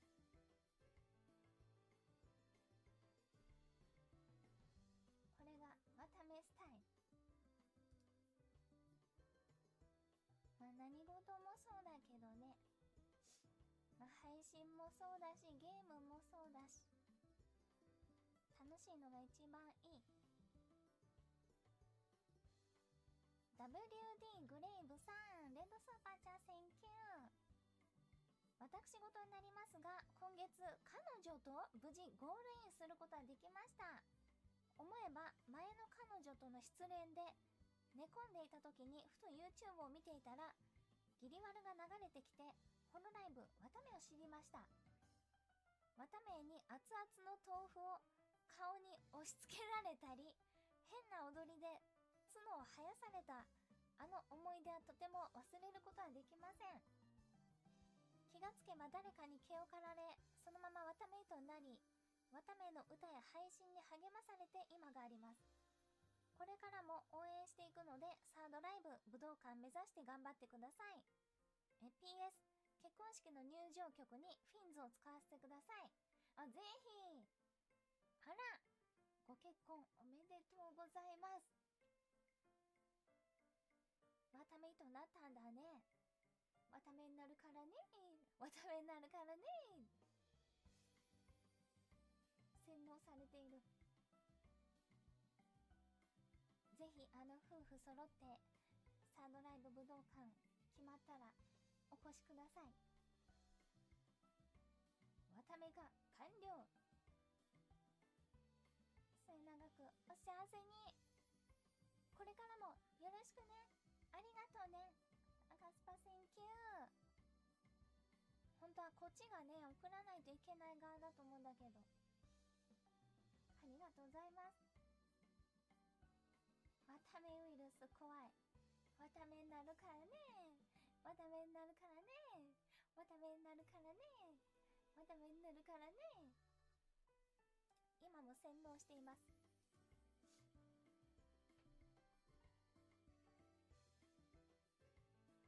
ギャー、ありがとう。赤スパセンキュー。お幸せに。でもこれからもよろしくね。ありがとう。日に日にわたためのことが好きになってる。マジでどないかしてほしい。またメイトになるからね。またメイトになるからね。またメイトになるからね。あと一歩だからね。あああああめあべー。君は今日からワタメイトだ。Welcome to メンバーシップ。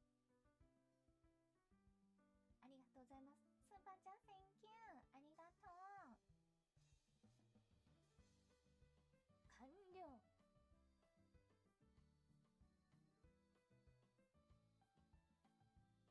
ありがとうね。ガッシュ最初から読みたくなってきた。かさぶたいい曲だ。ポンと5563、ありがとうございます。今日はワタメイトになってから2回目の誕生日。前回はワタメのセカンドライブを見逃しちゃったけど、サードは絶対に参加するぞ。お誕生日おめでとう。ハッピーバースデー。良い一年になりますように。毛刈りもありがとうございます。ありがとうね。お祝いさせてくれて3回目もお祝いできますように。サードもぜひ決まったら来てね。ありがとうございます。 Thank you。 ね、毛刈り隊の効果もだいぶあると思う。毛刈りされてそのまま継続してワタメイトになる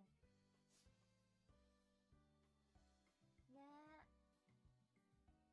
最近のエゴーサでもワタメの名刺充実しすぎって言ってる人がいたで。楽しんでってね。ありがとうございます。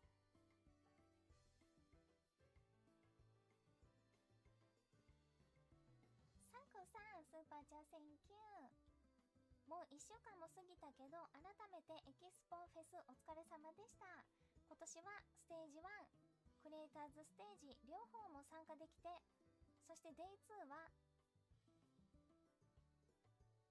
隅々自分の誕生日だったので、当日は現地でワタメのライブをたっぷり見れて、ほんと最高の誕生日でした。たまたまか。今はすでに帰国したけど、来年のフェスサードソロライブ、そしていつかの武道館ライブも応援しに行くから、また今度もよろしくね。ありがとうね。お誕生日おめでとう。ハッピーバースデー。良い一年になりますように。たまたま読めなかった。ありがとうね。フェスも来てくれて感謝です。また来てね。いや、すごい。オーバーシープ体力すごい。本当にね。熱意もすごい。ありがとう。またいつでもいらっしゃいませ。また行く。また来てね。ありがとうございます。ね、行動力すごいからね。感謝だな。ありがたい。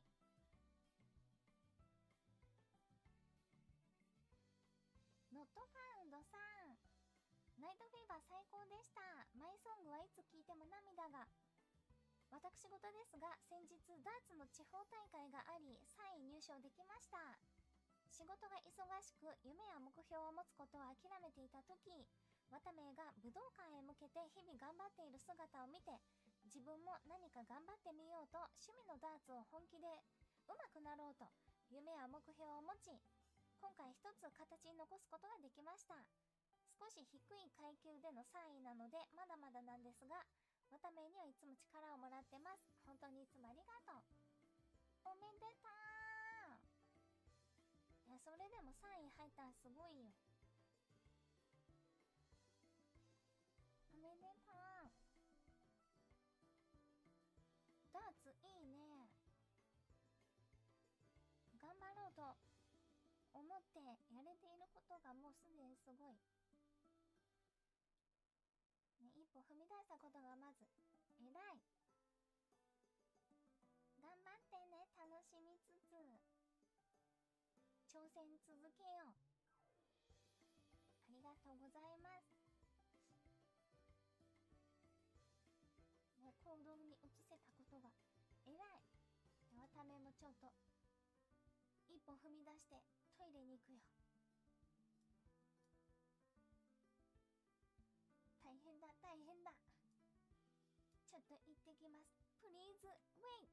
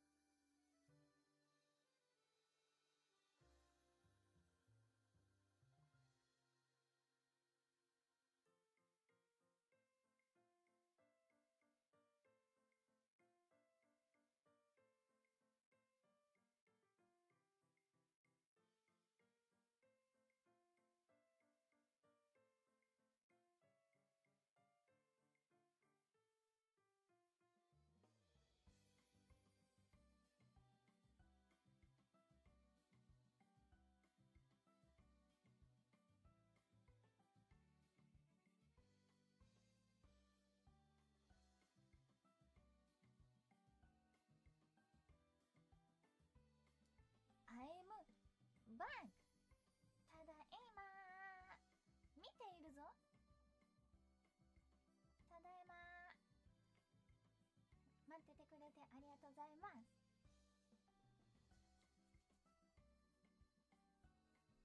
ハンドクリーム OK。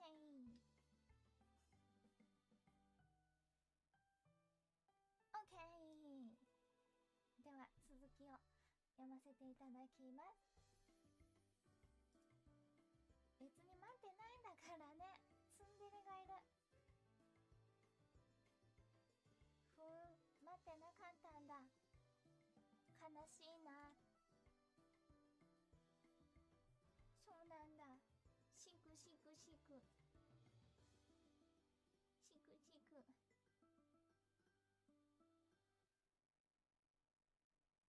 嘘、待ってた。待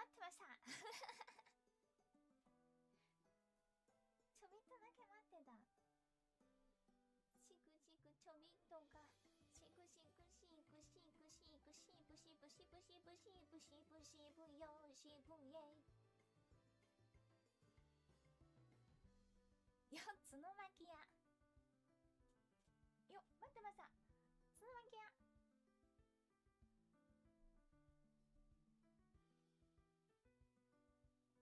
はい、準備 OK。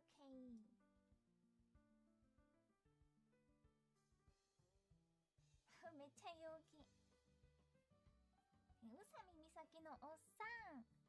先日ギャラクシープになりました。以前に比べればまだ時間に余裕があるってわけではないですが、なんとか一段落がついたので、わためのファーストアルバムを含む1周年記念グッズをまたどなたかに譲りたいと思っています。興味のある方は X の方を見ていただけると幸いです。あら、ギャラクシープおめでとう。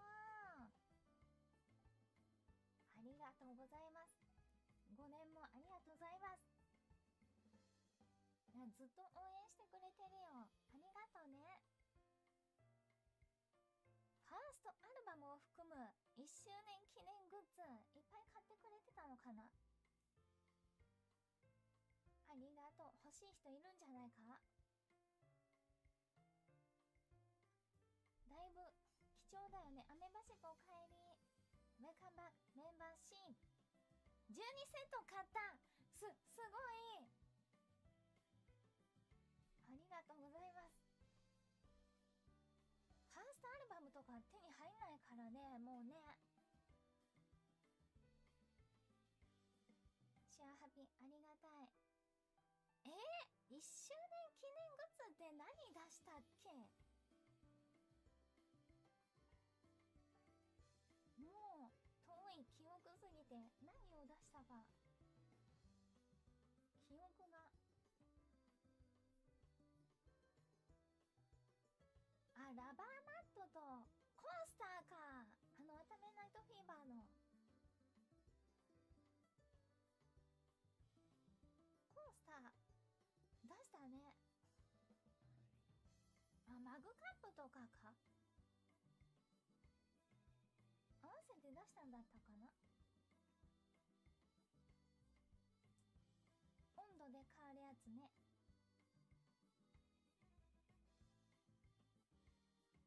あらね、アルバムとかプレミアついてる。確かにありがたいことに。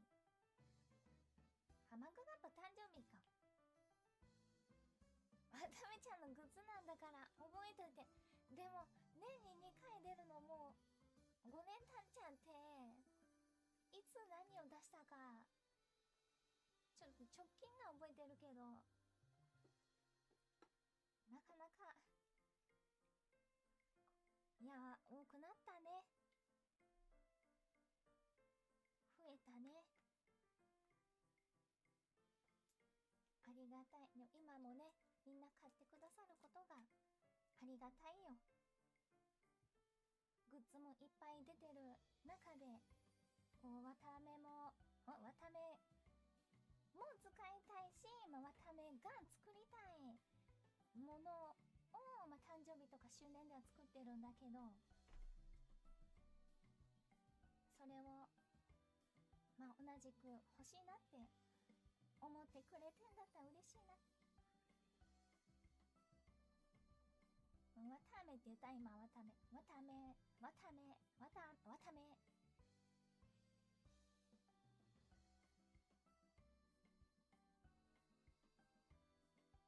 いつもいっぱい買ってくださってありがとうございます。次もね、次はあれか、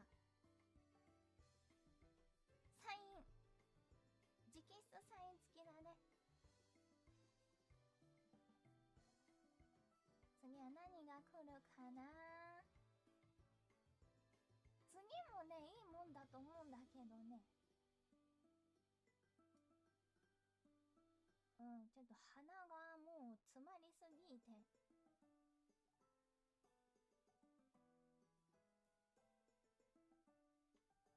なんだろうね。なんだろう。けどね、もういろいろ進めておりますけど、なんだろうなんだろう。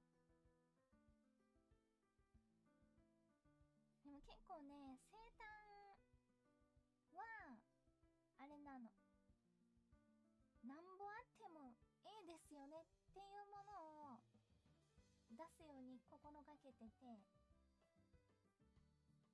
なんぼあってもよくない？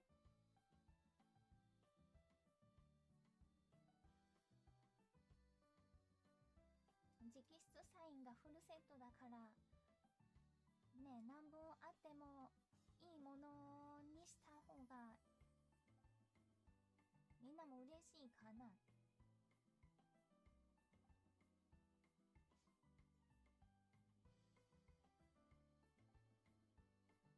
うん、優越ワインはもう出ちゃったんだよな、周年で。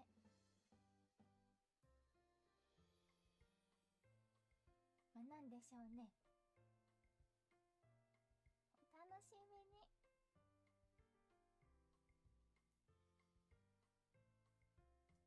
お楽しみに。わためも楽しみだな、完成が。ワクワク。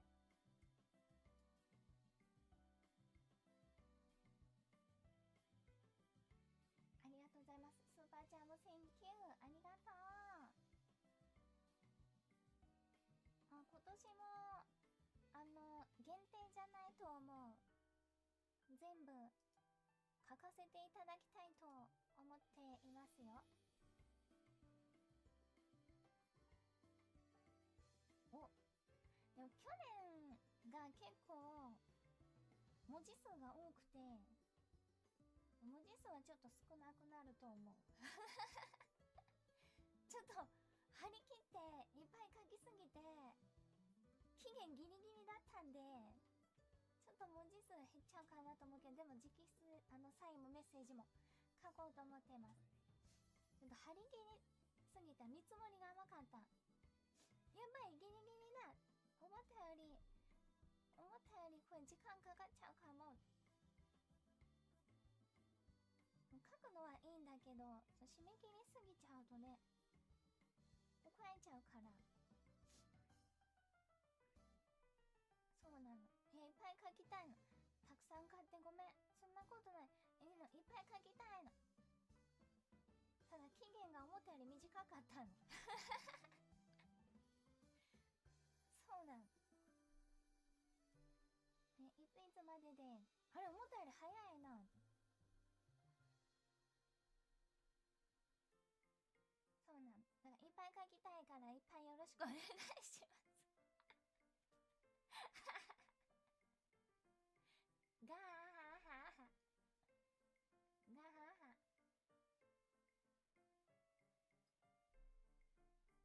いっぱい書かせてください。はい。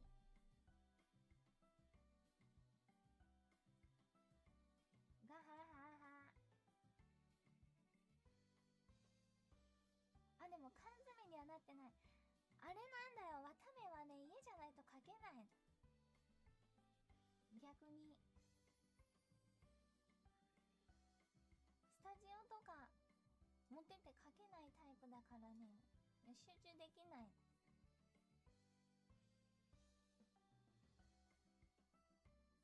なんか気が散る。落ち着かないんだよね。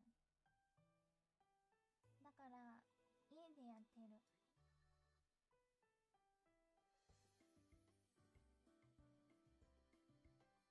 そうなんだよ。ありがとう。応援したい。ありがとうだよ。その気持ちが嬉しいからね。ありがとうございます。I love you new cover. Thank you. 心の地図。Thank you. 聞いてくれたのありがとうございます。一つ一つ作業に集中したい感じ。いや、そうだね。外で仕事できない。ギフトありがとうございます。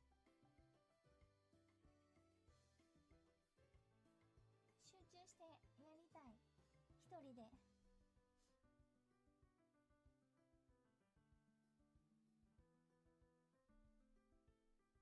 そういうタイプかも。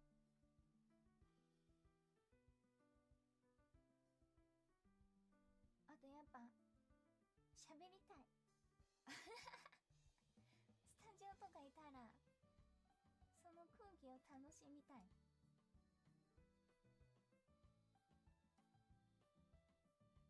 っていうのもある。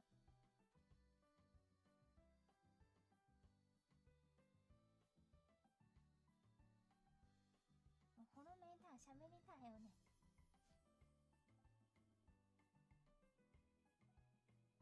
もったいないもったいない。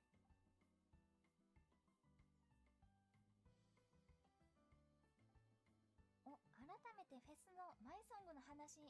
他のヒット曲だとイントロが始まると同時に待ってましたという感じの歓声が上がるんだけど、マイソングのイントロが始まるともちろん待ってましたという気持ちもありつつも会場の空気がガラッと変わって、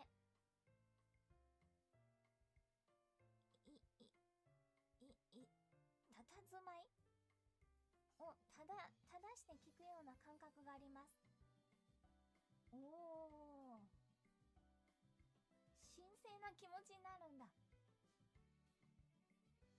りがとうございます。いずまいいずまいって読むんだ。ありがとう。そんな宝物のような曲に出会えて幸せですね。いや本当にね、この曲のワンコーラスが来た時にマネちゃんとか運営さんがわこれは来たわって言ってて、でも渡部は分かんなかった。その感覚がこの曲は来ましたね、ガッツポーズみたいな感じだったんだけど、渡部だけ他いい曲だけどまだワンコーラスだしな。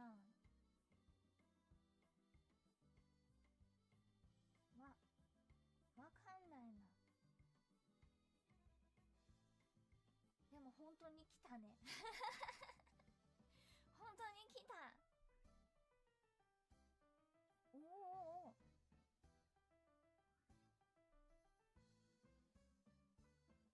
ねえ、いい曲は最初からクライマックスなんだな。その感覚を分かるようになりたいな。来たのよ。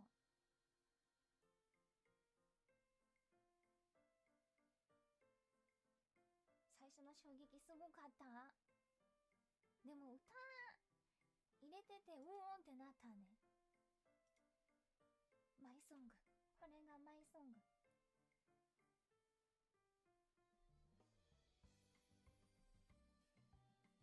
はっ、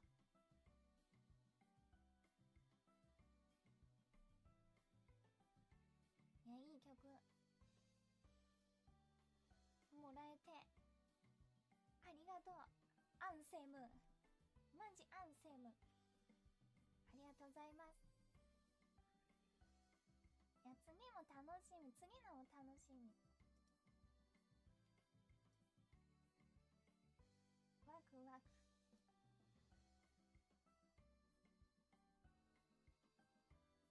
フィンズとかはどうだった？フィンズもすげえ、めっちゃポルノっぽい。ポルノっぽいっていうか、渡辺っぽくもありポルノっぽい。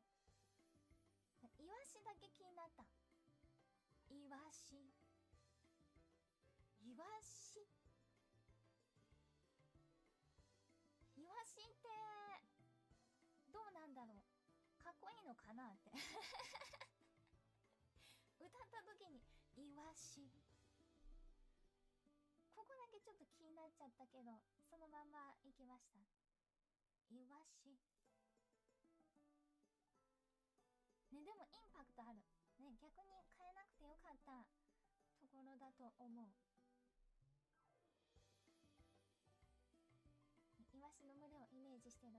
でもそう、歌でイワシってなかなか出てくることないから、ななんか新しい感覚っていうか、なかなかないなっていう。ね、クジラとかはあるけどね。お魚天国でも言わない。イワシイワシ渋いね。でも分かりやすいよね。イワシ、羊、イワシ。でもいい曲や。またもし書いてもらえるんだったら、今度はちょっと激しい感じのポルノ曲も作れたらな。そう、ゾンビみたいな、ザ・デイみたいなロック的な、そう暁とか、ちょっとアップテンポな感じのギターロックもね、また機会いただけたらできたらいいな。頑張りましょう。スーパーチャーありがとう。 Thank you。 ありがとうございます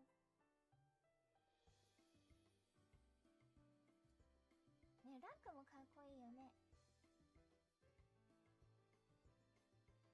弟の付き添いでクリエイターズステージ行って、そこでわためちゃん見てドハマりしました。あらいらっしゃいませ、いらっしゃいませ。ありがとうございます。あんなわためとなってくれたのかな。ありがとうねー。弟ナイス。いらっしゃいませ。ありがとうね。今来た人もいらっしゃいませ。わためと飛び入り参加。いらっしゃいいらっしゃい。いらっしゃいいらっしゃい。大歓迎だよ。いらっしゃい。ありがとう。いらっしゃいませ、いらっしゃいませ。ありがとうございます。嬉しいね。輪が広がってる感じがする。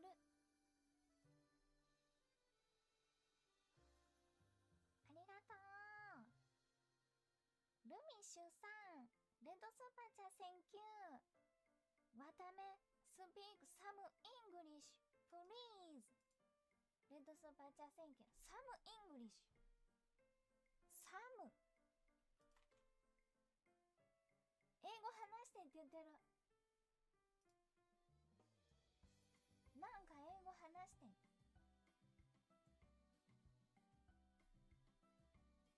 あー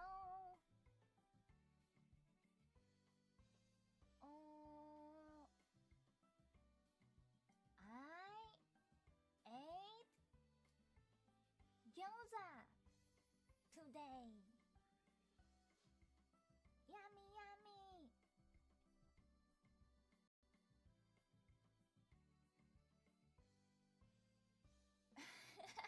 食べた。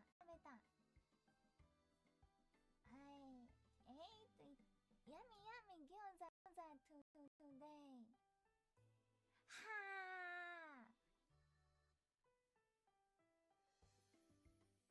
あ do my breath is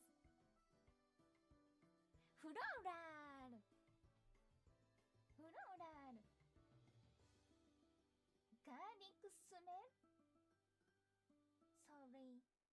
Oh, sorry.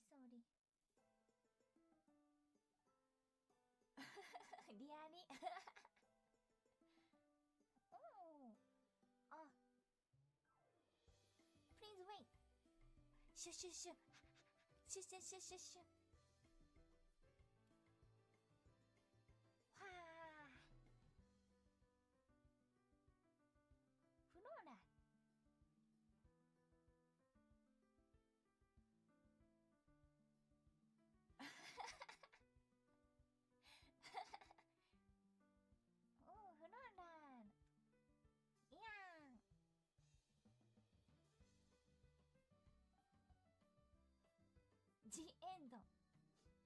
キーシープ No no no no no No no no ビューティフルスメルシープ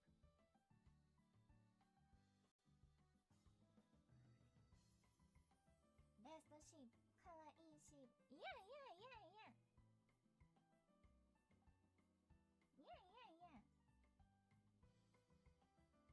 こんな話でよかったのかなわためスピークサムイングリッシュプリーズこんな英語で大丈夫か明るくていいと思う翻訳を使ってもいいか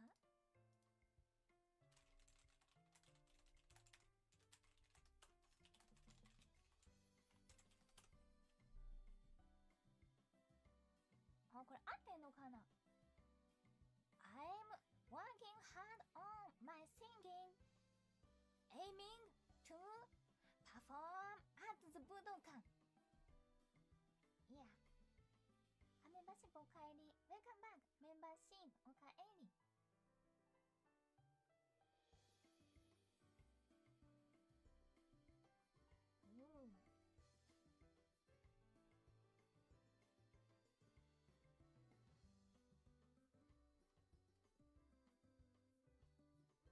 Oh, support you.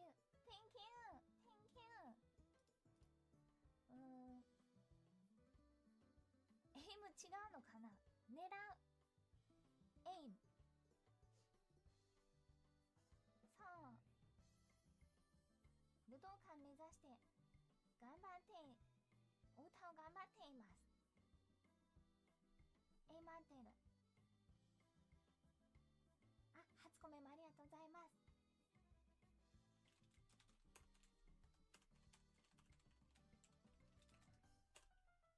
Please listen to a lot of Watame's songs. Original songs. Many original songs. I have many original songs.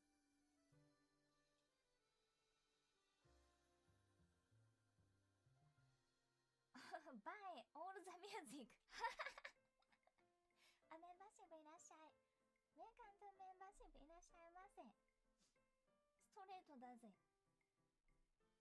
全曲買ってって。バイ。Oh, please listen to even some of Watame's old mini songs.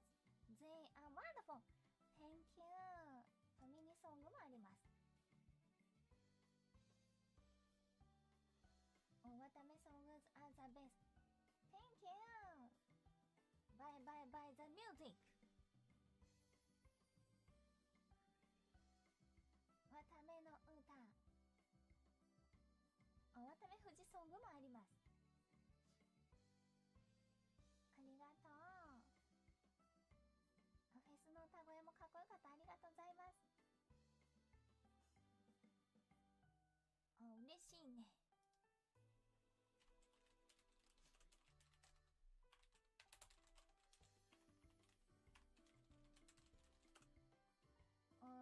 Please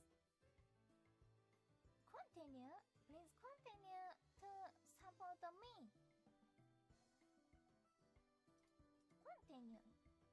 これからもって continue なの Forever support me.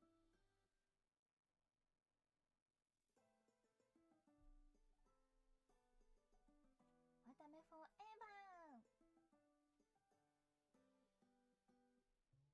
Thank you. 伝わってるっぽい。ありがとう、ありがとう。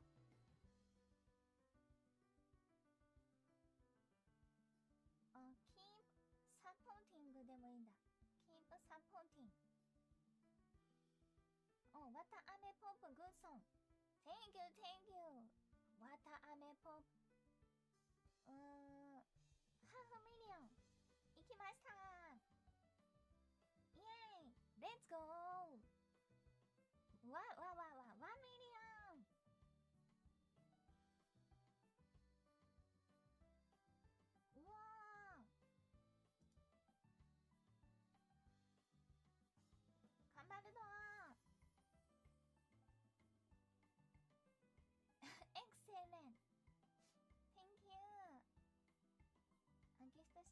しゃいませ。頑張って、ありがとう。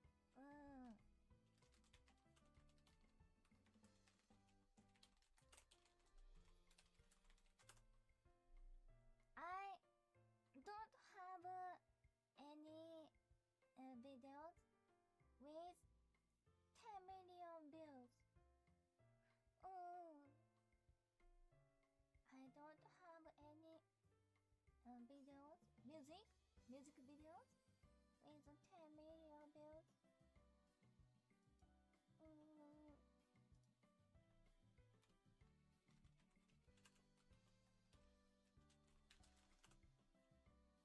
So now I'm aiming. So now I'm aiming.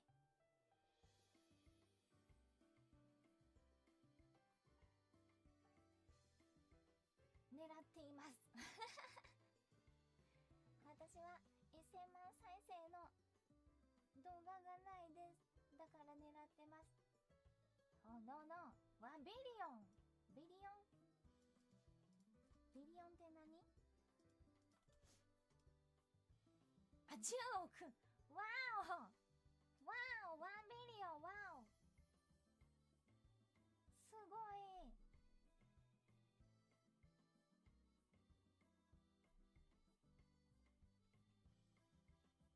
何にエイミングしてるか確かに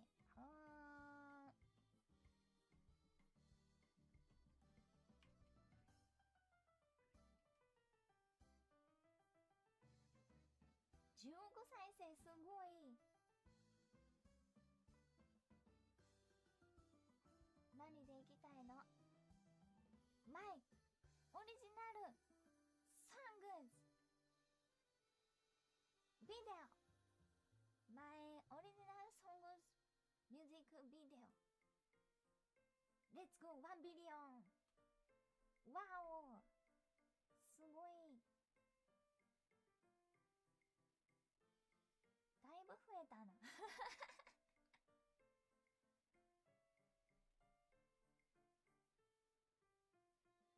だいぶ遠くなったど急に桁がインフレした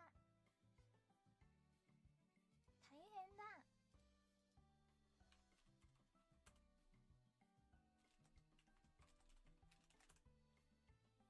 Listen to lots of わため songs いっぱい歌聴いてね Thank you Thank you わためいとありがとう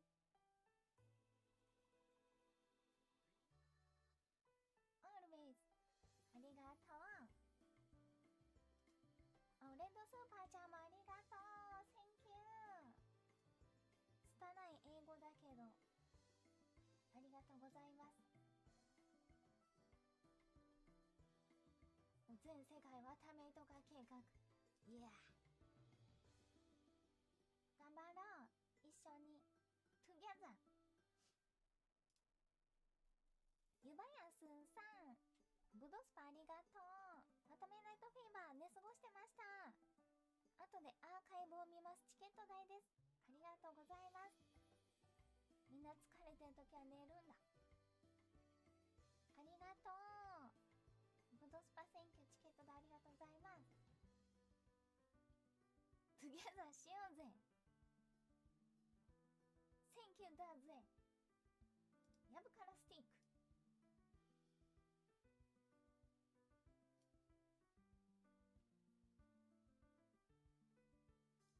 やぶからスティック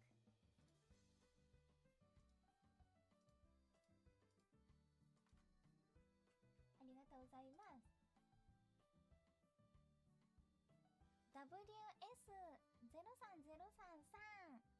お疲れ様でしたわため I am so happy to watch わため singing my song on creators stage This Japan trip are so amazing Thank you ありがとう本に来てくれたんだ。聞いてくれてありがとう。また来てね。ね、いい思い出になったっぽい。ありがとね。みんな何食べるんだろう、こっち来たら。オーバーシープたち。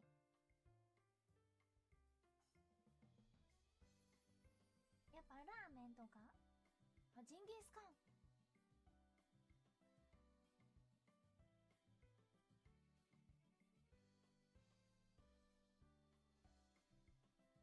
ラムしゃぶ。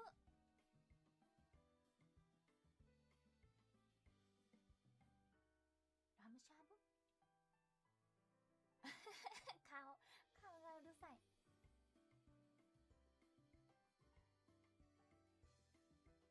あ、牛丼。お寿司。お寿司いいね。しゃぶしゃぶシープ。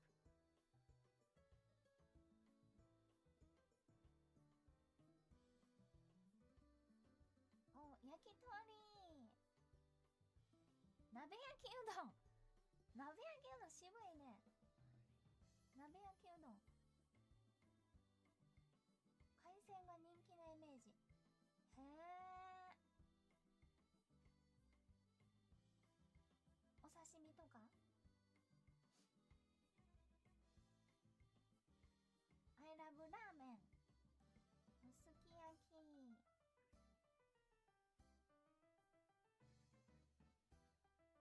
へえ、あ、抹茶も人気なんだ。和菓子とか。あー。へえ。ね、なんかいっぱい食べてるなんかいっぱいいろいろ食べてる。オーバーシープ。わたあめのわたあめを持ってるオーバーシープさん、電車で見かけました。わたあめ食べてるみたい。わたあめ、わたあめも食べてる。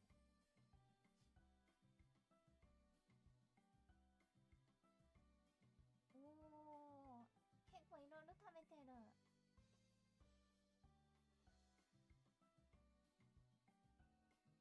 いいね。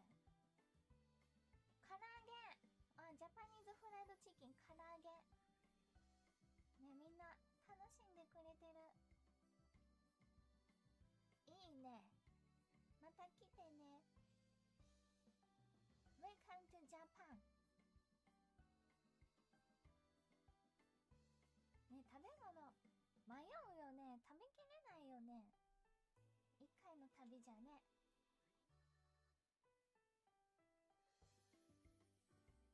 唐揚げいいね。ぜひぜひまた来てね。ありがとうございます。スパチャ Thank you。 ありがとうね。また来てもらわないと。あ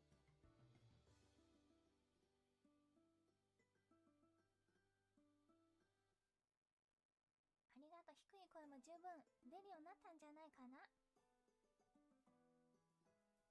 そうだね、なんか生誕のゲストとかでも結構その下のパートとか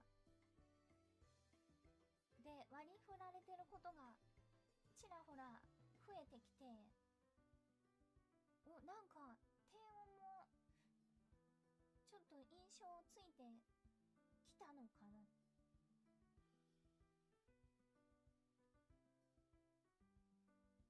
ね、低いのも出るっていうなんか印象になってんのかな。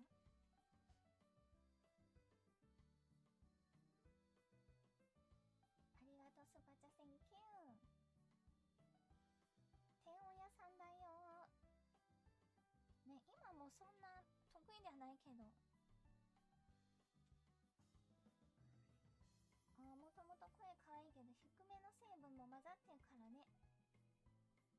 バカタレサーカスとかで歌うとめっちゃ感じる。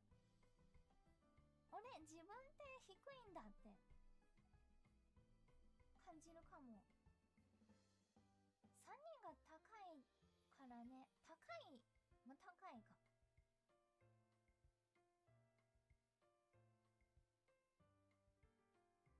高い、元気、キャピキャピ。フーターも高い、フブちゃんも高い、プーちゃんも高い。なんか高くて明るい感じの声だよね。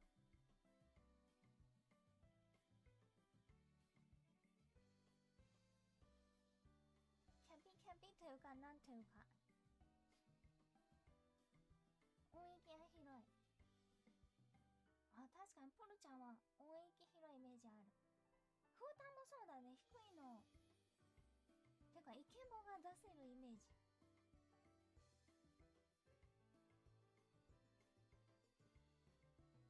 ね、だからなんか自分が入ると若干ね、同じライン歌っててもなんかちょっと浮いてるっていうか、声の系統が違うような気がするって感じる時がある。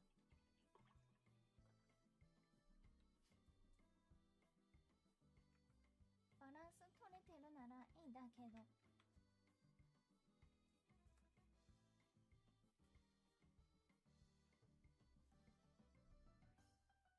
個性的で良い。アクセントになってんならいいか。自信を持ちます。森。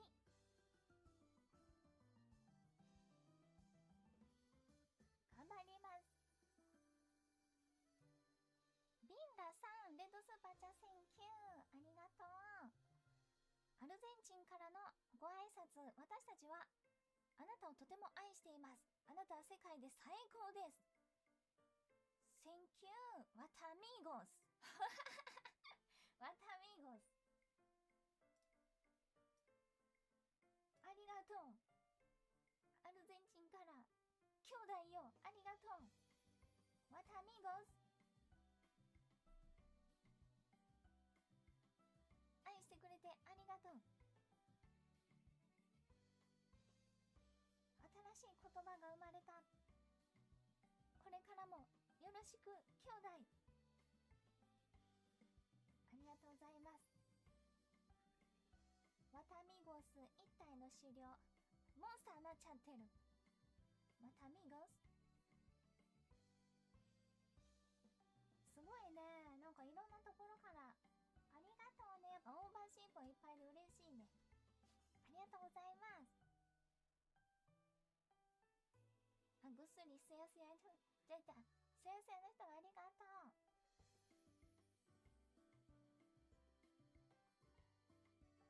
鼻が詰まってる。わためのふわふわボイスで作業をはかどったので、ささやかながらスーパーちゃん、ありがとうございます。ありがとうございます。メンバーシップいらっしゃい。ウェルカムトゥメンバーシップいらっしゃいませ。今日は鼻が一段と詰まってる。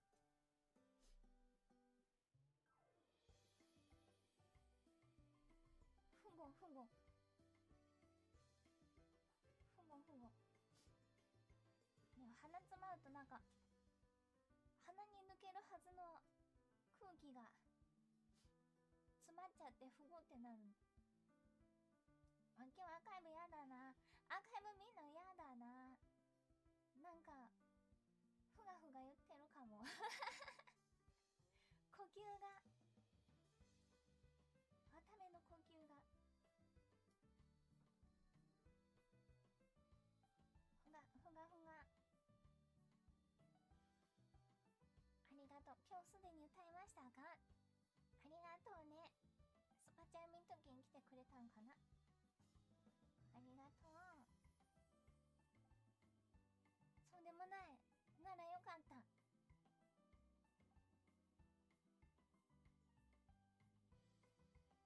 あ、配信チケットで見てくれた人もありがとう。クリエイターステージのマイソングで泣いちゃいました。出演するチケット当てたいです。活動応援してます。ありがとうございます。これは大変なことになるぞ。サードライブ決まったら大変なことになるぞ、運営さん。溢れ出しちゃうかも。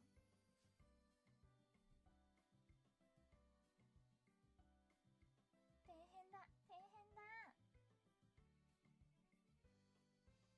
でもいざ決まったら、はあ、埋まるかな。無理かもしれん。ってなるんだろうな。はあ、こんなんでかすぎるよ。渡目にそんな力があるのか。おろろろろ。なりそう。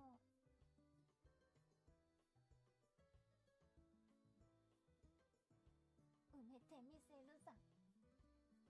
頼むぞみんな。自信ありますって言えよ。自信あります。自信あります。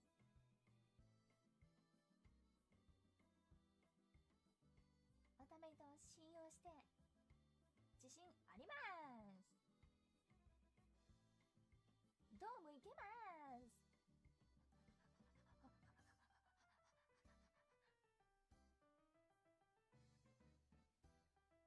言い過ぎた、言い過ぎた。言い過ぎた。深瀬さん、スーパーチャーセンキュー。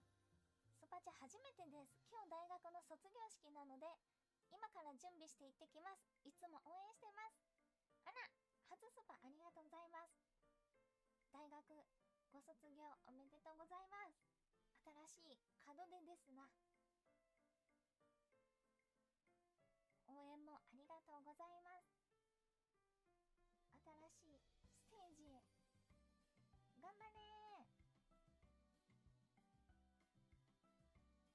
わためも頑張ります。ありがとう。 Thank you。 もうあれなのかな、春休みなのかな。3月24だもんね。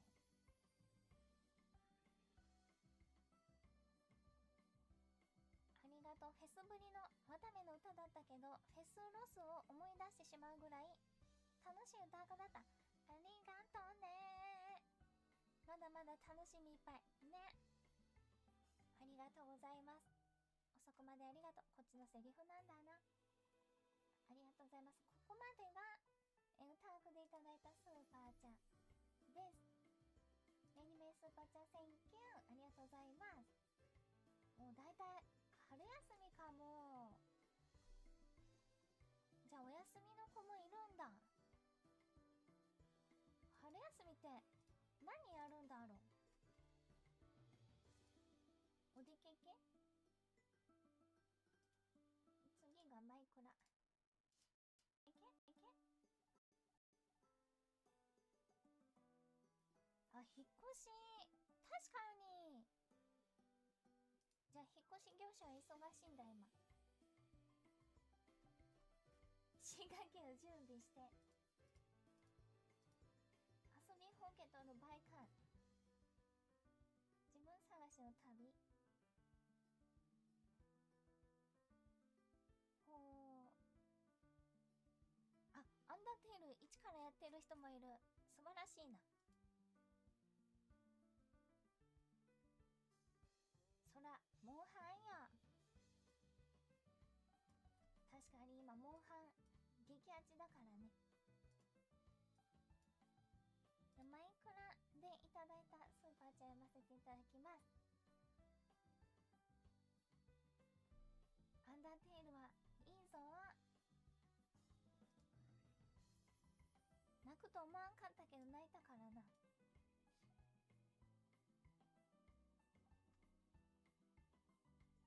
ありがとう。えほえほ。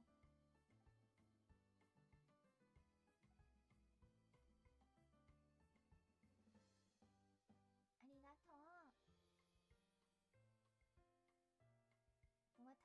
てズビズビだった。あんなに泣くと最近わためを知ってめっちゃ可愛くて好きです。あ、読んじゃった。つい読んじゃった。ありがとうございます。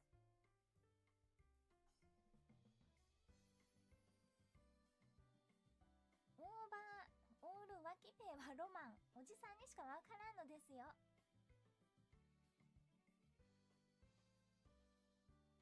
ありがとうありがとう。なるほどな。これにワキペイを感じているのか。確かにワキペイが見える。隙間ロマンよな。ね、見えそうで見えないのがいいんだよな。えほえほ。わための幸運は続いている。あ、いつも楽しい配信ありがとうスーパーちゃん。なんだか美しいスーパーちゃんありがとうございます。こちらこそ見に来てくれてありがとう。オーバーオールって言ったらマリオのワキペイ、マリオワキペイ。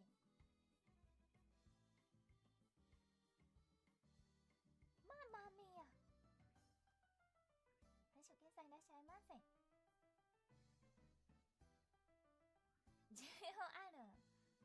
でもマリオは T シャツだから袖をちぎらないといけないかも。そういう問題じゃないか。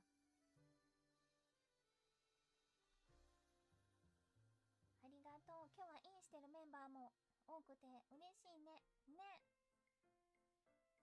いやー、ネザライト手伝ってもらえてめちゃくちゃ助かったね。一足違いでみんなネザ行っちゃった。でもビビちゃんが言ってくれたし、いっぱい手に入ったし。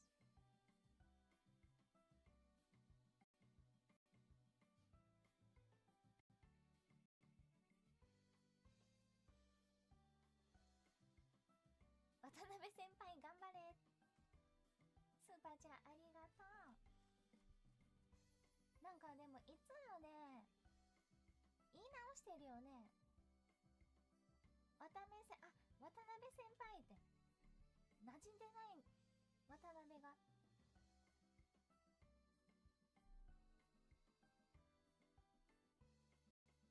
ね、あえて言ってる感じある。渡辺チャレンジをしてる。気づくかどうかってこと？渡辺で通そうとしている。あ、ツッコミ待ちなんだ。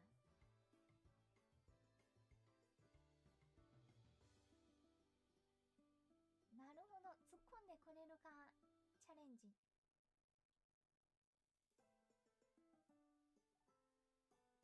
最初控えめに言ってスルーされたら次強めに言ってる。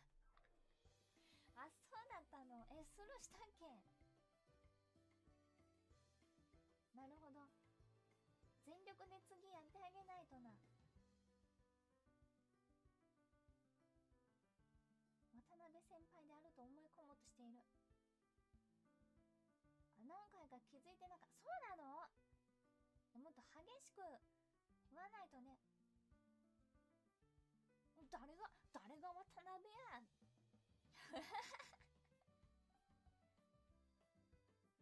渡辺や。渡辺の鍋って言いたいんかって言わないと。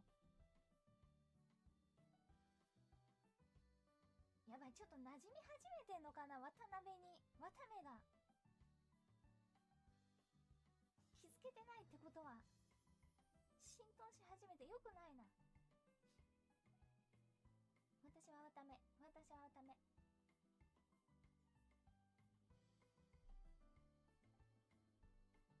ね、適応力が肌となっている。むしろ乗りツッコミしていくか。渡辺そうですね。いや運営さんにもたまに渡辺呼ばれましてってちゃうがな。言われたことないがな。ウケるかこれこれウケる？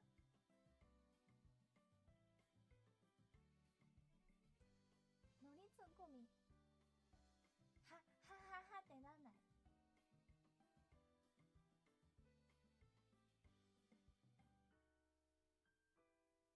こってこてや。乾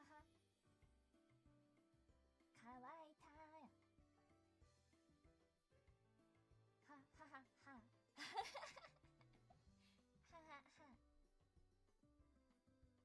もうちょっと寝た方がいいか。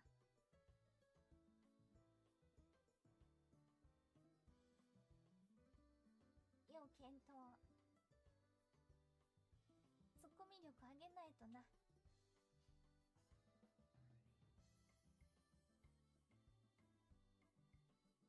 あ、なんで笑わないの？なんで笑わないの？だいたいウケるんだけどこれ。おかしいな。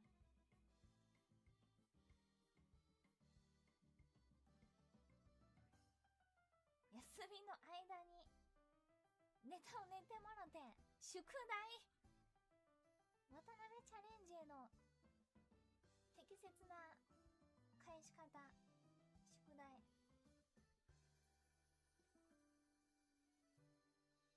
大変だ。休めなくなっちゃう。寝れなくなっちゃう。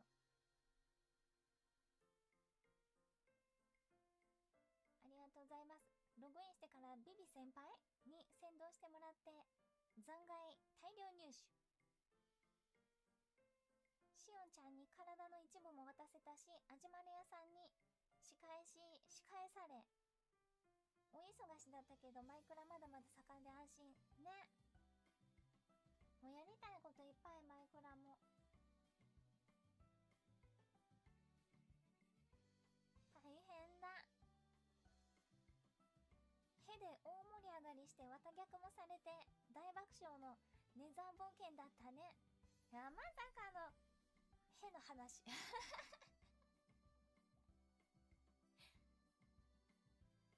やまさかすぎた。ビビちゃんってへの話いけるんだ。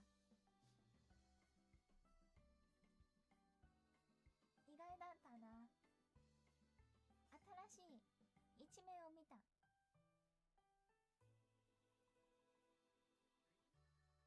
いやめっちゃウケちゃったす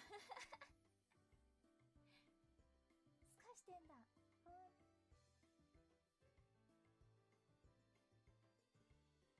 ね、へウケだったね。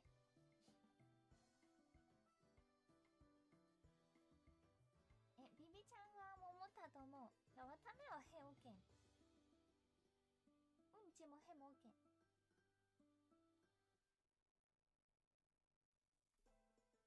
一体何の話だ。はいどうバイバイ。そうだよ、ミュージアム行ったからね。こんにちこん。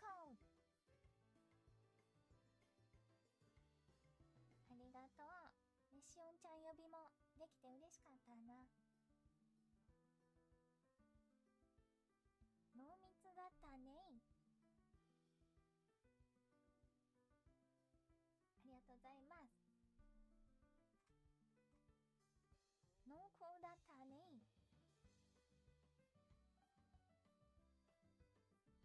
ありがとう。今日も面白かった。あと匠がね、粋な計らいでびっくりな発見も。あれは匠だったな。ありがとう。ここまでがマイクラでいただいたスーパーチャーです。メリメリスーパーチャー Thank you。 ありがとうございます。いやあれめっちゃミラクルだったね。いやあれよく見たらやっぱスバちゃんの家の上から来てたっぽい。あのクリーパーちょうどワタメがコメントこうやって見てる時に映ってたわ、ね、屋根から降降りてきてたの。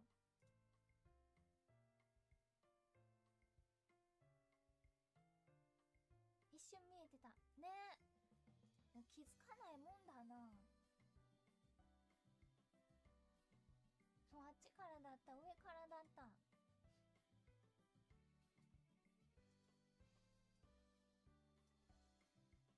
でもああやって、まあ、切り抜きとかで見るといるなって思うんだけど、配信中わかんないね。クニーパー、まあ、探そうと思って見てないからっていうのもあると思うけど、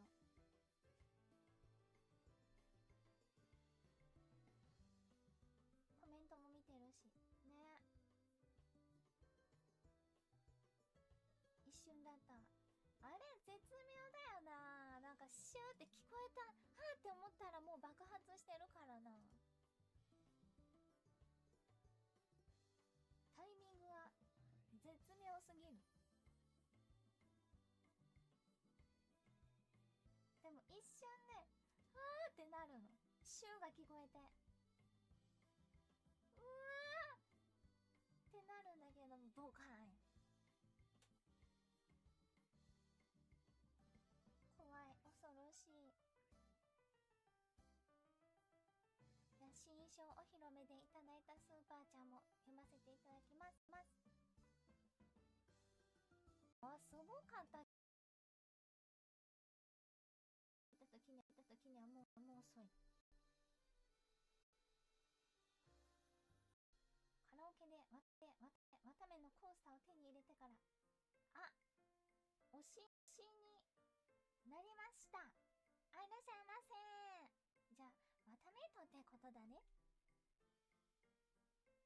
いらっしゃいいらっしゃい。これからよろしくね。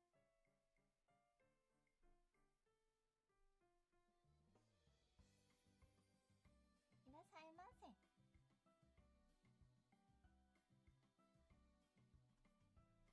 新衣装記者もありがとうございます。ありがとうございます。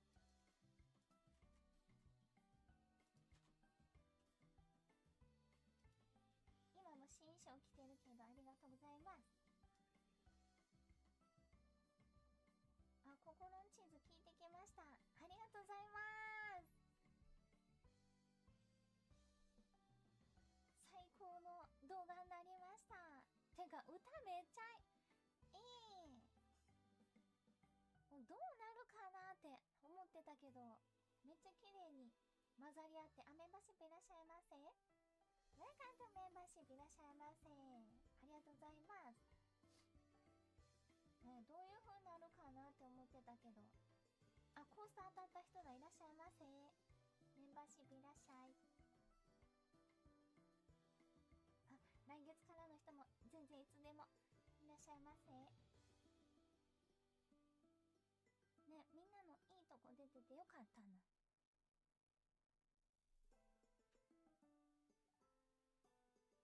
だいぶ前から匂わせてるお知らせがすごく気になってる。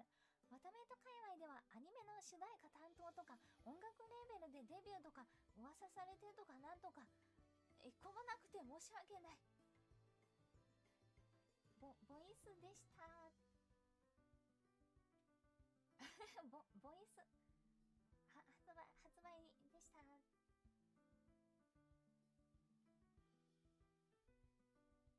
いろんな噂が。普通の巻の噂。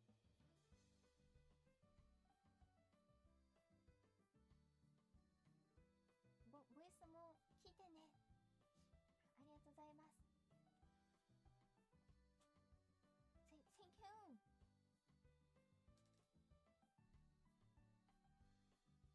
まあ確かに重大告知とは言ってないもんね。確かに。あ、エイプリルフールもお楽しみに。ありがとうございます。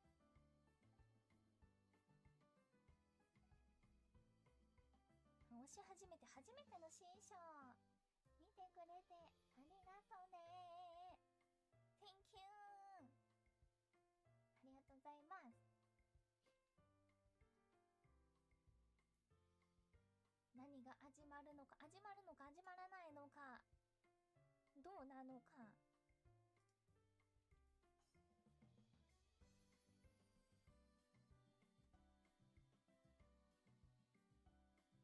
ありがとう。予想もなんでみんなわかるんだろう。制服すごい多かったんだけど、なんでシルエットでこんなに寄せれんの。すごくない？いつも思うけど、結構シンプルなシルエットだったと思うけど、透けて見えるんだ。こうやって薄めで。メンバーシップいらっしゃいませ。ウェルカムトゥメンバーシップ。あ、制服欲しいって言ってたから確かに見聞色か。あ、まあ、季節もそうだね、3月だからね。散々制服欲しいって言ってたっけ。言ってたのかも。言わないようにしなきゃ。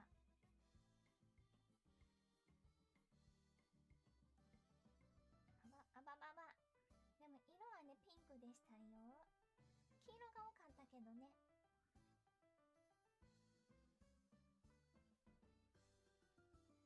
エラーの頃から言ってた。確かにエラーよくわかんねえからいいやと思って参加しなかったらみんな制服着てるやん。くー、エラーやんないともらえないんだ。制服畜生畜生。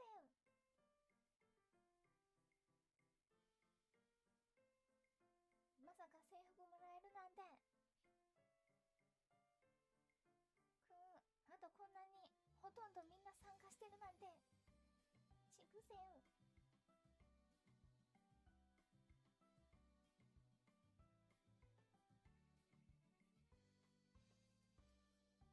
まあでもいいんだ、これがあるから。メンバーシップいらっしゃいませ。ギフトもありがとう。Welcome to メンバーシップ。自分で作ってママに言うもんメンバーシップいらっしゃいませ。Welcome to メンバーシップ。いいもん、ママに頼む。ママママ、渡辺だけ制服ない。ママ作ってもらった。ママ制服作って。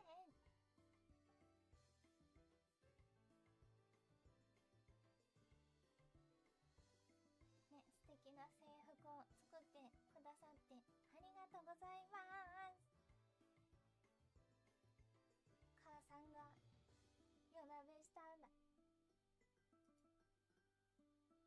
ありがとうございます。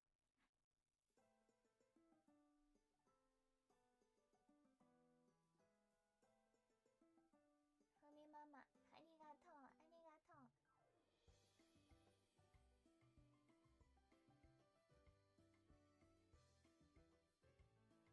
渡目が弾け飛びそう。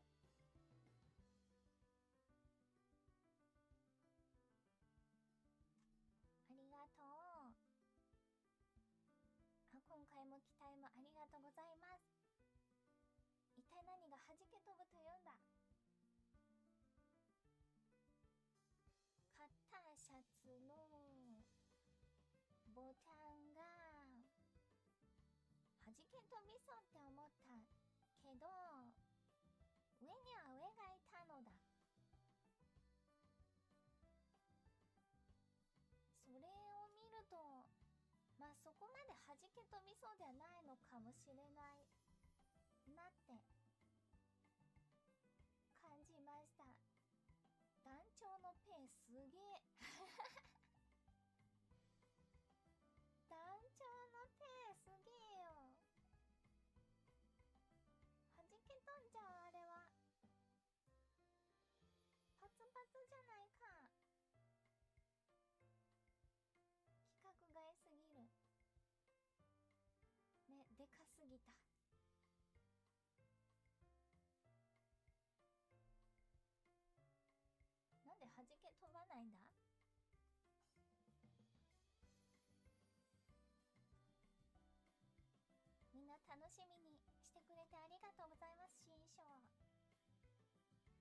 がとう。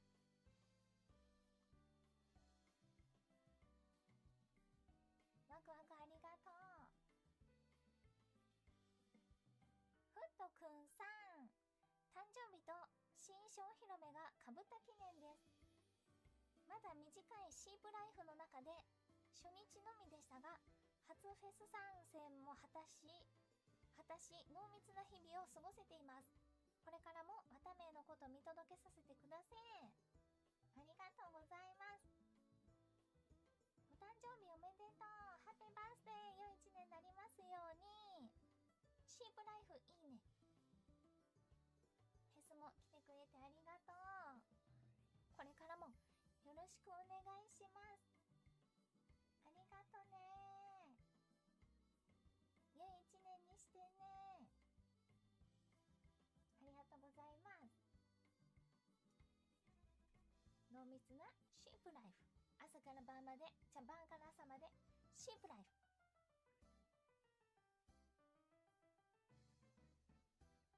ありがとう。かわいいもありがとうございます。コナルルさん、レッドスーパーちゃん、センキュー。無言スーパーちゃん、いつもありがとうございます。大事にさせていただきます。いつもありがとう。感謝です。あ、翻訳です。だって。気をつけなはれや。ありがとう。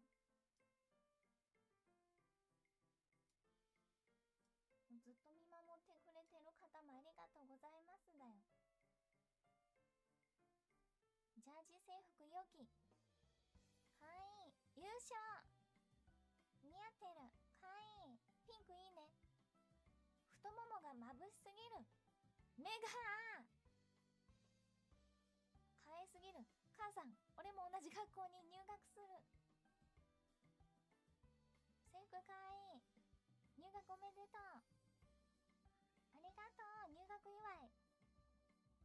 とってもかわいい。ありがとうございます。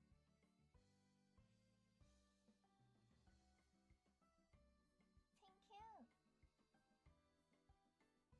新書かわいい。ありがとう。こちらこそ。春らしい桜色を基調とした可愛らしいデザイン。素敵です。ありがとうございます。前から欲しいって言ってたもんね。ドキ。ありがとうございます。ボサ髪ロングよ。ありがとう。まさかのギャル綿。ヤンキーと思ったら顔が見えていつもの綿目で安心しました。ちょっとギャル味あったんかな。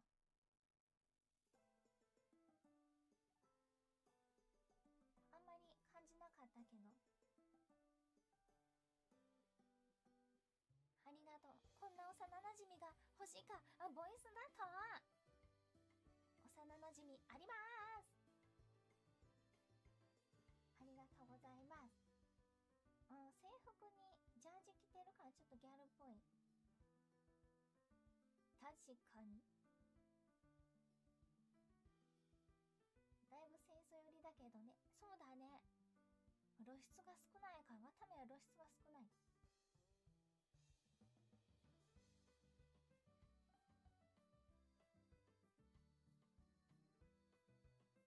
ボサの方だと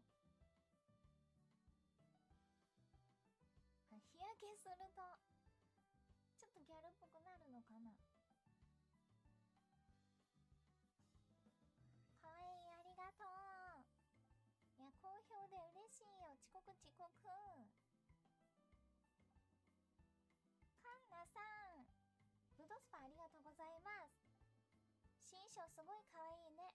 ジャージありもなしも両方かわいいし、普段の髪型もボサ髪もかわいいね。ジャージ脱いだ後のペイの圧がすごすぎてとにかくすごいです。こんな頭と一緒に過ごしたいだけの学校生活でした。ありがとう。てんてんてんってなってる。ブドスパありがとうございます。めっちゃ褒めてくれてありがとう。やっぱペイの圧すごいよね。もうやっぱすごいんだ。綿目のペイ圧はすごいんだ。ブドスパセンキュー。ありがとうございます。ね、すごくなさそうに見えるけどすごいな。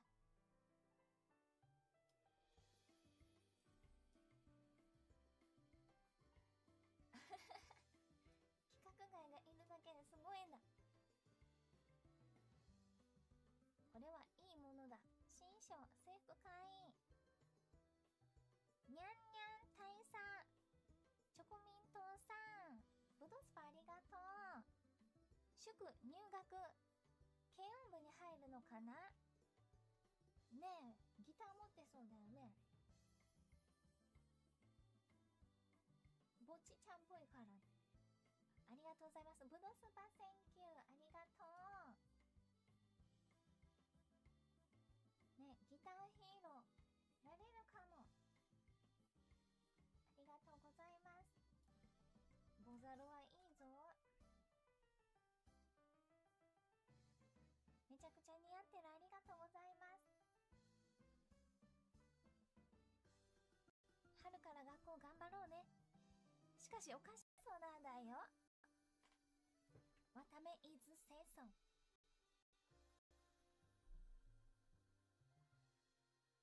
わためちゃんかわいい。タイを緩めたり腕をまくったり、ちょっとルーズにしてても漂う優等生感似合ってる。ありがとうございます。何かな。わためイズセイソン。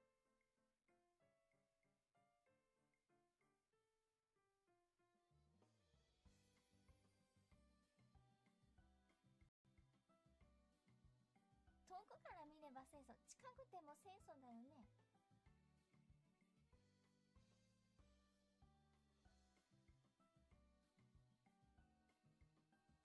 ふむ、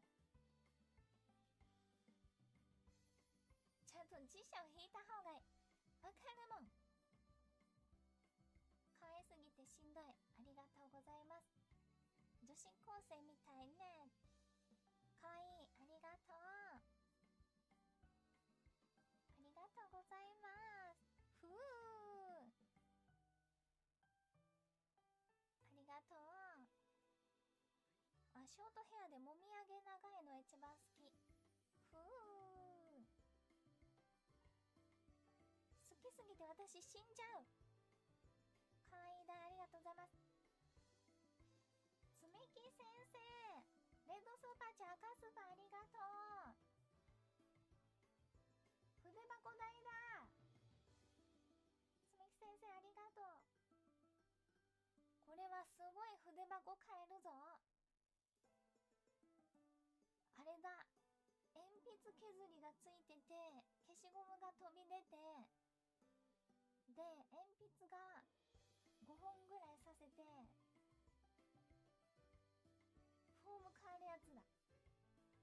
ガシャンガシャンガシャン。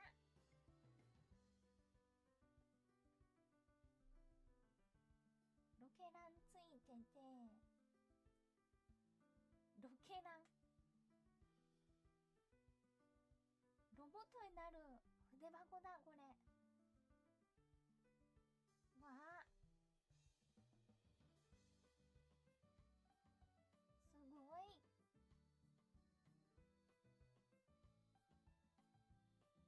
この筆箱がギリワルロボになるんだ。トランスフォーム。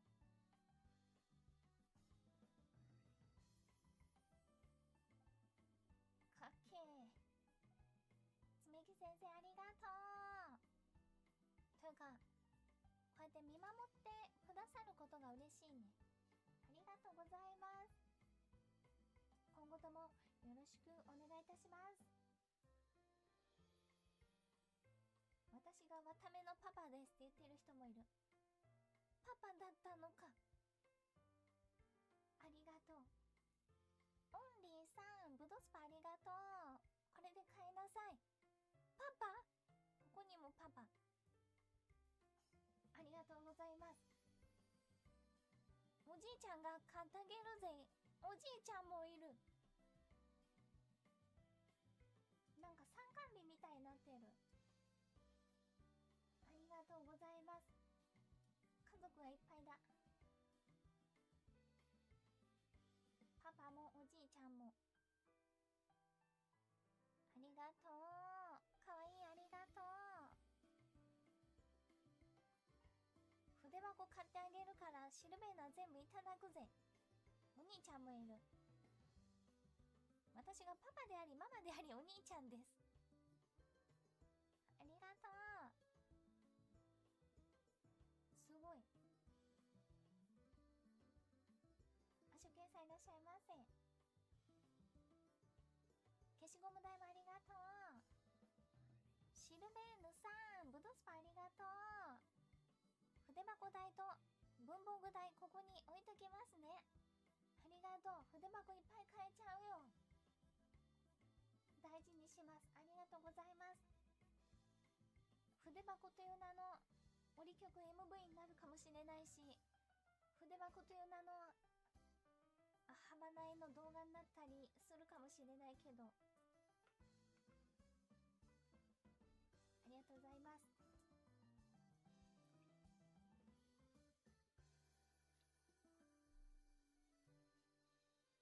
新曲筆箱。パパも兄ちゃんもママもくれた筆箱、こんなにあっても使わない筆箱。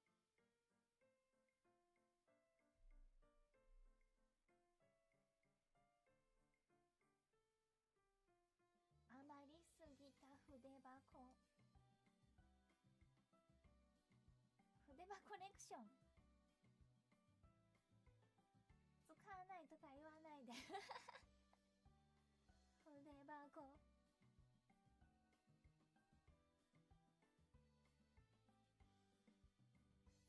六丁でいこう。筆箱じゃがじゃがじゃ、筆箱じゃがじゃがじゃがじゃが。今日は缶の筆箱、明日は布の筆箱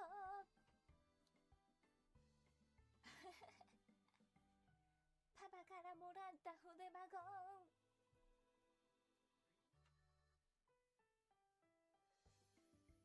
日替わりの筆箱、日替わり筆箱。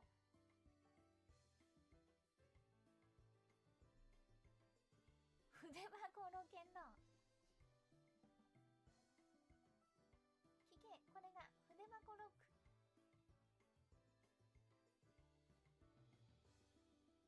不況用にしたっていい。筆箱余りすぎたからポーチにする筆箱。ウドスパありがとうございます。遅刻遅刻ってパン加えて走ってください。運命の出会いのやつ。ありがとうございます。新初回ありがとう。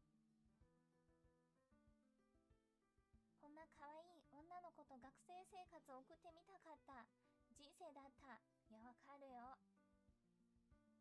わかる。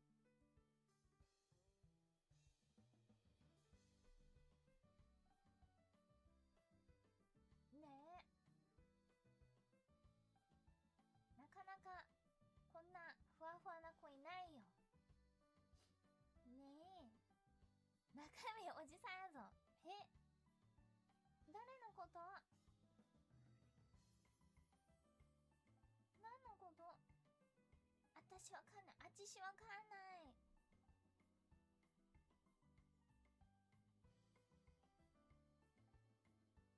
そんなこと言ったことない。あてしわかんない。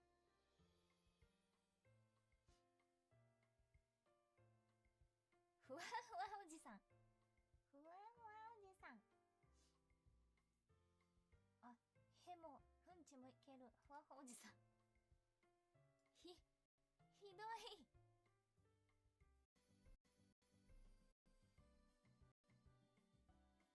いろいろ最悪だよ。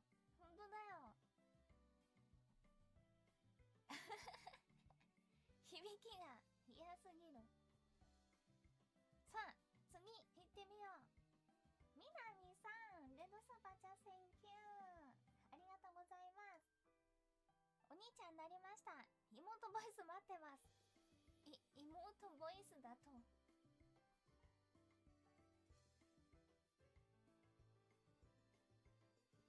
確かにあまり出したことないかもしれない。スーパーちゃんありがとう。お兄ちゃんにしたからには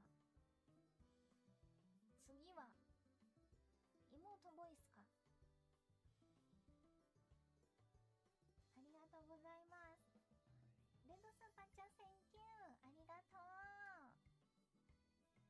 どけ、俺がお兄ちゃんだ。いや、俺がお兄ちゃんだ。妹になれ。またメイト妹になれ。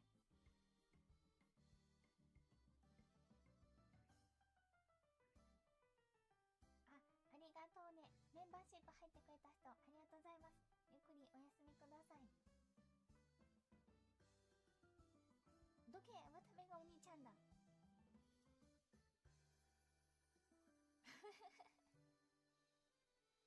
あら、かわいい。妹抱っことペロペロ。まずい。まずいまずい。流れを断ち切らないとまずい。ありがとう。メンバーシップギフトじゃないけど、スバちゃんありがとう。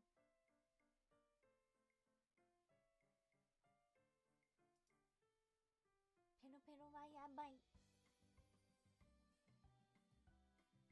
新衣装ギャンカーです。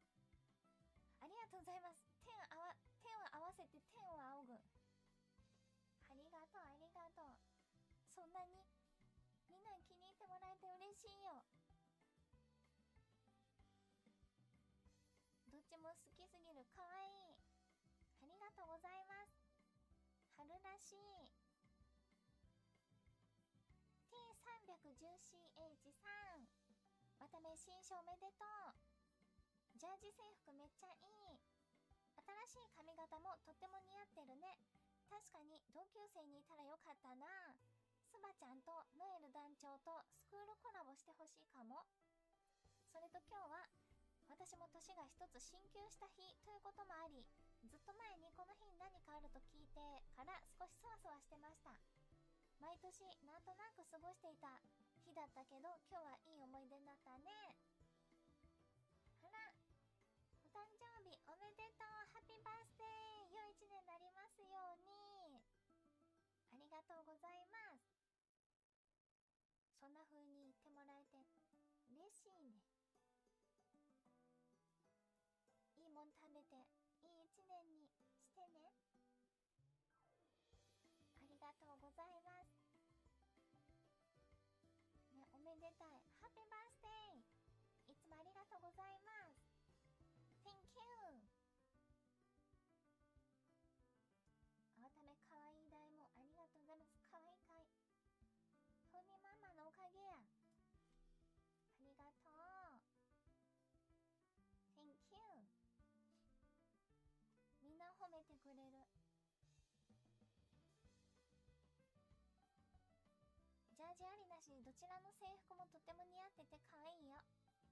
これからも押します。ありがとうございます。ゆふみママもありがとう。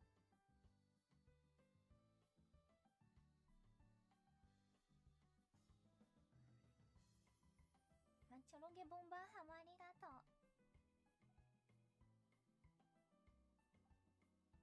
ありがとうありがとう。あ、ボイスもぜひ聞いてください。ありがとう。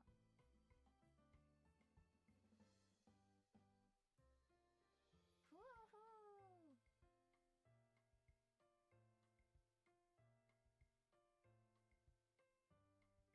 ふうふうふう。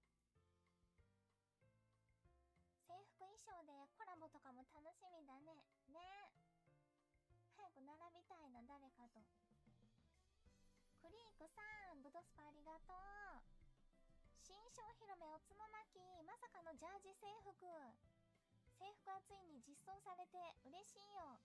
春らしいピンクメインの衣装が綿目に似合うね。可愛すぎる。さらにボサボサ髪、ずっと前からボサボサスタイルを待っていたから本当に嬉しい。でもチョロゲボンバーも捨てがたいな。さらにボイスまで、しかも幼馴染設定。もう脳みそが処理しきれないぞ。俺の幼馴染が可愛すぎる。ありがとうございます。フドスパセンキュー。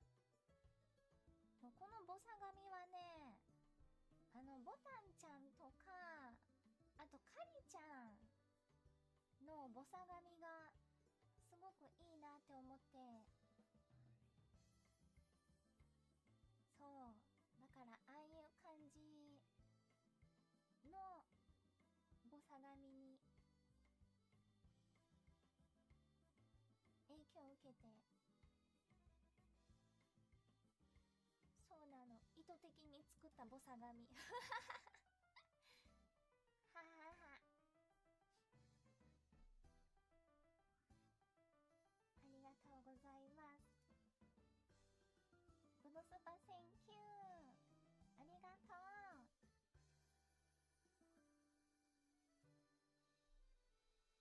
そう、結構ね、ボタンちゃんの髪型とか影響を受けてるね。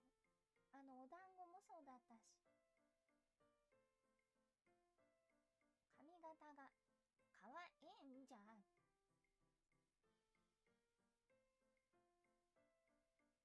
そう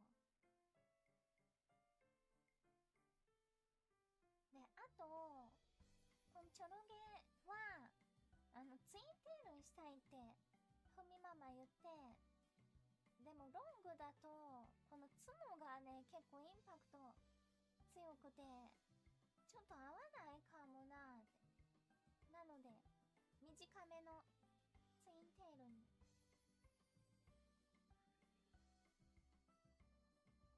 なりました。チョロゲツインテボンバー。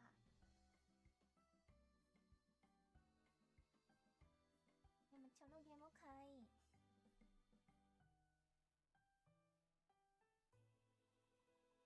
そうなんだよな。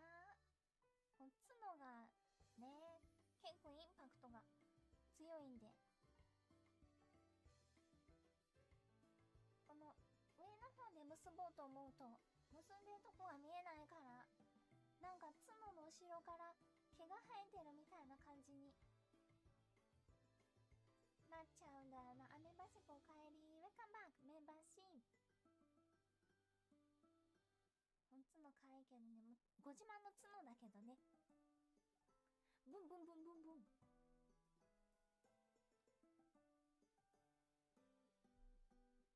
アメバシコおかえり、ウェルカムバックメンバーシー。ブンブンブンブンブンブンブンブンブン。パープー。あ、角から音色が。スーパーチャセンキュー、ありがとうございます。耳もあるからなおさ、そうだね、あちこちにある、いろいろ。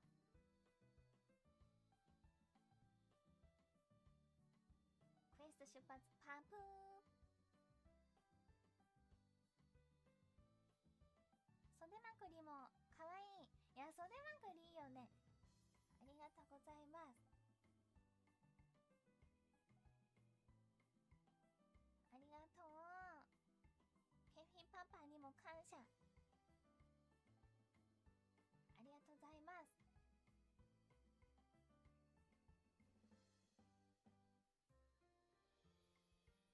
Thank you。今回もケフィパパなのかな、そういえば。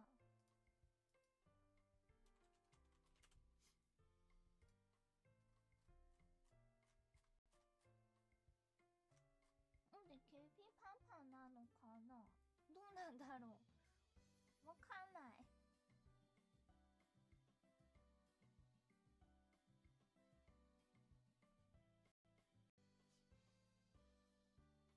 でも誰も言ってないってことはパパなのかも。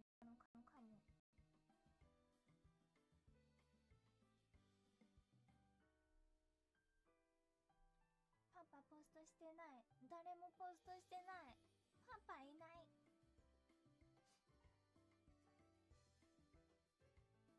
どうなんだろう。なんか忙しそうだもんね。最近あんまり見かけないケフィパパ。パパパパパパイ。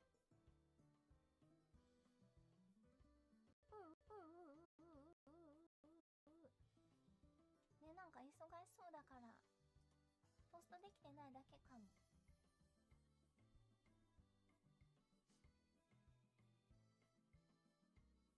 パパはお仕事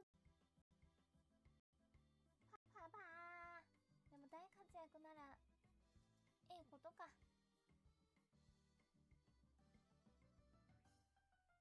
なんかみんな忙しそうだ。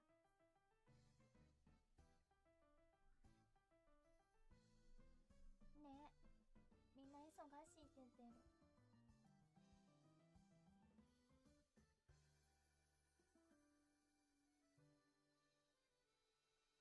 シュンシュンシュンシュン。年度末だし、確かに。新書おめでとう、ありがとう。チャコさん、レッドスーパーチャーセンキュー。赤スパありがとう。弾けるとはそういうことだったのか。ボールペンが何かとは言わないけど圧で折れちゃわない？ここからは黙読で大丈夫だよ。はい。おー、お誕生日だ。ハッピーバースデー。良い一年になりますように。お誕生日おめでとう。ありがとうね。ボールペン折れちゃうかな。それはそれでなんかイリュージョンっぽくてかっこいいな。今からこの左胸のところに力をためます。そしてこのボールペンを折ってみたいと思います。バキ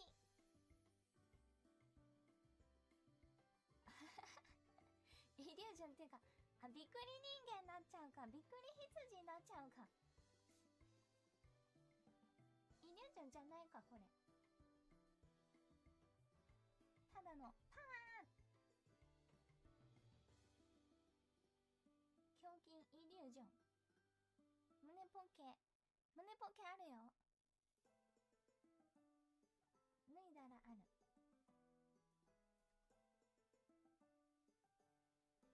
びっくり羊イリュージョン。スーパーチャーセンキュー。ありがとうございます。もう大変なことになっちゃう。割れたら怪我しちゃう。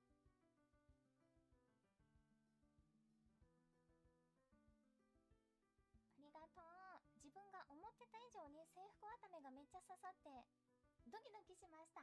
あ、初見さんいらっしゃいませ。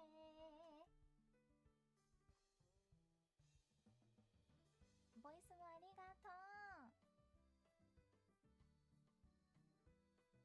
新衣装予想かなり的中してたね。ねえ、こんな当たると思わんかったな。ポケットにワタメイトのスマホ書いてる人とかすごいな。なんでそんな細かいとこまで当てれるんだ。傾向がバレている。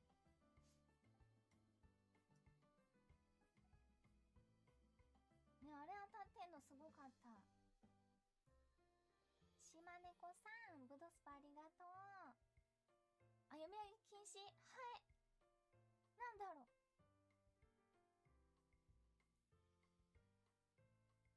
ふんふん。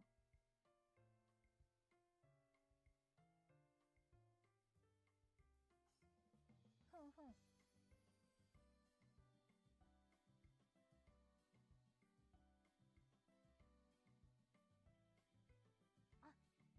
ありがとうありがとう。めっちゃ褒めてくれて恥ずかしいんだな。これ読まれるのが恥ずかしいんだ。ありがとうございます。ブドスパセンキュー。ありがとう。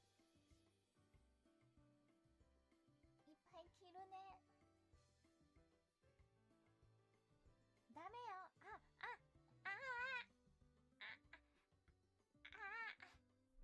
言ってない言ってない。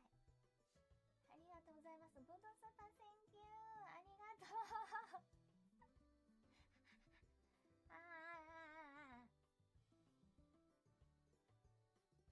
漏れちゃう。危ない。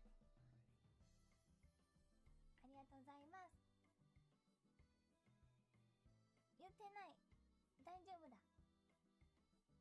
ギリギリ大丈夫。ありがとう。ガーゴイル柄で笑ってベッドから出る元気もらったけど、体調良くないのか大丈夫かな。あく元気になれ。ボイスもありがとうね。ありがとう。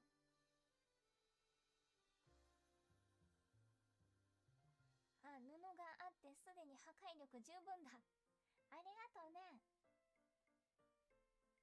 渡目の衣装はいやらしい窓がない。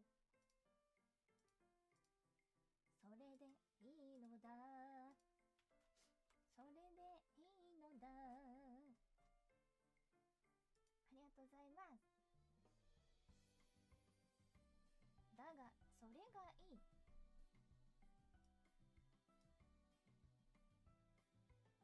羊は王道へ行く。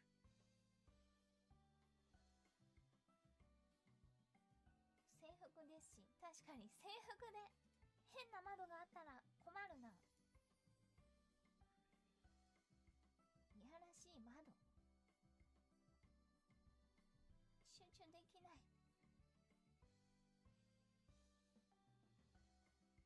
ありがとう。安ギルもありがとうございます。ジャージとの相性が良くて最高だ。腕まくりもいい。ボイスもありがとう。聞いてくれて感謝です。ありがとうございます。Thank you。寝る前に来てくれた人もありがとう。そう、3日ほどお休み、配信お休みいただくんだけど、みんなどこにも行かないでね。忘れないでね。渡部のことのだめでありがとうございます。忘れないでね。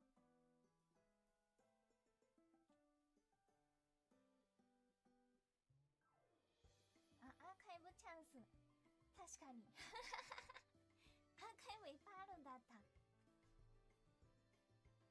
毎日何かしらアップもされる。確かに3日後に渡部チャンネルでしゃぶ葉行く人も思い出してね。しゃぶ葉食べながら渡部のこと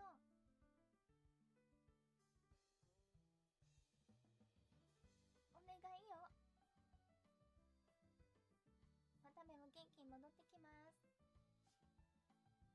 ミルクティーさん、レッドスーパーチャーセンキュー。赤スパありがとう。こんばんドドド。最近のフェスお疲れ様。今日の新衣装本当にめちゃくちゃ可愛かったよ。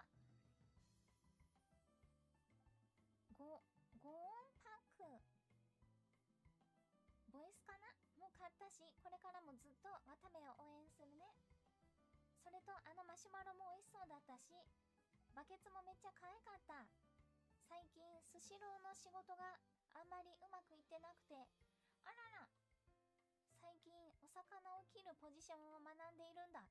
ちょっと大変だけど渡部の応援があれば頑張れると思う。だからお願い。バカ変態うるさいって言ってほしい。ちょっと変なお願いかもしれないけど。ほう。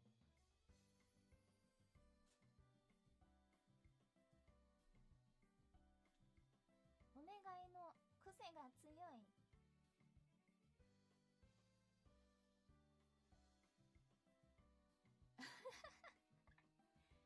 特殊だな。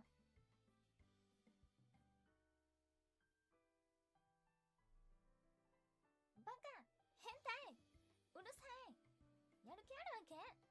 魚に負負けてどうすんのよ。あんた羊でしょ。魚ぐらい切れるようになりなさいよ。合ってる？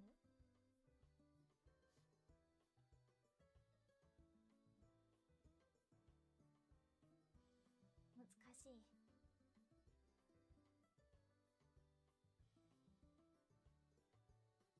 いいのか、付け足えちゃった。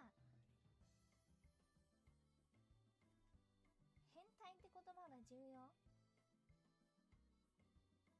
バカ、変態、うるさい、変態、変態、変態。赤スパありがとう、変態。ありがとう、頑張ってね。応援してるからね。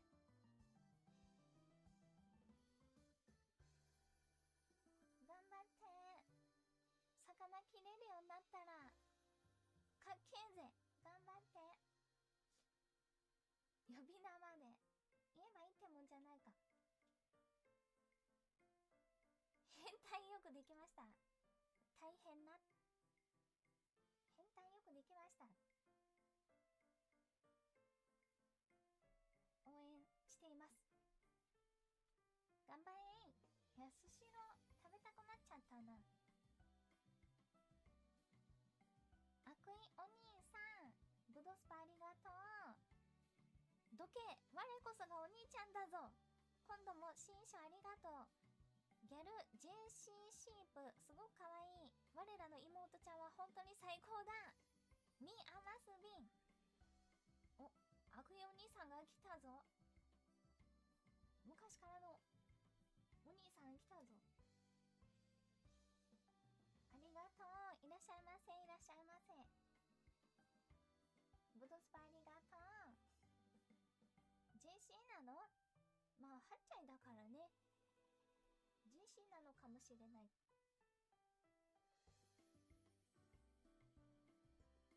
あ、8歳は JS。 あれ、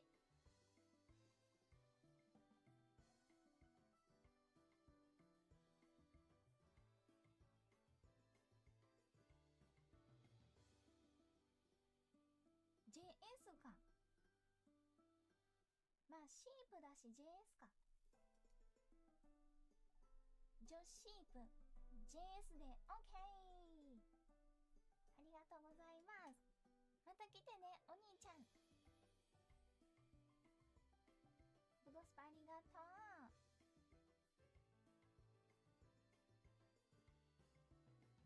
まったり声とマッチしてるもありがとうございます。声と合ってる？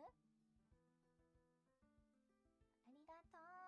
あ、船長もおめでとう。ありがとう。帽子をかぶっただけで船長になれるんだよ。ありがとうございます。大好きもありがとう。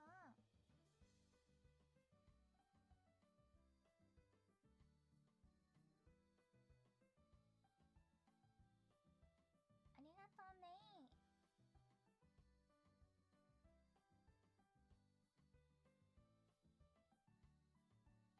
かわいい。あかんよ。かわいすぎる。こんな妹が欲しかった。ありがとうございます。どけ、渡目が船長だ。どけ、渡目が船長だ。心の地図、うるせえ、聞こう。ありがとうございます。あ、新衣装可愛すぎます。角ドリルしてほしいです。この衣装でなんか今日は変な人が多いな。まったく M なんだから。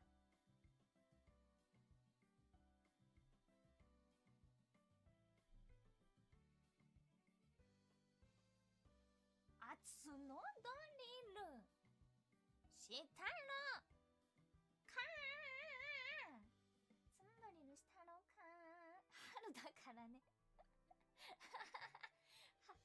春だからね。ドリリリリリリリ。吹いてきた。夏のドリルしたろか。角巻や。もう春だったな。ね、でもなんか3月はね、急に寒くなったり雪降ったりもするから油断できないよね。ありがとうございます。スパチャセンキュー。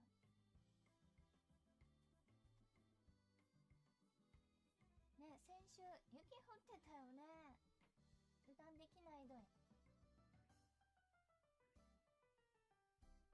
また来週冷えるんだ。今日とか暖かかったけどね。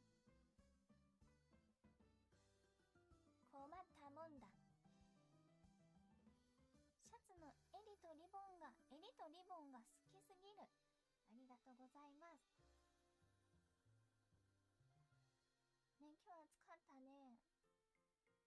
なんか3月が寒くなったり暑くなったりで、どうしたらいいかわからない。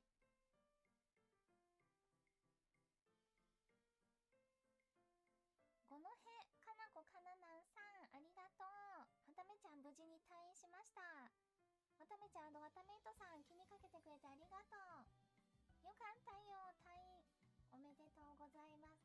いや、まだまだお体お大事に気をつけてね。ね、体調崩しやすいから。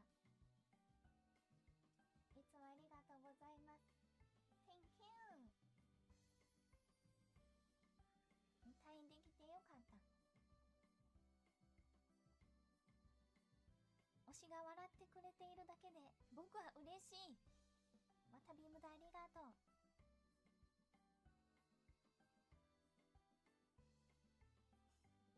ありがとう。自分の推しが自分の好きなゲームを配信している幸せ。ライブでは全て見れませんでしたが、少しずつ拝見させていただいてます。あ、モンハンか。ありがとうございます。これからも応援してます。ありがとう。まあそうだよね。みんな好きなゲームとか、まあ、系統がある中で、それを実際に推しがやってくれるかってわかんないもんね。推しのスタイルがあるから。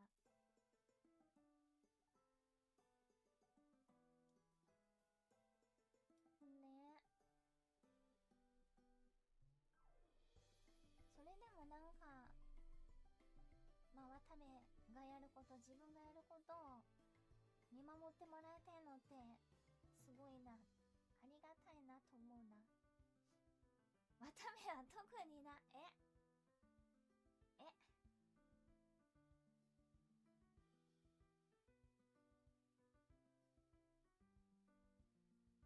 そうだね、確かにね。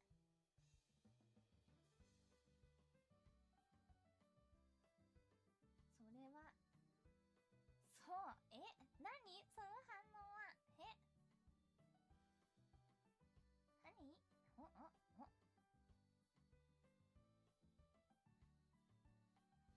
あんまりやらない系をやってるってこと。妹にしてありがとうございます。ゴーマイウェイ。そうだね、ゴーマイウェイ。まあ、やったとしてもプレイスタイルもね、あれだからな、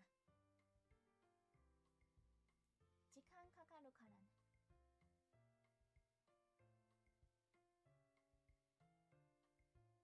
いつクリアすんのんて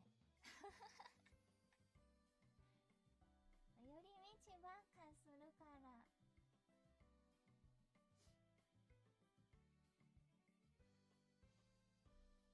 流行りのゲームを流行りの時期にやることは少ない気がする。そうかも、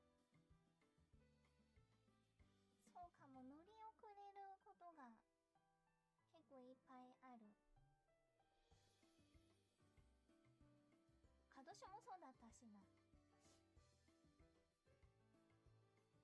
今ポケモンやってない。もうワイイルズとマイクラで手一杯。手一杯だよ。やってんだけどブームが去っちゃう。てか時の流れが早すぎる。ホロ8も確かにできてない。あれ気になってんけどね、これ新作なのかな。ホラゲのなんだっけ、心霊物件だっけ。これって新作なのかな。最近みんなやってんけど。ホロ8はまだ。あ、新作なんだ。これも気になる。怖いのかな。どういう系なんだろうな。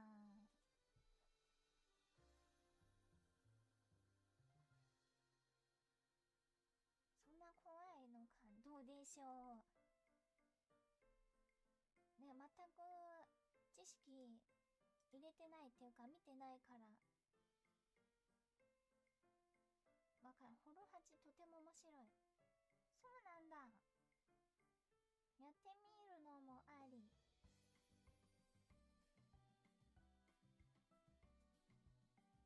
あり。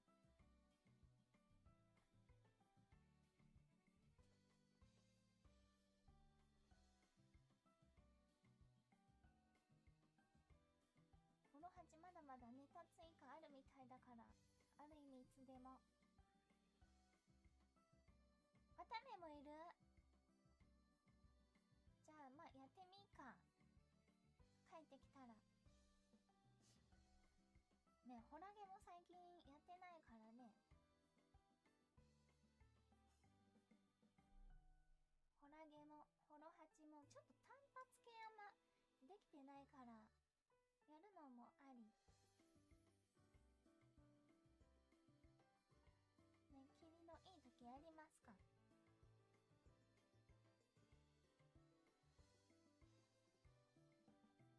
やりましょう。やりたいこといっぱい。ありがたいことやな。今日何しようかなっていうのが最近ないからな。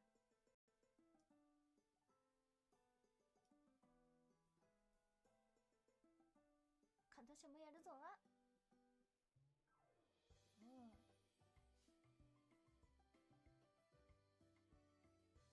やりましょう。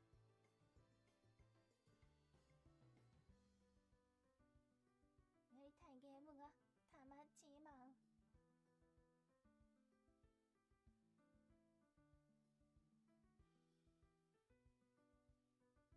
ありがとうね。わためのペースでいいからね。ありがとうございます。まあ、気が向いた時がやりたい時なんだろうと思いながら。でもちょっとふごちゃんがやってるやつ気になる。ポケモンだとね。なんだっけ、ダンジョンの不思議なダンジョンか。ポケダンちょっと気になる。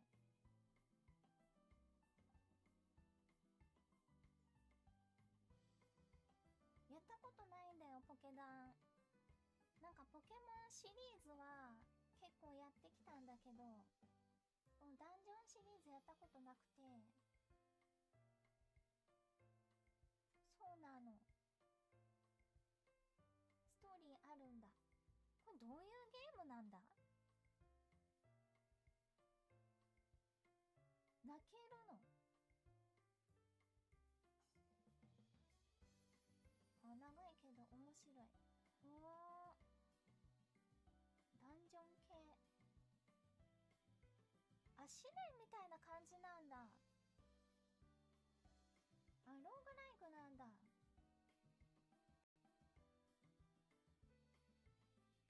ひりつくやつや。ボイテラもドキドキしたんだから200回までいけるかなって。はあ、そんな厳しくはないこれ1からやった方がいいのかな。映画並みのストーリーなの？気になる。渡部好きそう？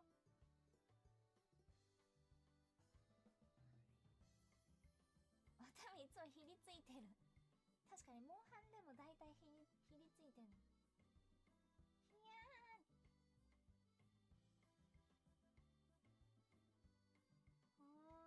スイッチでできるのは1なのか。なるほど。ちょっとあり。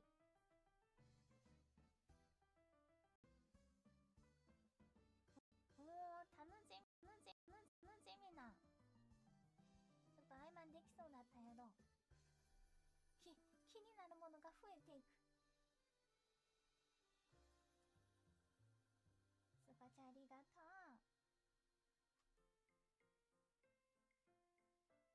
桜餅さんありがとうございます。新商お披露目お疲れ様でした。私事ですが、つい先日出荷いたしました。今でも夢に見るぐらい。去年のフェスでのフィンズの会場との一体感や雰囲気に衝撃を受け、それがワタメイトになったきっかけでした。ワタメイトになってからワタメの魅力にどんどん気づかされ、あっという間に1年が経ってしまった。これからもワタメの配信や音楽を楽しみにしています。またワタメが夢の舞台に立てることを願って微力ながら応援しています。ワタメ愛してんで長文失礼いたしました。素敵なスーパーちゃん出荷おめでとう。ありがとうございます。1年これからもよろしくお願いします。フィンズからだったんだね。そっからどんどん知ってくれて1年応援してくれてありがとう。これからもよろしくお願いします。いや、また一緒に歌いたいね。フィンズももうハリケーンは1回しか来ないから、もう来ないぞ。2度目のハリケーン。次は間違いない。ありがとう。めっちゃ可愛かった。ありがとう。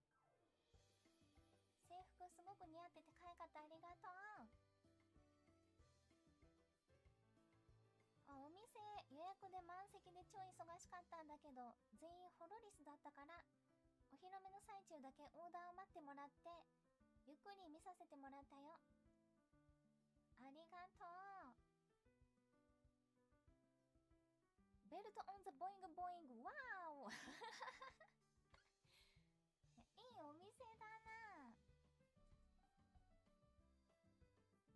いいね。ホロリスの集まるお店。わーお。知ってるよ。今日はホロカ大会があったんでしょ。知ってるよ。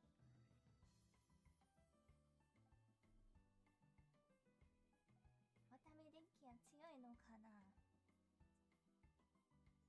まだわかんないか。何でも知ってるよ。知っていいよ。デッキ面白い。みんなじゃんけんしてるのかな。綱巻き。いや、綱巻きじゃんけんではないのかな。最初はグー、じゃんけんほい。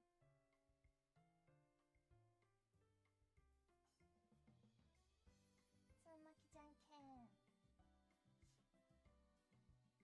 みんな開封してくれてんのも見てるよ。サインシークレット当たってる人とかもちらほら。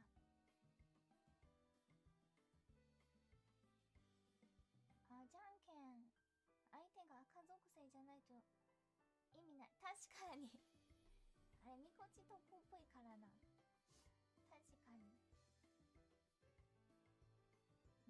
シークレット当てたよね。サインカードね当たってる人もちらほらいたり。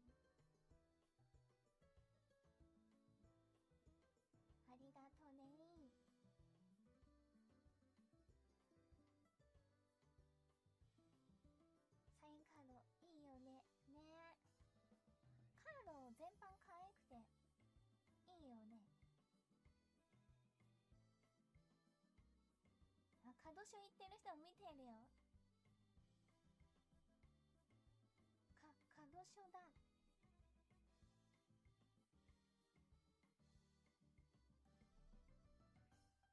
全部自力で揃えようって思うと結構大変だよね。デザイン最高ね。どのデザインが好き？渡部はやっぱかっこいいファーストライブ衣装のかな。頑張って優勝してみせます。頼むよ。やっぱり強いデッキには難しいのかもしれないけど、渡部の勝ってるとこ見て見て。渡部はカード弱いけど。ありがとうございます。スーパーチャーセンキュー。ここまでが新衣装お披露目でいただいたスーパーチャーです。メニメニスーパーチャーセンキュー。ありがとうございます。エール集めるの時間かかんのか。集まったら火力が爆発すんのかな。耐えないといけないんだね。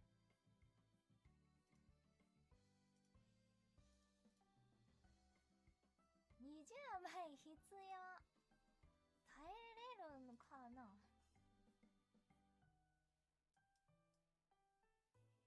エールを集めて大ダメージね。スロースターターなんだ。渡目デッキはようできたある。モンハンワイルズ上位行った時のスーパーチャー読ませていただきます。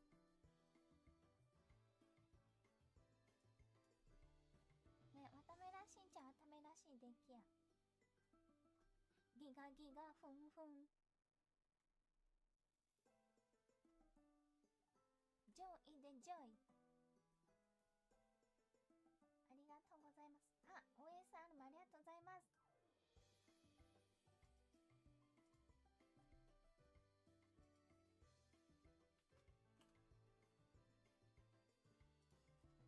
おいしょ。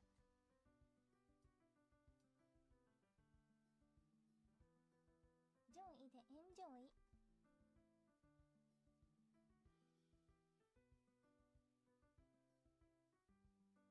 ありがとう。やっぱ上位は一発がでかいんだよな。半分ぐらい持ってかれちゃう。ありがとう。ボイス聞いたもありがとう。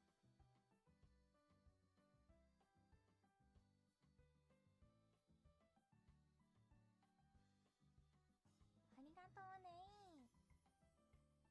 素敵なボイスありがとうございます。聞いてくれてありがとう。I'm so happy。防具強化しないとね。そうだね。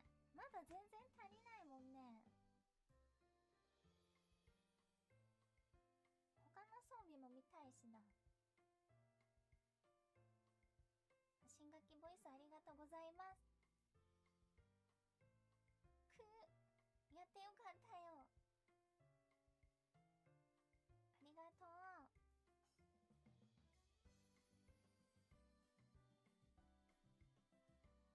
ザ・ジョーさん、スーパーチャーセンキュー。ブドウスーパーセンキュー。ありがとう。お、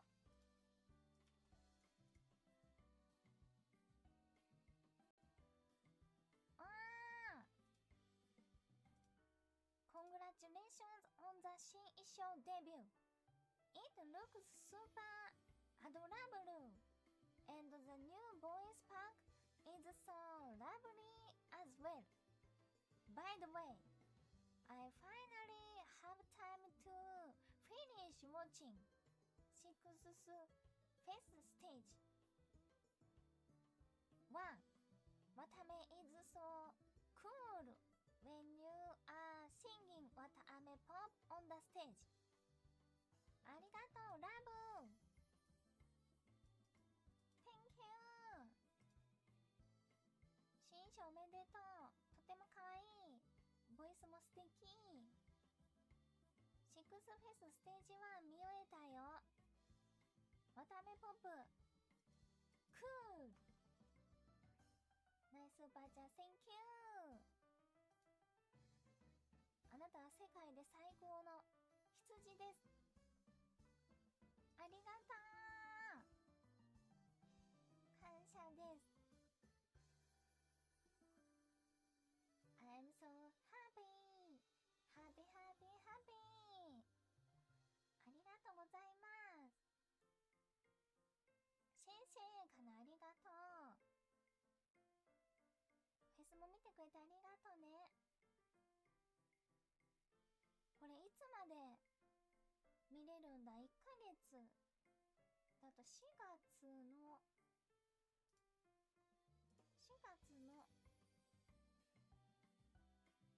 8とかなのかな。あ、まだ喋ってるよ。ペラペラペラペラペラペラペラペラペラペラペラペラペラ。アーカイブで見てくれてる人もありがとうございます。ありがとう。ペラペラペラペラペラ。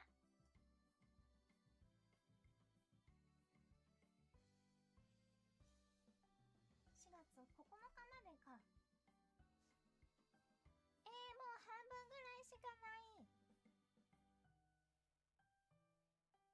いっぱい見てね。ありがとう。もう最近アーカイブ少し変わってて、もう一度見た方がいいよ。そう、変化わかんのすご。変わってんのわかるんだ。いっぱい見てくれてんだね。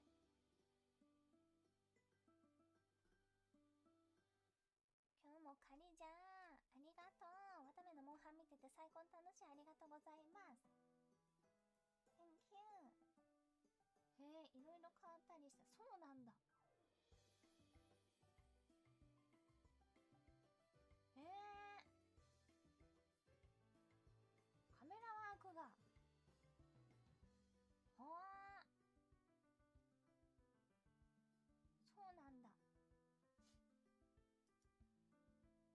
なんか結構いっぱいいろんなカメラがあって、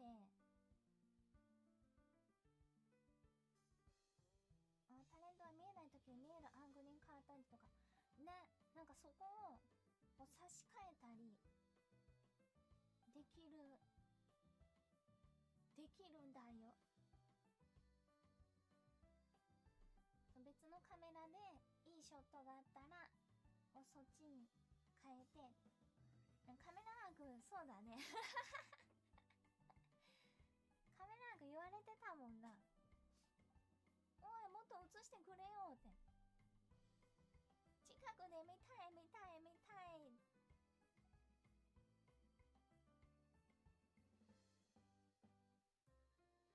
そうだね、そういうところ、まあリアルタイムだと難しいんだろうなとも思うけど、そこを多分変えてんのかな。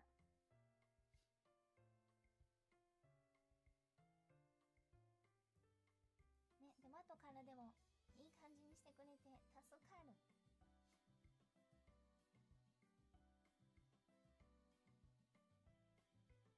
お、羊のデュエリストありがとうね。あ、待ってます。渡辺デッキ待ってます。ありがとう。 Thank you。 今までアーカイブ今回に時間かけてたのってそういうチェックなのかな。そうだね、渡辺の時もそうだね。パンツ見えてないかとかスカートがめくり上がってパンチュが丸見えになってないかとか、そうパンツチェックが入った。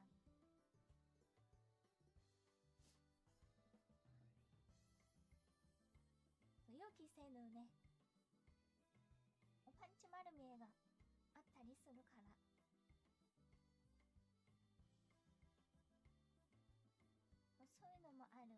虫羊。そう、守護神がいるんだよ。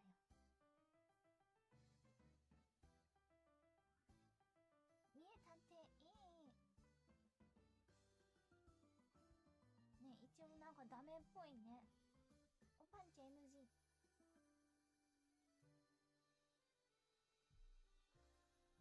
ねえ。まあそういうのとか、まあカメラのブレてるとことかかな。モルダイジルさん、レッドスーパーチャーセンキュー、ありがとう。ありがとうございます。ほう。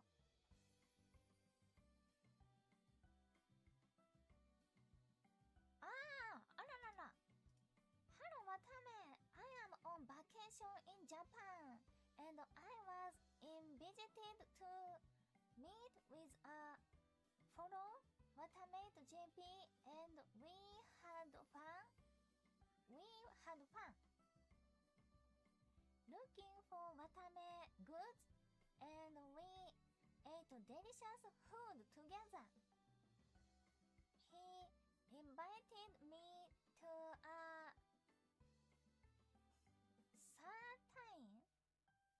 certain bar, and I met many Watamators, and we watched your outfit reveal together. メンバーシップいらっしゃいませ。Welcome to membership. とあるバーに行ったんだ。おお。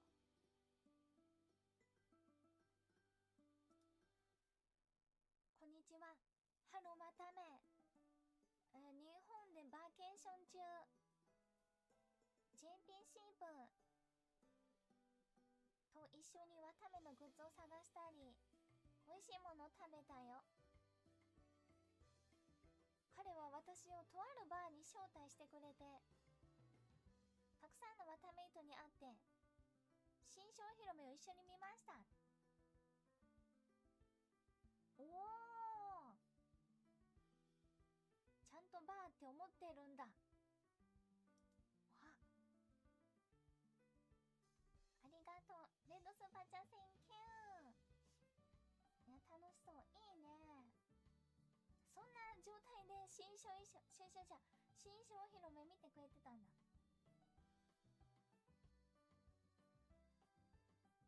ありがとう。アニゲンドッグの人頑張って。大変だ。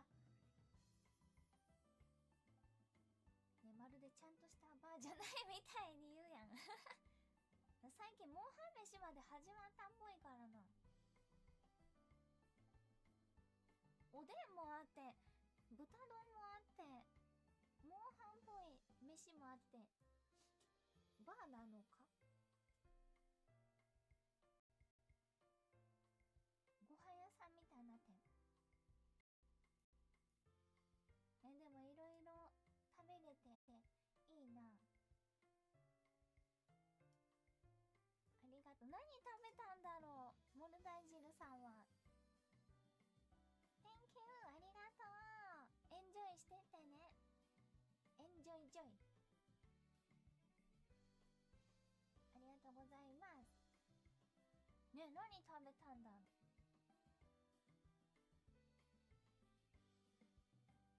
エホエホ。タシンさんがスーパーチャくれてる。タシンがエホエホしとる。スーパーちゃんありがとう。エホエホ。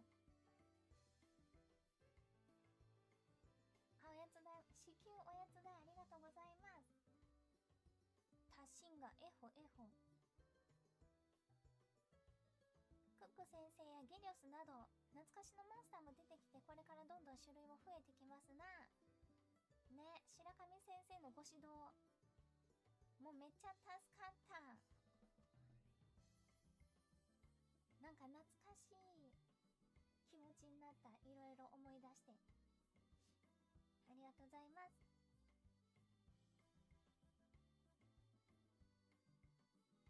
ありがとうね。あ、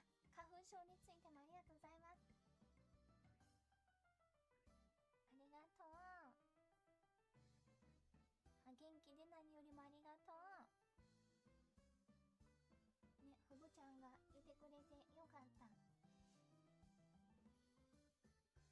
わけはダメだったよ。好感度の問題じゃないっぽい。難しい世界だな。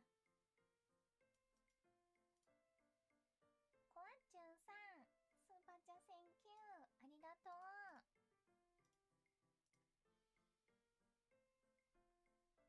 ダメだったね。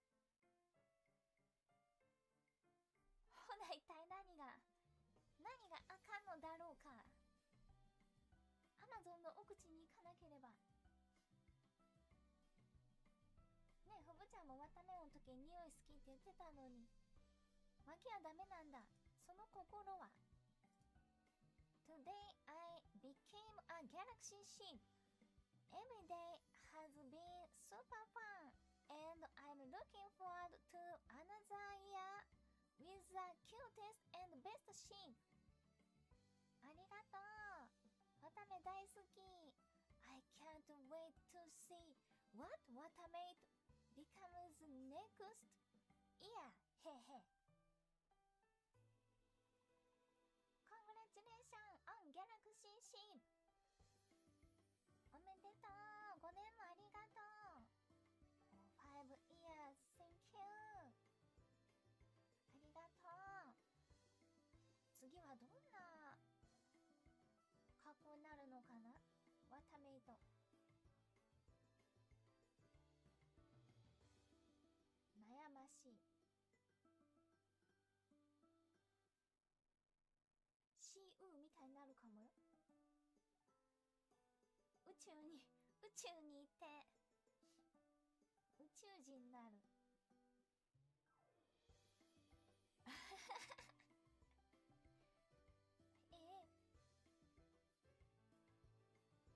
シープーになっちゃうかも。火星羊爆誕。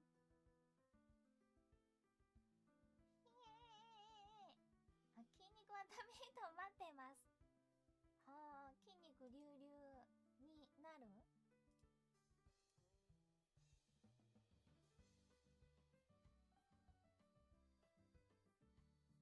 いやー、ね、女子シープバイバイになんない？大丈夫かな？ちょっと心配になってきた。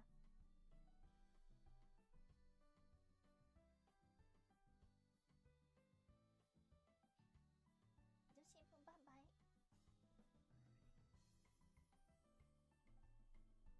何がいいかな。もう一回出荷してもいい。ハラムチョップか。次はね、また会議しましょう。女子部いるよ。女子部去らないでね。女子部そばにいてね。今度面言で会議しよう。早めに会議した方がいいな。そうしよう。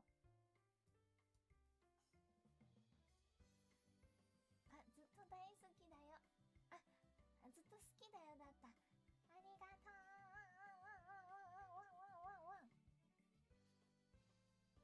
ありがとう。いや、まだね、6年目のバッジ設定はできないんだけど、でも早めに決めて作っといた方がいい気はする。間に合わなくなっちゃうかも。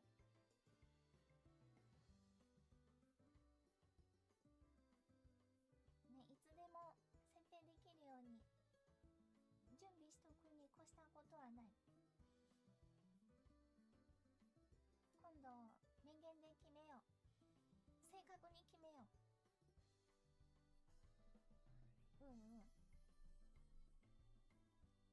ありがとうね。みっちょんさん、初見です。ガンランスだとガンサーの抹茶さんというモンハン配信者さんが動きとかの動画を出されているので参考にされると良いかもです。ありがとうございます。ガンサーの抹茶さん見てみよう。あ、有名な人なんだ。あんまりそのと知らなくて、誰を見たらいいんだろうって思ってたけど、そんな有名なの？ガンサーで有名な人、頂点だよ。へえ、有名なモンハンプレイヤー。そうなんだ。自分も参考してる。へえ、抹茶さんかガリレオさん。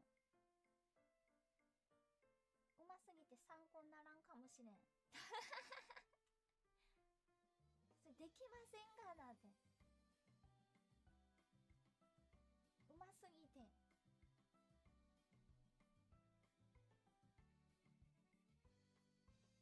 確かにね。やろうと思ってもできないこと結構あるからね。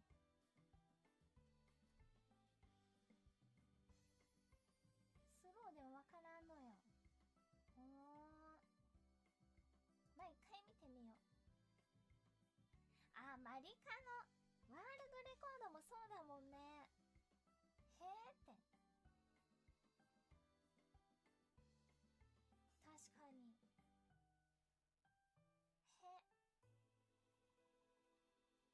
どうやってそこ行ってますの？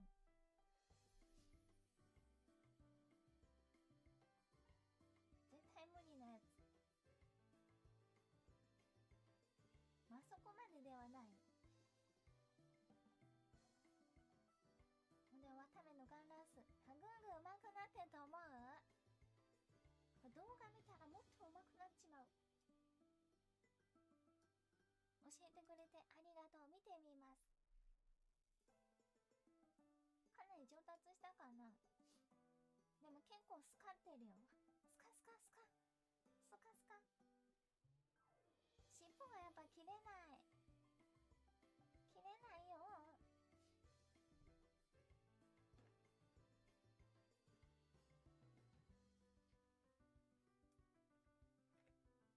あとは集中モード。ふむ。半分くらいコメント見てるからな。確かに。昔よりは使ってない。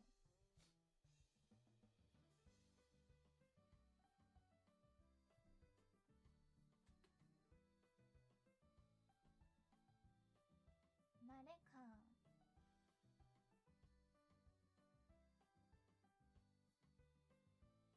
ジャスが語の派生は勉強しといた方がいいかも。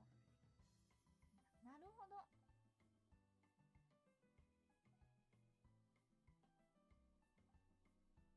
あ、でもそうだね。だいたいどういう操作したらどう動くかっていうのは把握できてきたけど、多分全部はできてない気がする。他にもいろんな攻撃がありそう。集中モードすれば相手の方に向けるから当てやすくなると思う。なるほどな。あれも多分ロックオンもやった方がいいんだろうね。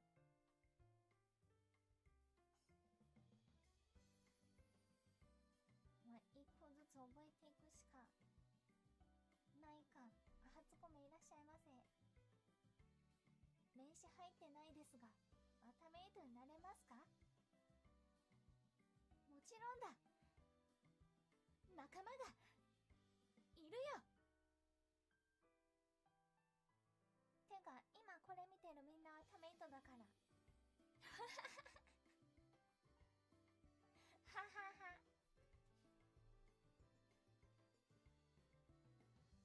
ここにいる人みんなワタメイトだと思っているから。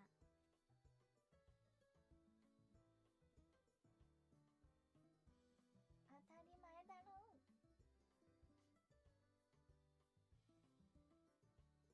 あ、録音は別にしなくてもいいのか。ね、スパチューミ見てくれてる時点でな。ね。本当にね。メンバーじゃないですけど、メンバーじゃなくてもまたメイトなんだ。俺たちはファミリー。ギフトありがとうございます。そうだよ。気にしなくていいんだよ。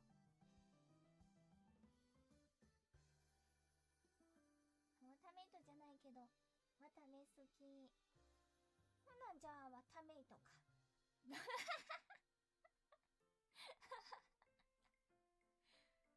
話の通じないタイプの羊。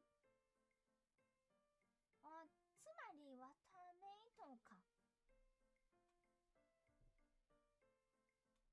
そうか。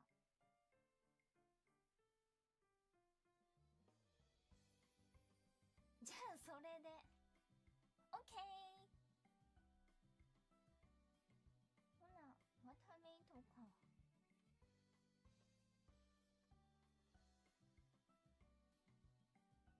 オッケー。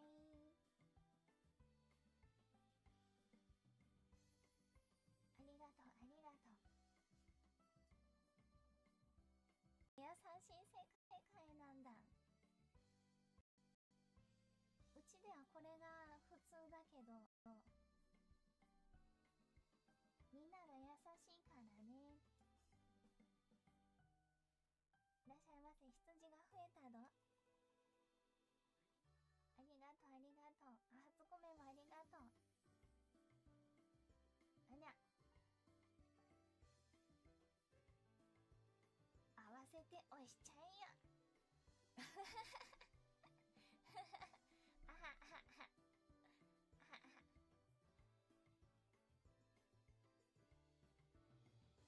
いつでもウェルカム。ラブ&ピース。ラブ&シープ。イエーイ。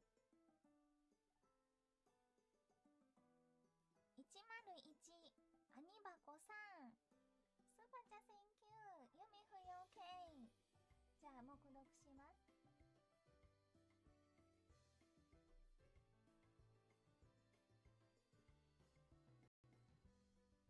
おう。うんうん。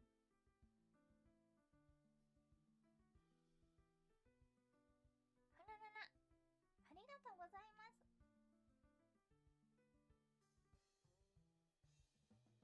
素敵やん。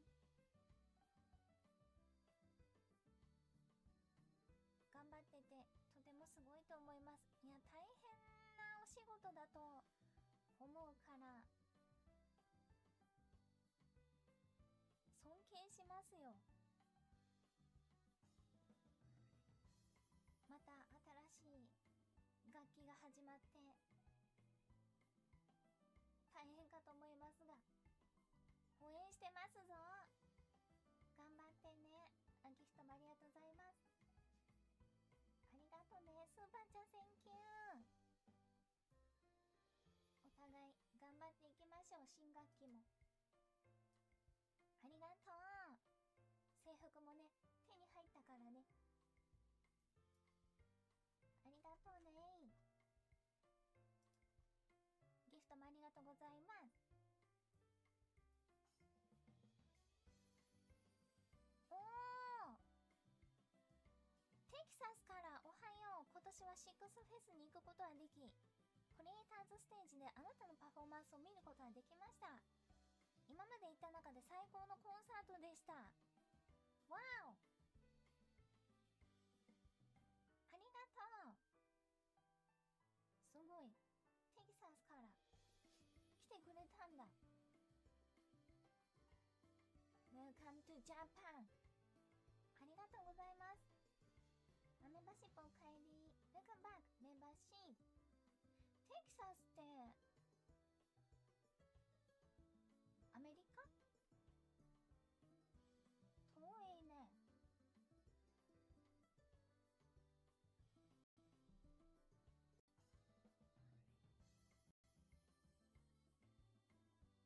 ありがとうね。カウボーイのイメージある。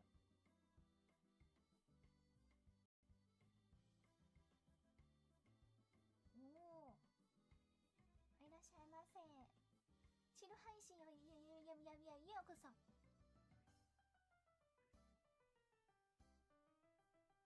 テキサスはず。あ、ワタバーガーあるとこだ。テキサスワタバーガーっていうハンバーガー屋さんがあるらしい。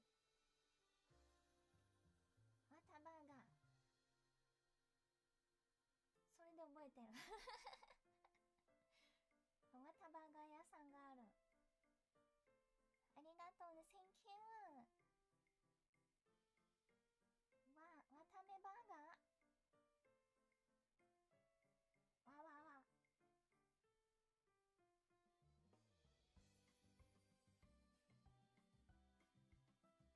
どんなハンバーガーなんだ。食べてみたい。ラム、さすがにラムじゃないと思うけどな。追加されてたらどうしようね。ラムバーガー。ありがとう。うまく立ち回れてありがとう。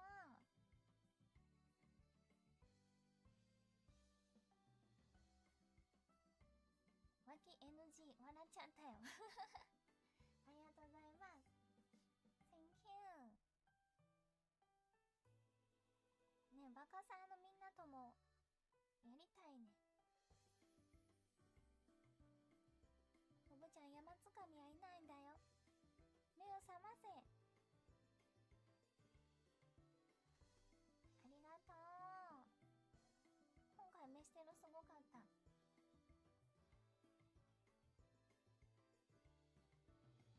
りがとうございます。いや、環境生物も教えてもらわないとあれ探すの大変だよね。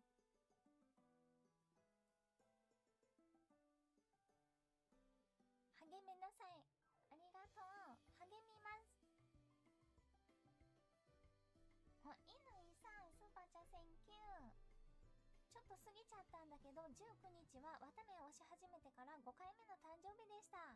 X で誕生日をたくさんの綿メイトにもお祝いしてもらったよ。ひっそりしているのにこんなにお祝いしてもらえて、綿メイトあったけー。それにしても5回ってすごいね。これからも綿目と一緒にたくさんの時間を過ごしていきたいな。お誕生日おめでとう。ひっそりハッピーバースデー。良い一年になりますように。ありがとうね。いつもありがとうございます。ひっそりそうだよ。綿メイトの言うひっそりはひっそりじゃないから。潜めてない人ほどひっそりって言うんだ。ありがとうね。これからもよろしくお願いいたします。いつもありがとうございます。ひっそり詐欺。ひっそり詐欺。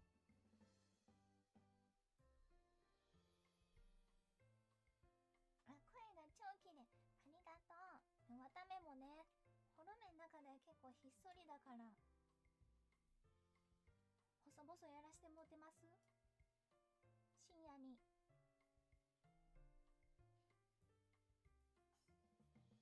綿目ひっそりこっそり、もう隠れ家みたいな感じで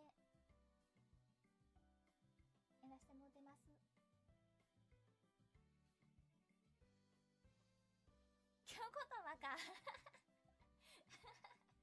いやいや、ひっそりひっそりやらしてもってます。細々やらしてもってます。いつもありがとうございます。皆さん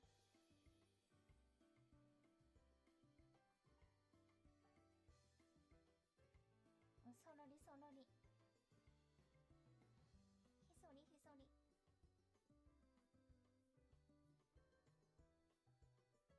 ありがとうございます。深夜はための独壇場。いや、そんなことないです。そんなことないです。そんなに見てくれてんだ。すごいな。ありがとうございます。手汗がすごいです。ありがとうございます。自信持てもろて、なかなか持てないんだけど、自信。汗がすごい。びしゃびしゃです。ね、最初は3000人ぐらいだったからね。スパチャミとかね。ホロリスの最終列車、混んでおります。最終列車。ラーメン屋さん。いらっしゃいませ。はい、今来た人いらっしゃいませ。心の地図のメンバーってどうやって集めたの？あ、あれはですね、ルイちゃんが、ホロライブの高根ルイちゃんが、語り合いたいっていう、配信企画をやってまして、で、その中の、ワンピース大好きな VTuber を集めて、語り合いたいの回の時に、あのメンバーが招集されて、呼んでもらって、集まったのがきっかけで、ワンピースについて語り合って、そっからですね、縁ができまして、はい。で、うちの、今のマネちゃんも、このメンバーせっかく集まったから、なんか歌ってみた動画とか、やったらいいのでは？お手伝いしますよって言ってくれて、で、間取り持ってくれたりとかしてくれて、いろいろ手配してくれたりして、完成しました。マネちゃんもね、これ結構グイだったね。グイ。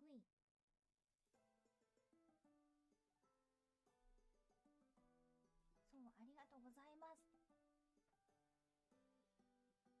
かなりアクティブ。ありがたい。でもやっぱ、ね、わため主導ではあるから、ちょっと船長の帽子はいただきましたけど、船長の帽子はいただきましたけど、はい。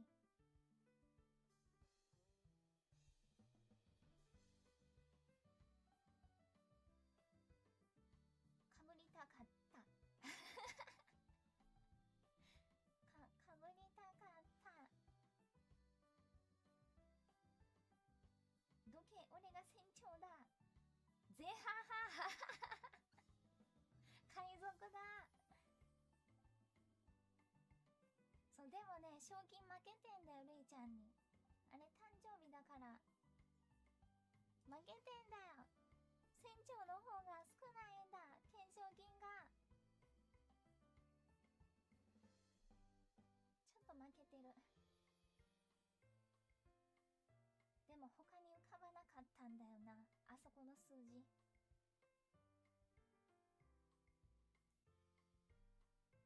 全然地図見てなかったね。そうだね。地図持って。こんな感じだったからね。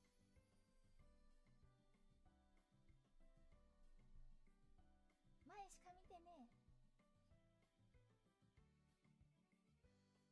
そう、でもね、サムネがめちゃくちゃ美しくて、のかさんに書いてもらったんだけど、めっちゃいいの来たな。見せたい。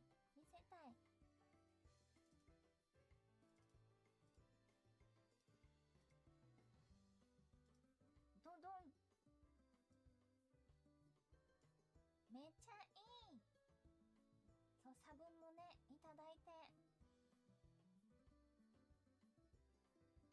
めちゃくちゃいい。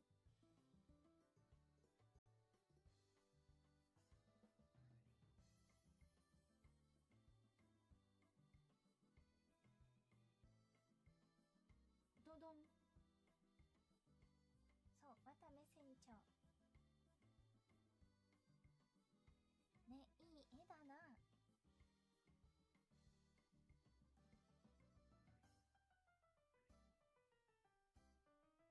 素晴らしい。コートも奪ったどうしてそれを一式船長セットを奪った。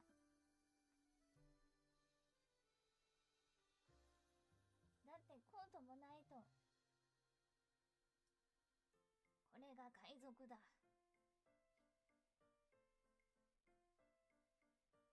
って染め直した染色した。ね、地図はね最初から持ってたよ。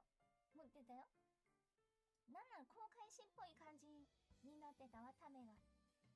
でもタメは航海士じゃない方がいいと思うの。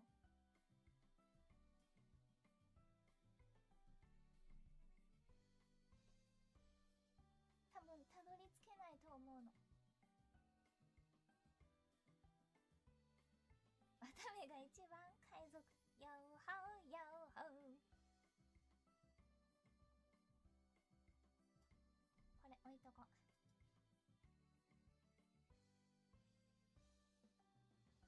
ワタメのいっぱい聞いてね。ありがとうございます。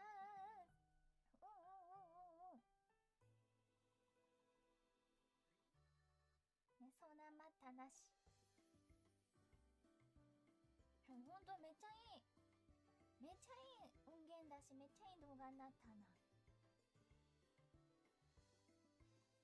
よろしくお願いしまーす。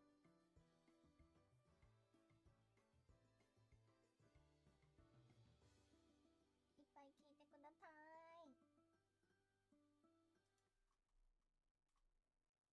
琉球王さん、ブドスパありがとう。今日もお疲れ様です。渡部さんのモンハンが始まる2日前に転職先が決まり、4月から新しい生活が始まることになりました。それまでの休みを堪能するため、そそくさプレステ5とモンハンを買いまして、今はハンターランク130のハンターです。私は昔からガンス使いなので、渡部さんがガンスを使い始めてくれたことが嬉しくて、ガンス強化をくれたカプコンさんにもスパチャしたいくらいです。4月からは最後までのリアタイ視聴は難しくなるので、残りの時間全力で楽しませてもらいますね。新衣装も最高。ありがとう。転職おめでとう。ありがとうございます。モンハン楽しんでんね。ハンターランク130すごいよ。ありがとう。いや、ガンス面白い。カンボコンさんありがとう。ガンス面白いよ。楽しい。やっぱ派手だしな。モンハン楽しい。ありがとうね。4月から寂しくなるけど、休みの時とかまたいつでも来てね。ありがとうございます。双剣も派手。ありがとうございます。くそ、なんでランスは人気になれねえんだ。ランスなんでだろう。派手じゃないから。やっぱ派手なやつはちょっと人気な傾向あるよね。スラークもそうだけど。スーパーチャーセンキュー。ここまでが、ジョイモンハンでいただいたスーパーチャーです。ありがとうございます。ね、次はランスお願いします。堅実で強い。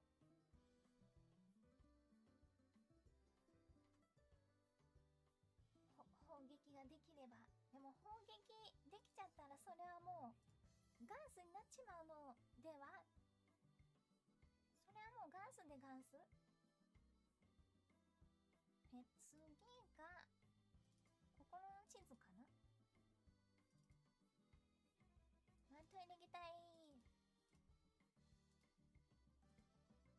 よいしょ。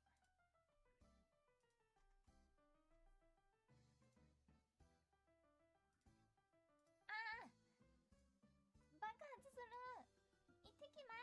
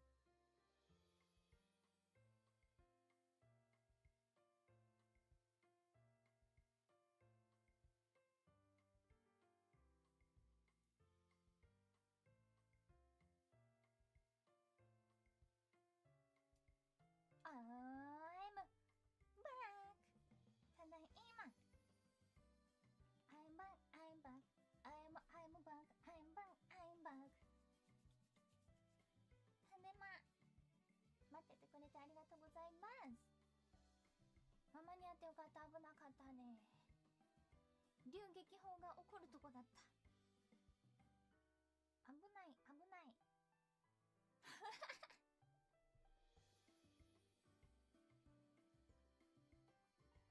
激しいな。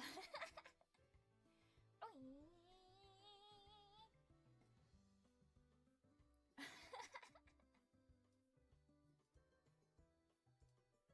危ない危ない、いろいろ危ない。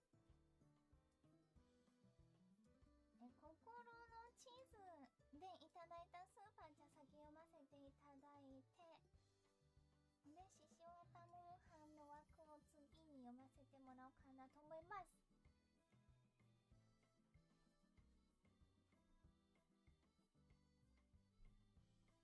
ホロライザーさんね、なんだ、ホロライザーさんの方で見させていただきます。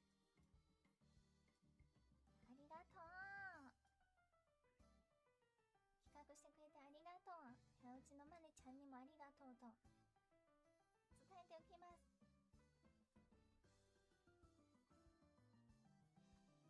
ね、これも素敵なご縁、一緒に歌えたのが嬉しいな。なんかV スポさんと2時3時さんとご一緒にやるってことはなかなかないからドキドキですね。なかなか集まれないメンツだし、こう綿目自体がだいぶ珍しいと思う。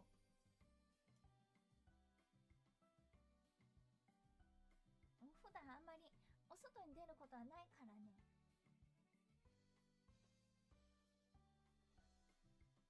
ねえ、絡む日が来るとは思ってなかった。Me too 上ママ以外あんまない外部コラボね。そうだね、受け身シープだからな。ね、なんかライブとかでやらせてもらうことはあってもなかなかない。ドキドキ。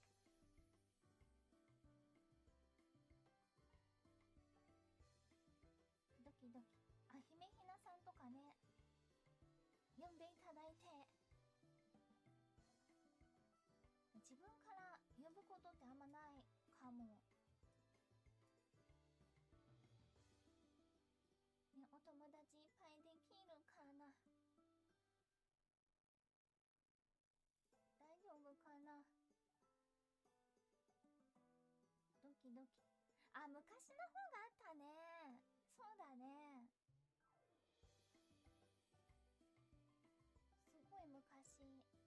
デビルちゃんとかランちゃんとかね、あったね。あれもだいたい呼んでもらってだけど、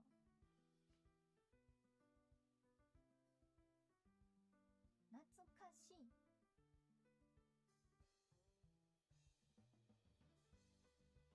そうだね。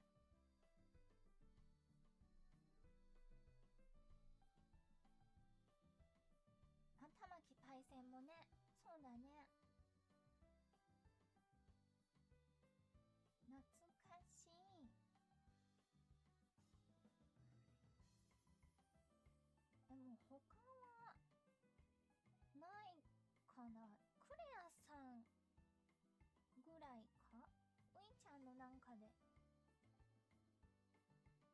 ご一緒したぐらいか。ういちゃんの声に似てる人たちを集めたやつ。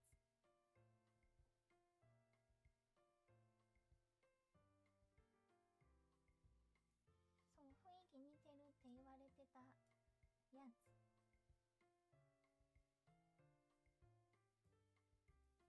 ね、あったね。それぐらいかな。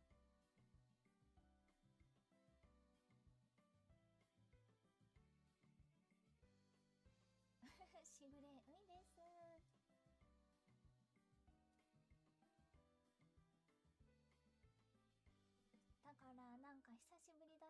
うやって外部の方とご一緒になんかやるっていうのは。ありがとうございます。心の地図いい曲だぜ。仕事抜け出してきてありがとう。船長帽子かわいい、ありがとう。誕生日が懸賞金なのよかった、ありがとう。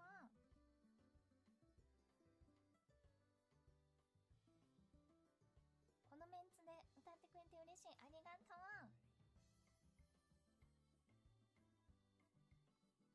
嬉しいぜ。帽子似合ってるもありがとうございます。ね、聞いてくれてありがとう。ここまでが目読だったけど、心の地図でいただいたスーパーチャーです。ありがとうございます。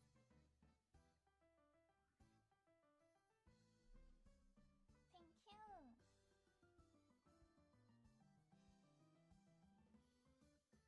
箱とか気にせずに気になる人といろいろやってほしいな。ぼちぼちね。人見知りだからな。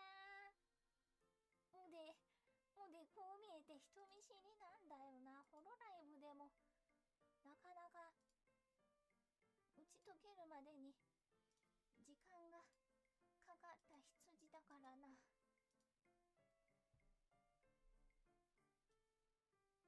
公園デビューできない。箱内でも人見知りだからな。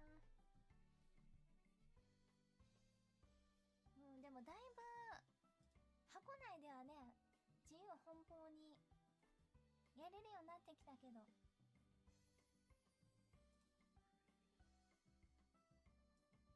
いしょ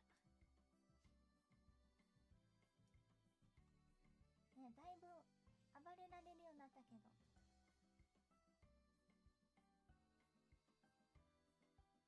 獅子綿モンハンでいただいたスーパーチャー読ませていただきます。誰それ構わずいたずらするように。俺もしかしてあんまり良くない方向に行っちゃってる？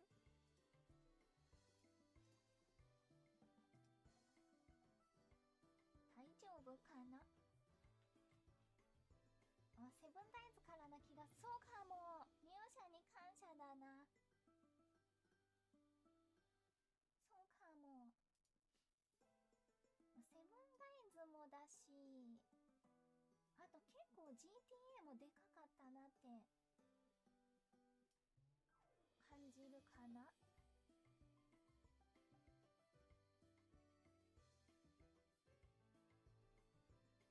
そ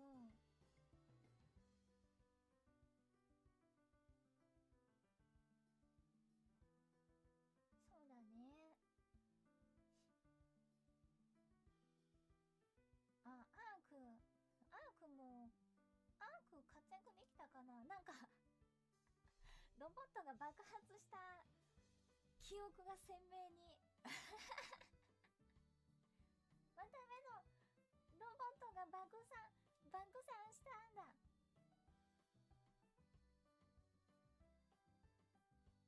ロボット爆散、ギリワンロボが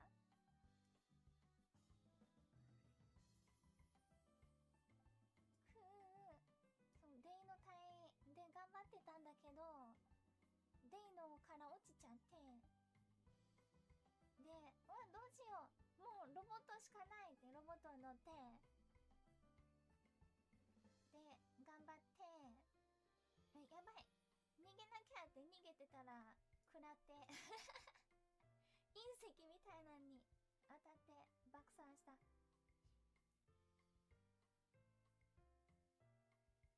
綺麗に爆発してた。ピーンボバババババーン。真ん中のもうどっか行っちゃって、シクシク。面白かったけどちょうどいい位置で当たったんだよな。でも確かね、ケツフク生きてた。デイの生きてた。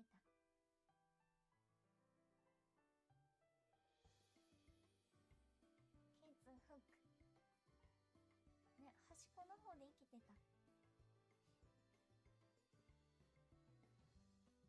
どれも面白かったな。グイグイ行くタイプじゃないけど箱企画でしっかり存在感ある。そう、確かにグイグイ行くタイプではないけど SM クラブやってたな。おもちゃ与えたらああなっちゃう。パシパシパシ。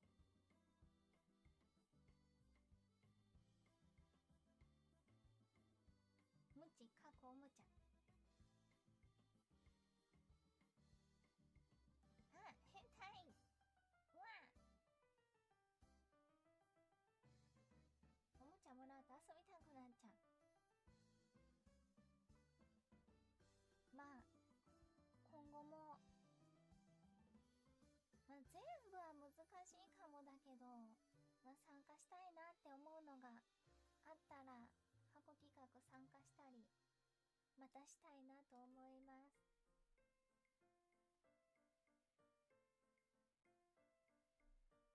うんうん。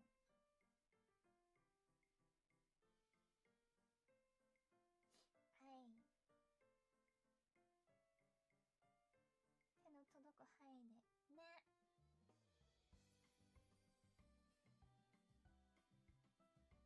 ありがとう。できん時で大丈夫ですぜ。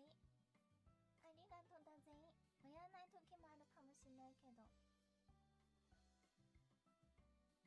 今年はあるかな、どうかな。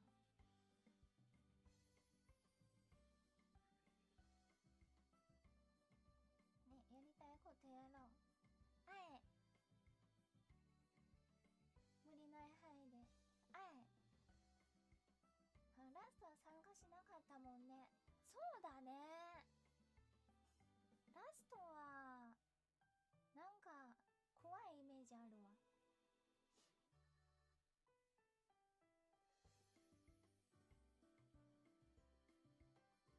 うん、なんか PVP はちょっと怖いな。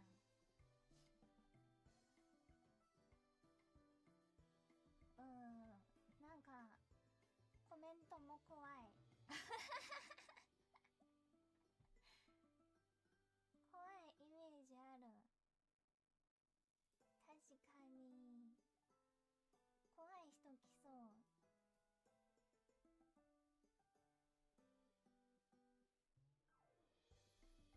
怖い。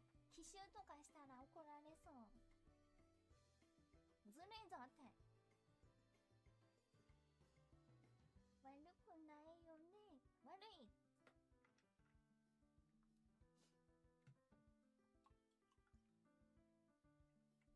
かぼちゃ農家やってた人もいましたしね。そうだね。なんかまったりやるならいいけど。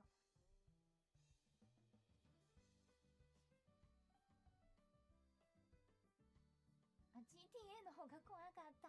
まあ、GTA もそうだね。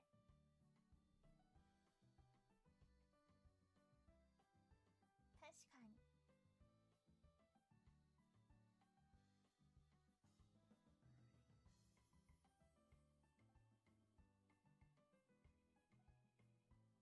まあまあまあ。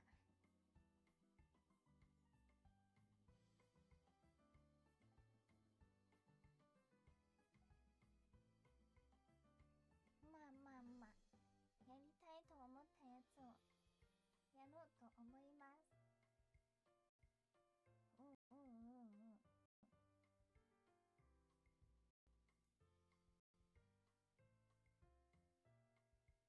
それがいい。せやね。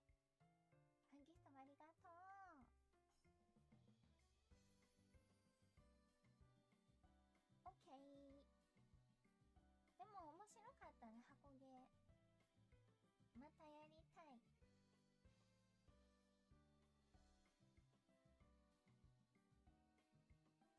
携帯食料、綿目を持ったからスタミナ安心だね。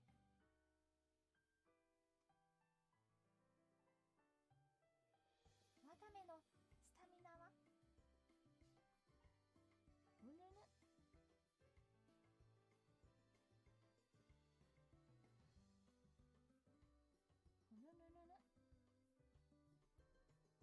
とじさん。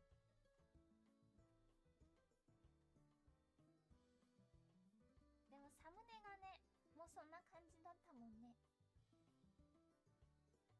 狩るのか狩られるのかドキドキだね。ありがとう。まだまだだな。ハンターランク40までまだまだだ。ほっぺに10。シシロ式ほっぺに10。お互いのサムネが合致してた。あ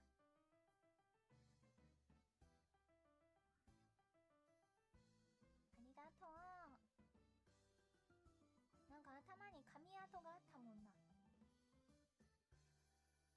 ボタンちゃんの方のサムネ。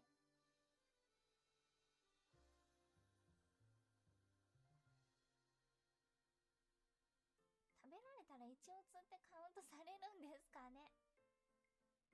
どうなんでしょうね。このサムネなんか変。ありがとう。行くでガンス、ふんがん。お仕事の人は頑張って偉い。ありがとうね。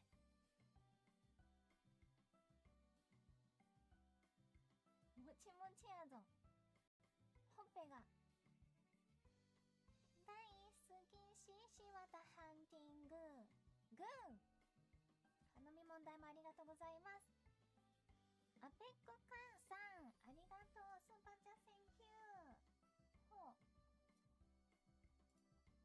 今日はししわたコラボですね。前回マイクラ配信クリーパー過去 SSRB さんに紹介された隠れラーメン屋、本当に面白かった。実は先日僕はねねち台湾根っこの応援コラボ店に来ました。この店はシシロンテーマのラーメン屋。へえ、なんて読むんだろう。海猫亭。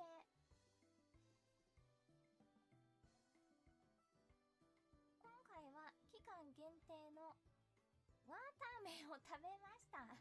ワーター麺って何と思ったけど、来たのはラム肉ラーメン。あ、ワーター麺。わためじゃないか。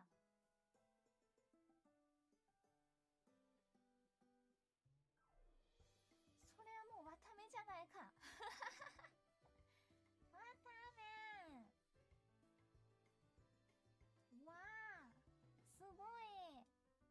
美味しかったかい？ワーター麺。何味？醤油？うまそうだ。ちょっと気になるぞ。ね、X でちょっと見たかも、写真。ワタメ美味しそう。醤油が合いそうね。お腹減っちゃうよ。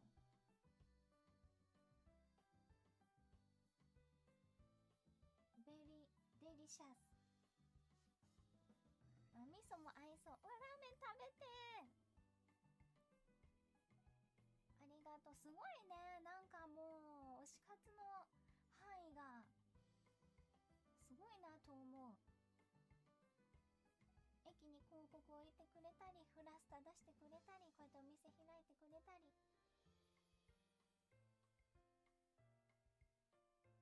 ありがとう。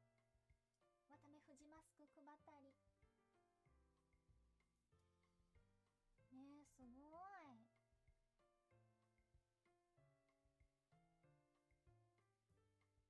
ありがとうございます。広がれホロライブの輪。夜食代ありがとうございます。ラーメン食べて上手に焼けました。獅子綿らしくずっと漫才をしているみたいな空気が最高に面白かった。漫才してたかな。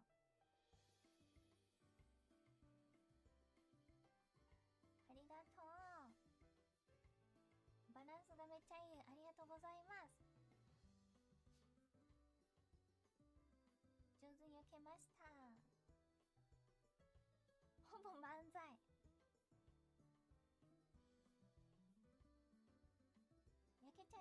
瞬間がいっぱいあって大変やったね。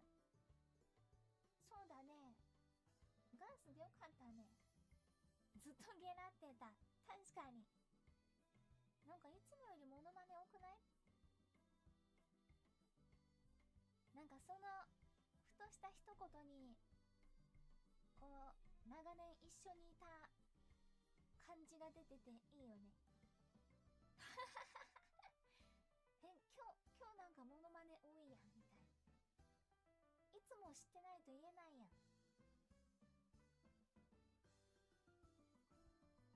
それって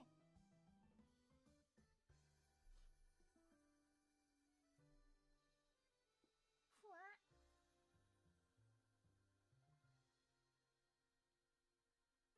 ね、ボタンちゃんだから気づいた感じがいい。兵長の似てないモノマネめっちゃウケてたよ。似てないモノマネ似てねね、リヴァイ兵長のモノマネ一番刺さってたの。兵長です。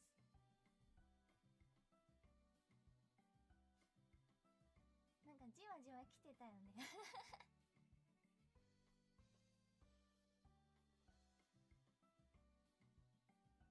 どうも兵長です。ずっとゲラってた。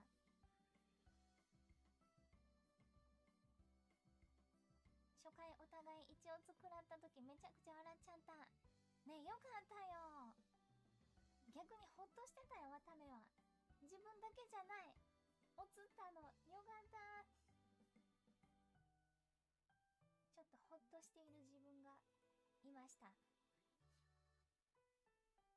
なんかやっぱプレッシャーがあるよね。自分だけおつっちゃったらさ。いやすごかった。グラビモスすごかった。なんかすんごい噴射してた。プッシャー。しかも範囲広くない？あ、初見さんいらっしゃい。あ、その角は何ですか？私羊なんですよ。あ、角巻わためって言いまして、羊やらしてもうてます。アンモナイトじゃないです。クロワッサンでもないです。これは角なんです。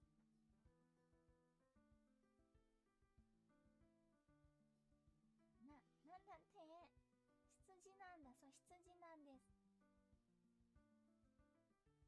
そうなんです。はじめまして。羊人間。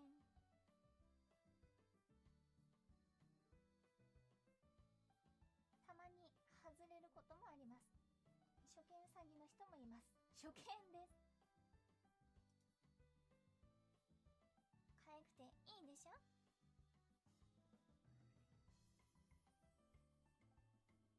そう、たまに電波をキャッチします。あピピ。スーパーちゃんありがとう。モンハンワイルズでいただいたスーパーちゃん。まあ、ここまでかな。メニメニスーパーちゃんセンキュー。ありがとう。いや、モンハン面白いな。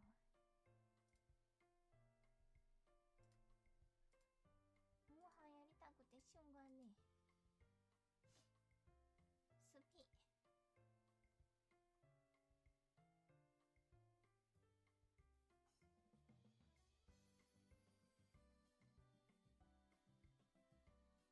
ね、面白い。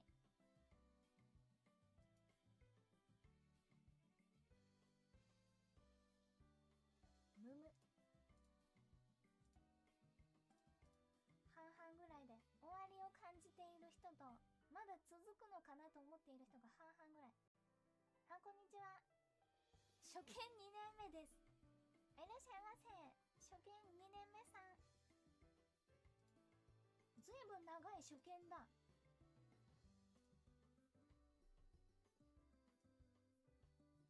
りがとうね。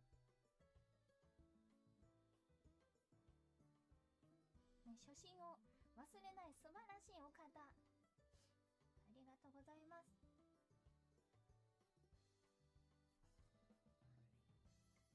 デビューからずっと初見してます。初見5年目。長っ。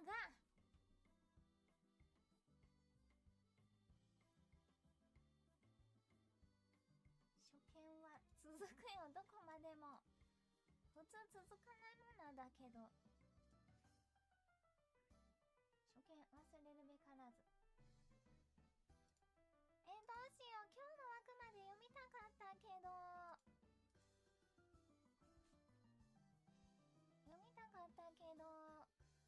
今日お昼から整体があるから寝ておこうかな。初見かな、初見かも。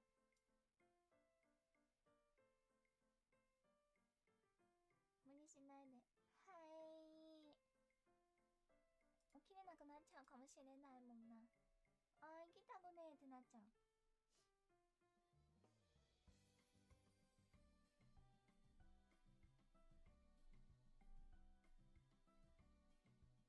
はい、無理しないで。はい。じゃあ帰ってきてからまた今日の分は読ませていただこうかな。てくる。一冊肩こりほぐし。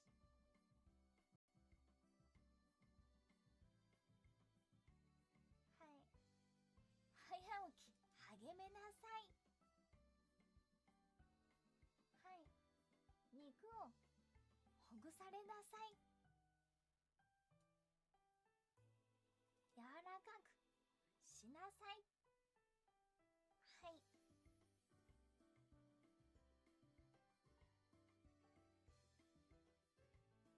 いい肉質なりなさい。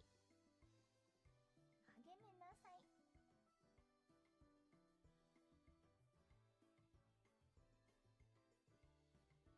リフレッシュしてきます。って言っても別にやることないんだけどね。シアフル大事モリバ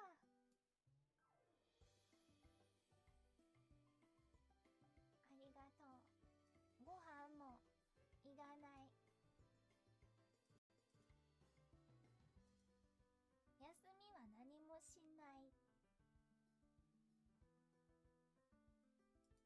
でも今日から26日まで配信お休みさせてもらおうと、配信は27の夜になるかなと思います。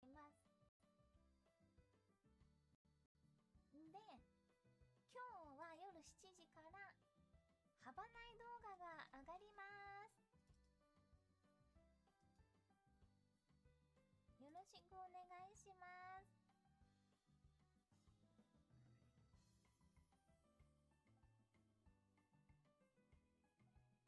サムネ出そうと思ったけど、どこにやっちゃったかわかんなくなっちゃあった。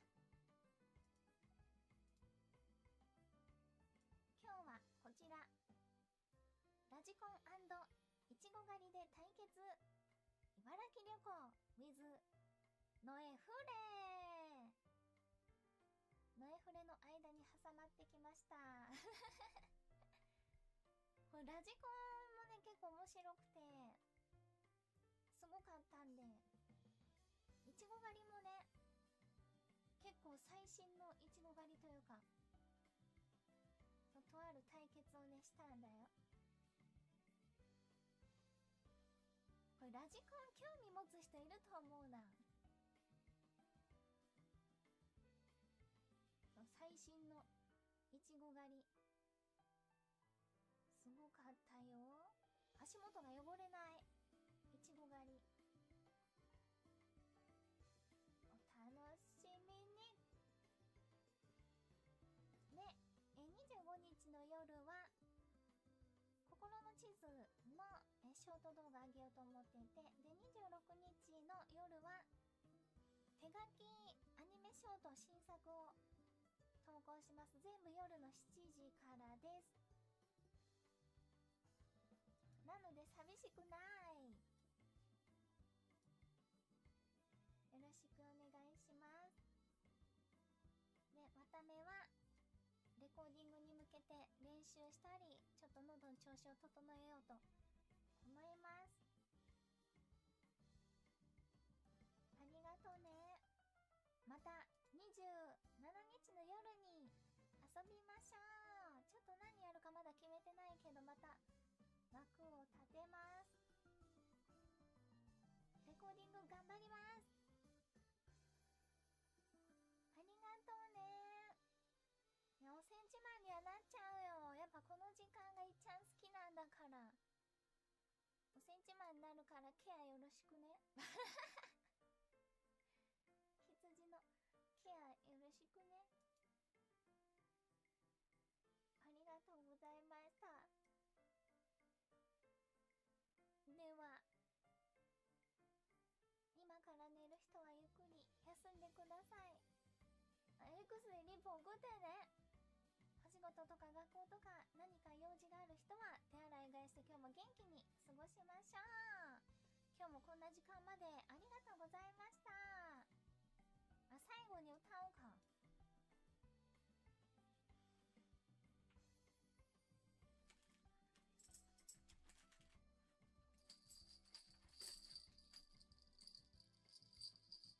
お誕生日の方に向けて歌いたいと思います。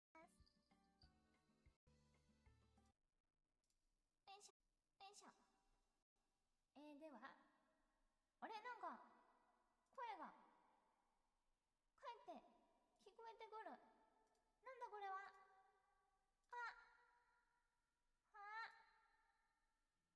お腹鳴っちゃった。こうか。あれ、なんかエコー強くない？あれかな。ドライバーをあれしたからかな。なんだこれは。いや、これだとついてない。じゃあこれ前か。気になるけど。これついてるエコー。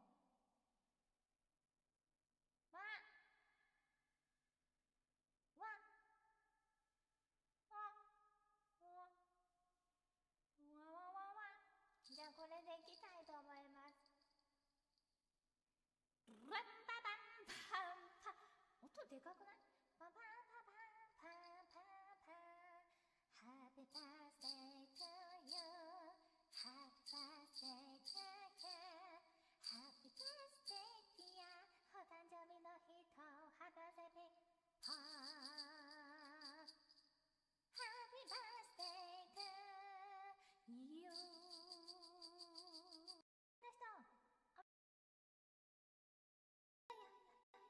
一年になりますように。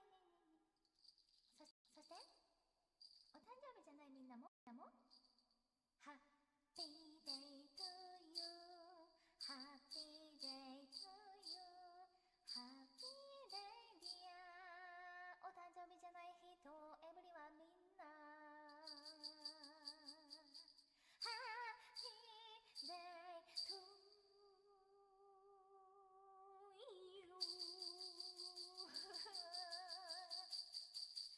お誕生日じゃない人も良い一日になりますように。ピンポンパンポン。なんじゃこれは、直さないといけない。ちょっと後で原因探っときます。おいしょ。今日もありがとうございました。ゆっくり休んでください。はい、ありがとう。おやすみなさい。グッナー。ありがとう。みんな愛してんで。今日もありがとう。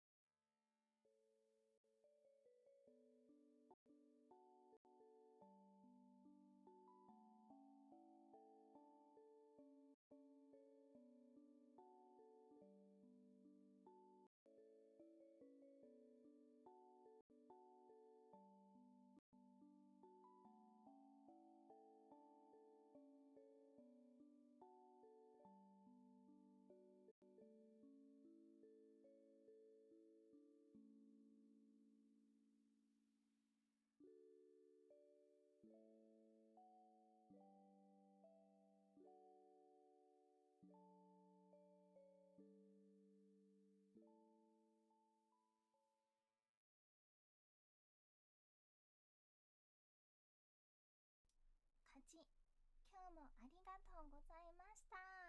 ちょっとスーパーチャー全部読めなくて申し訳ないけど、でもいっぱい喋れて、ワタメイトパワー注入。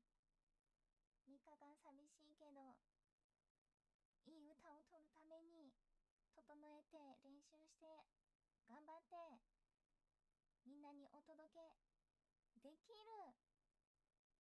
その時に胸を張れるようにお休みします。3日後にまた会いましょう。ありがとね。ゆっくり休んでね。今日鼻ズビズビですいませんでした。肌が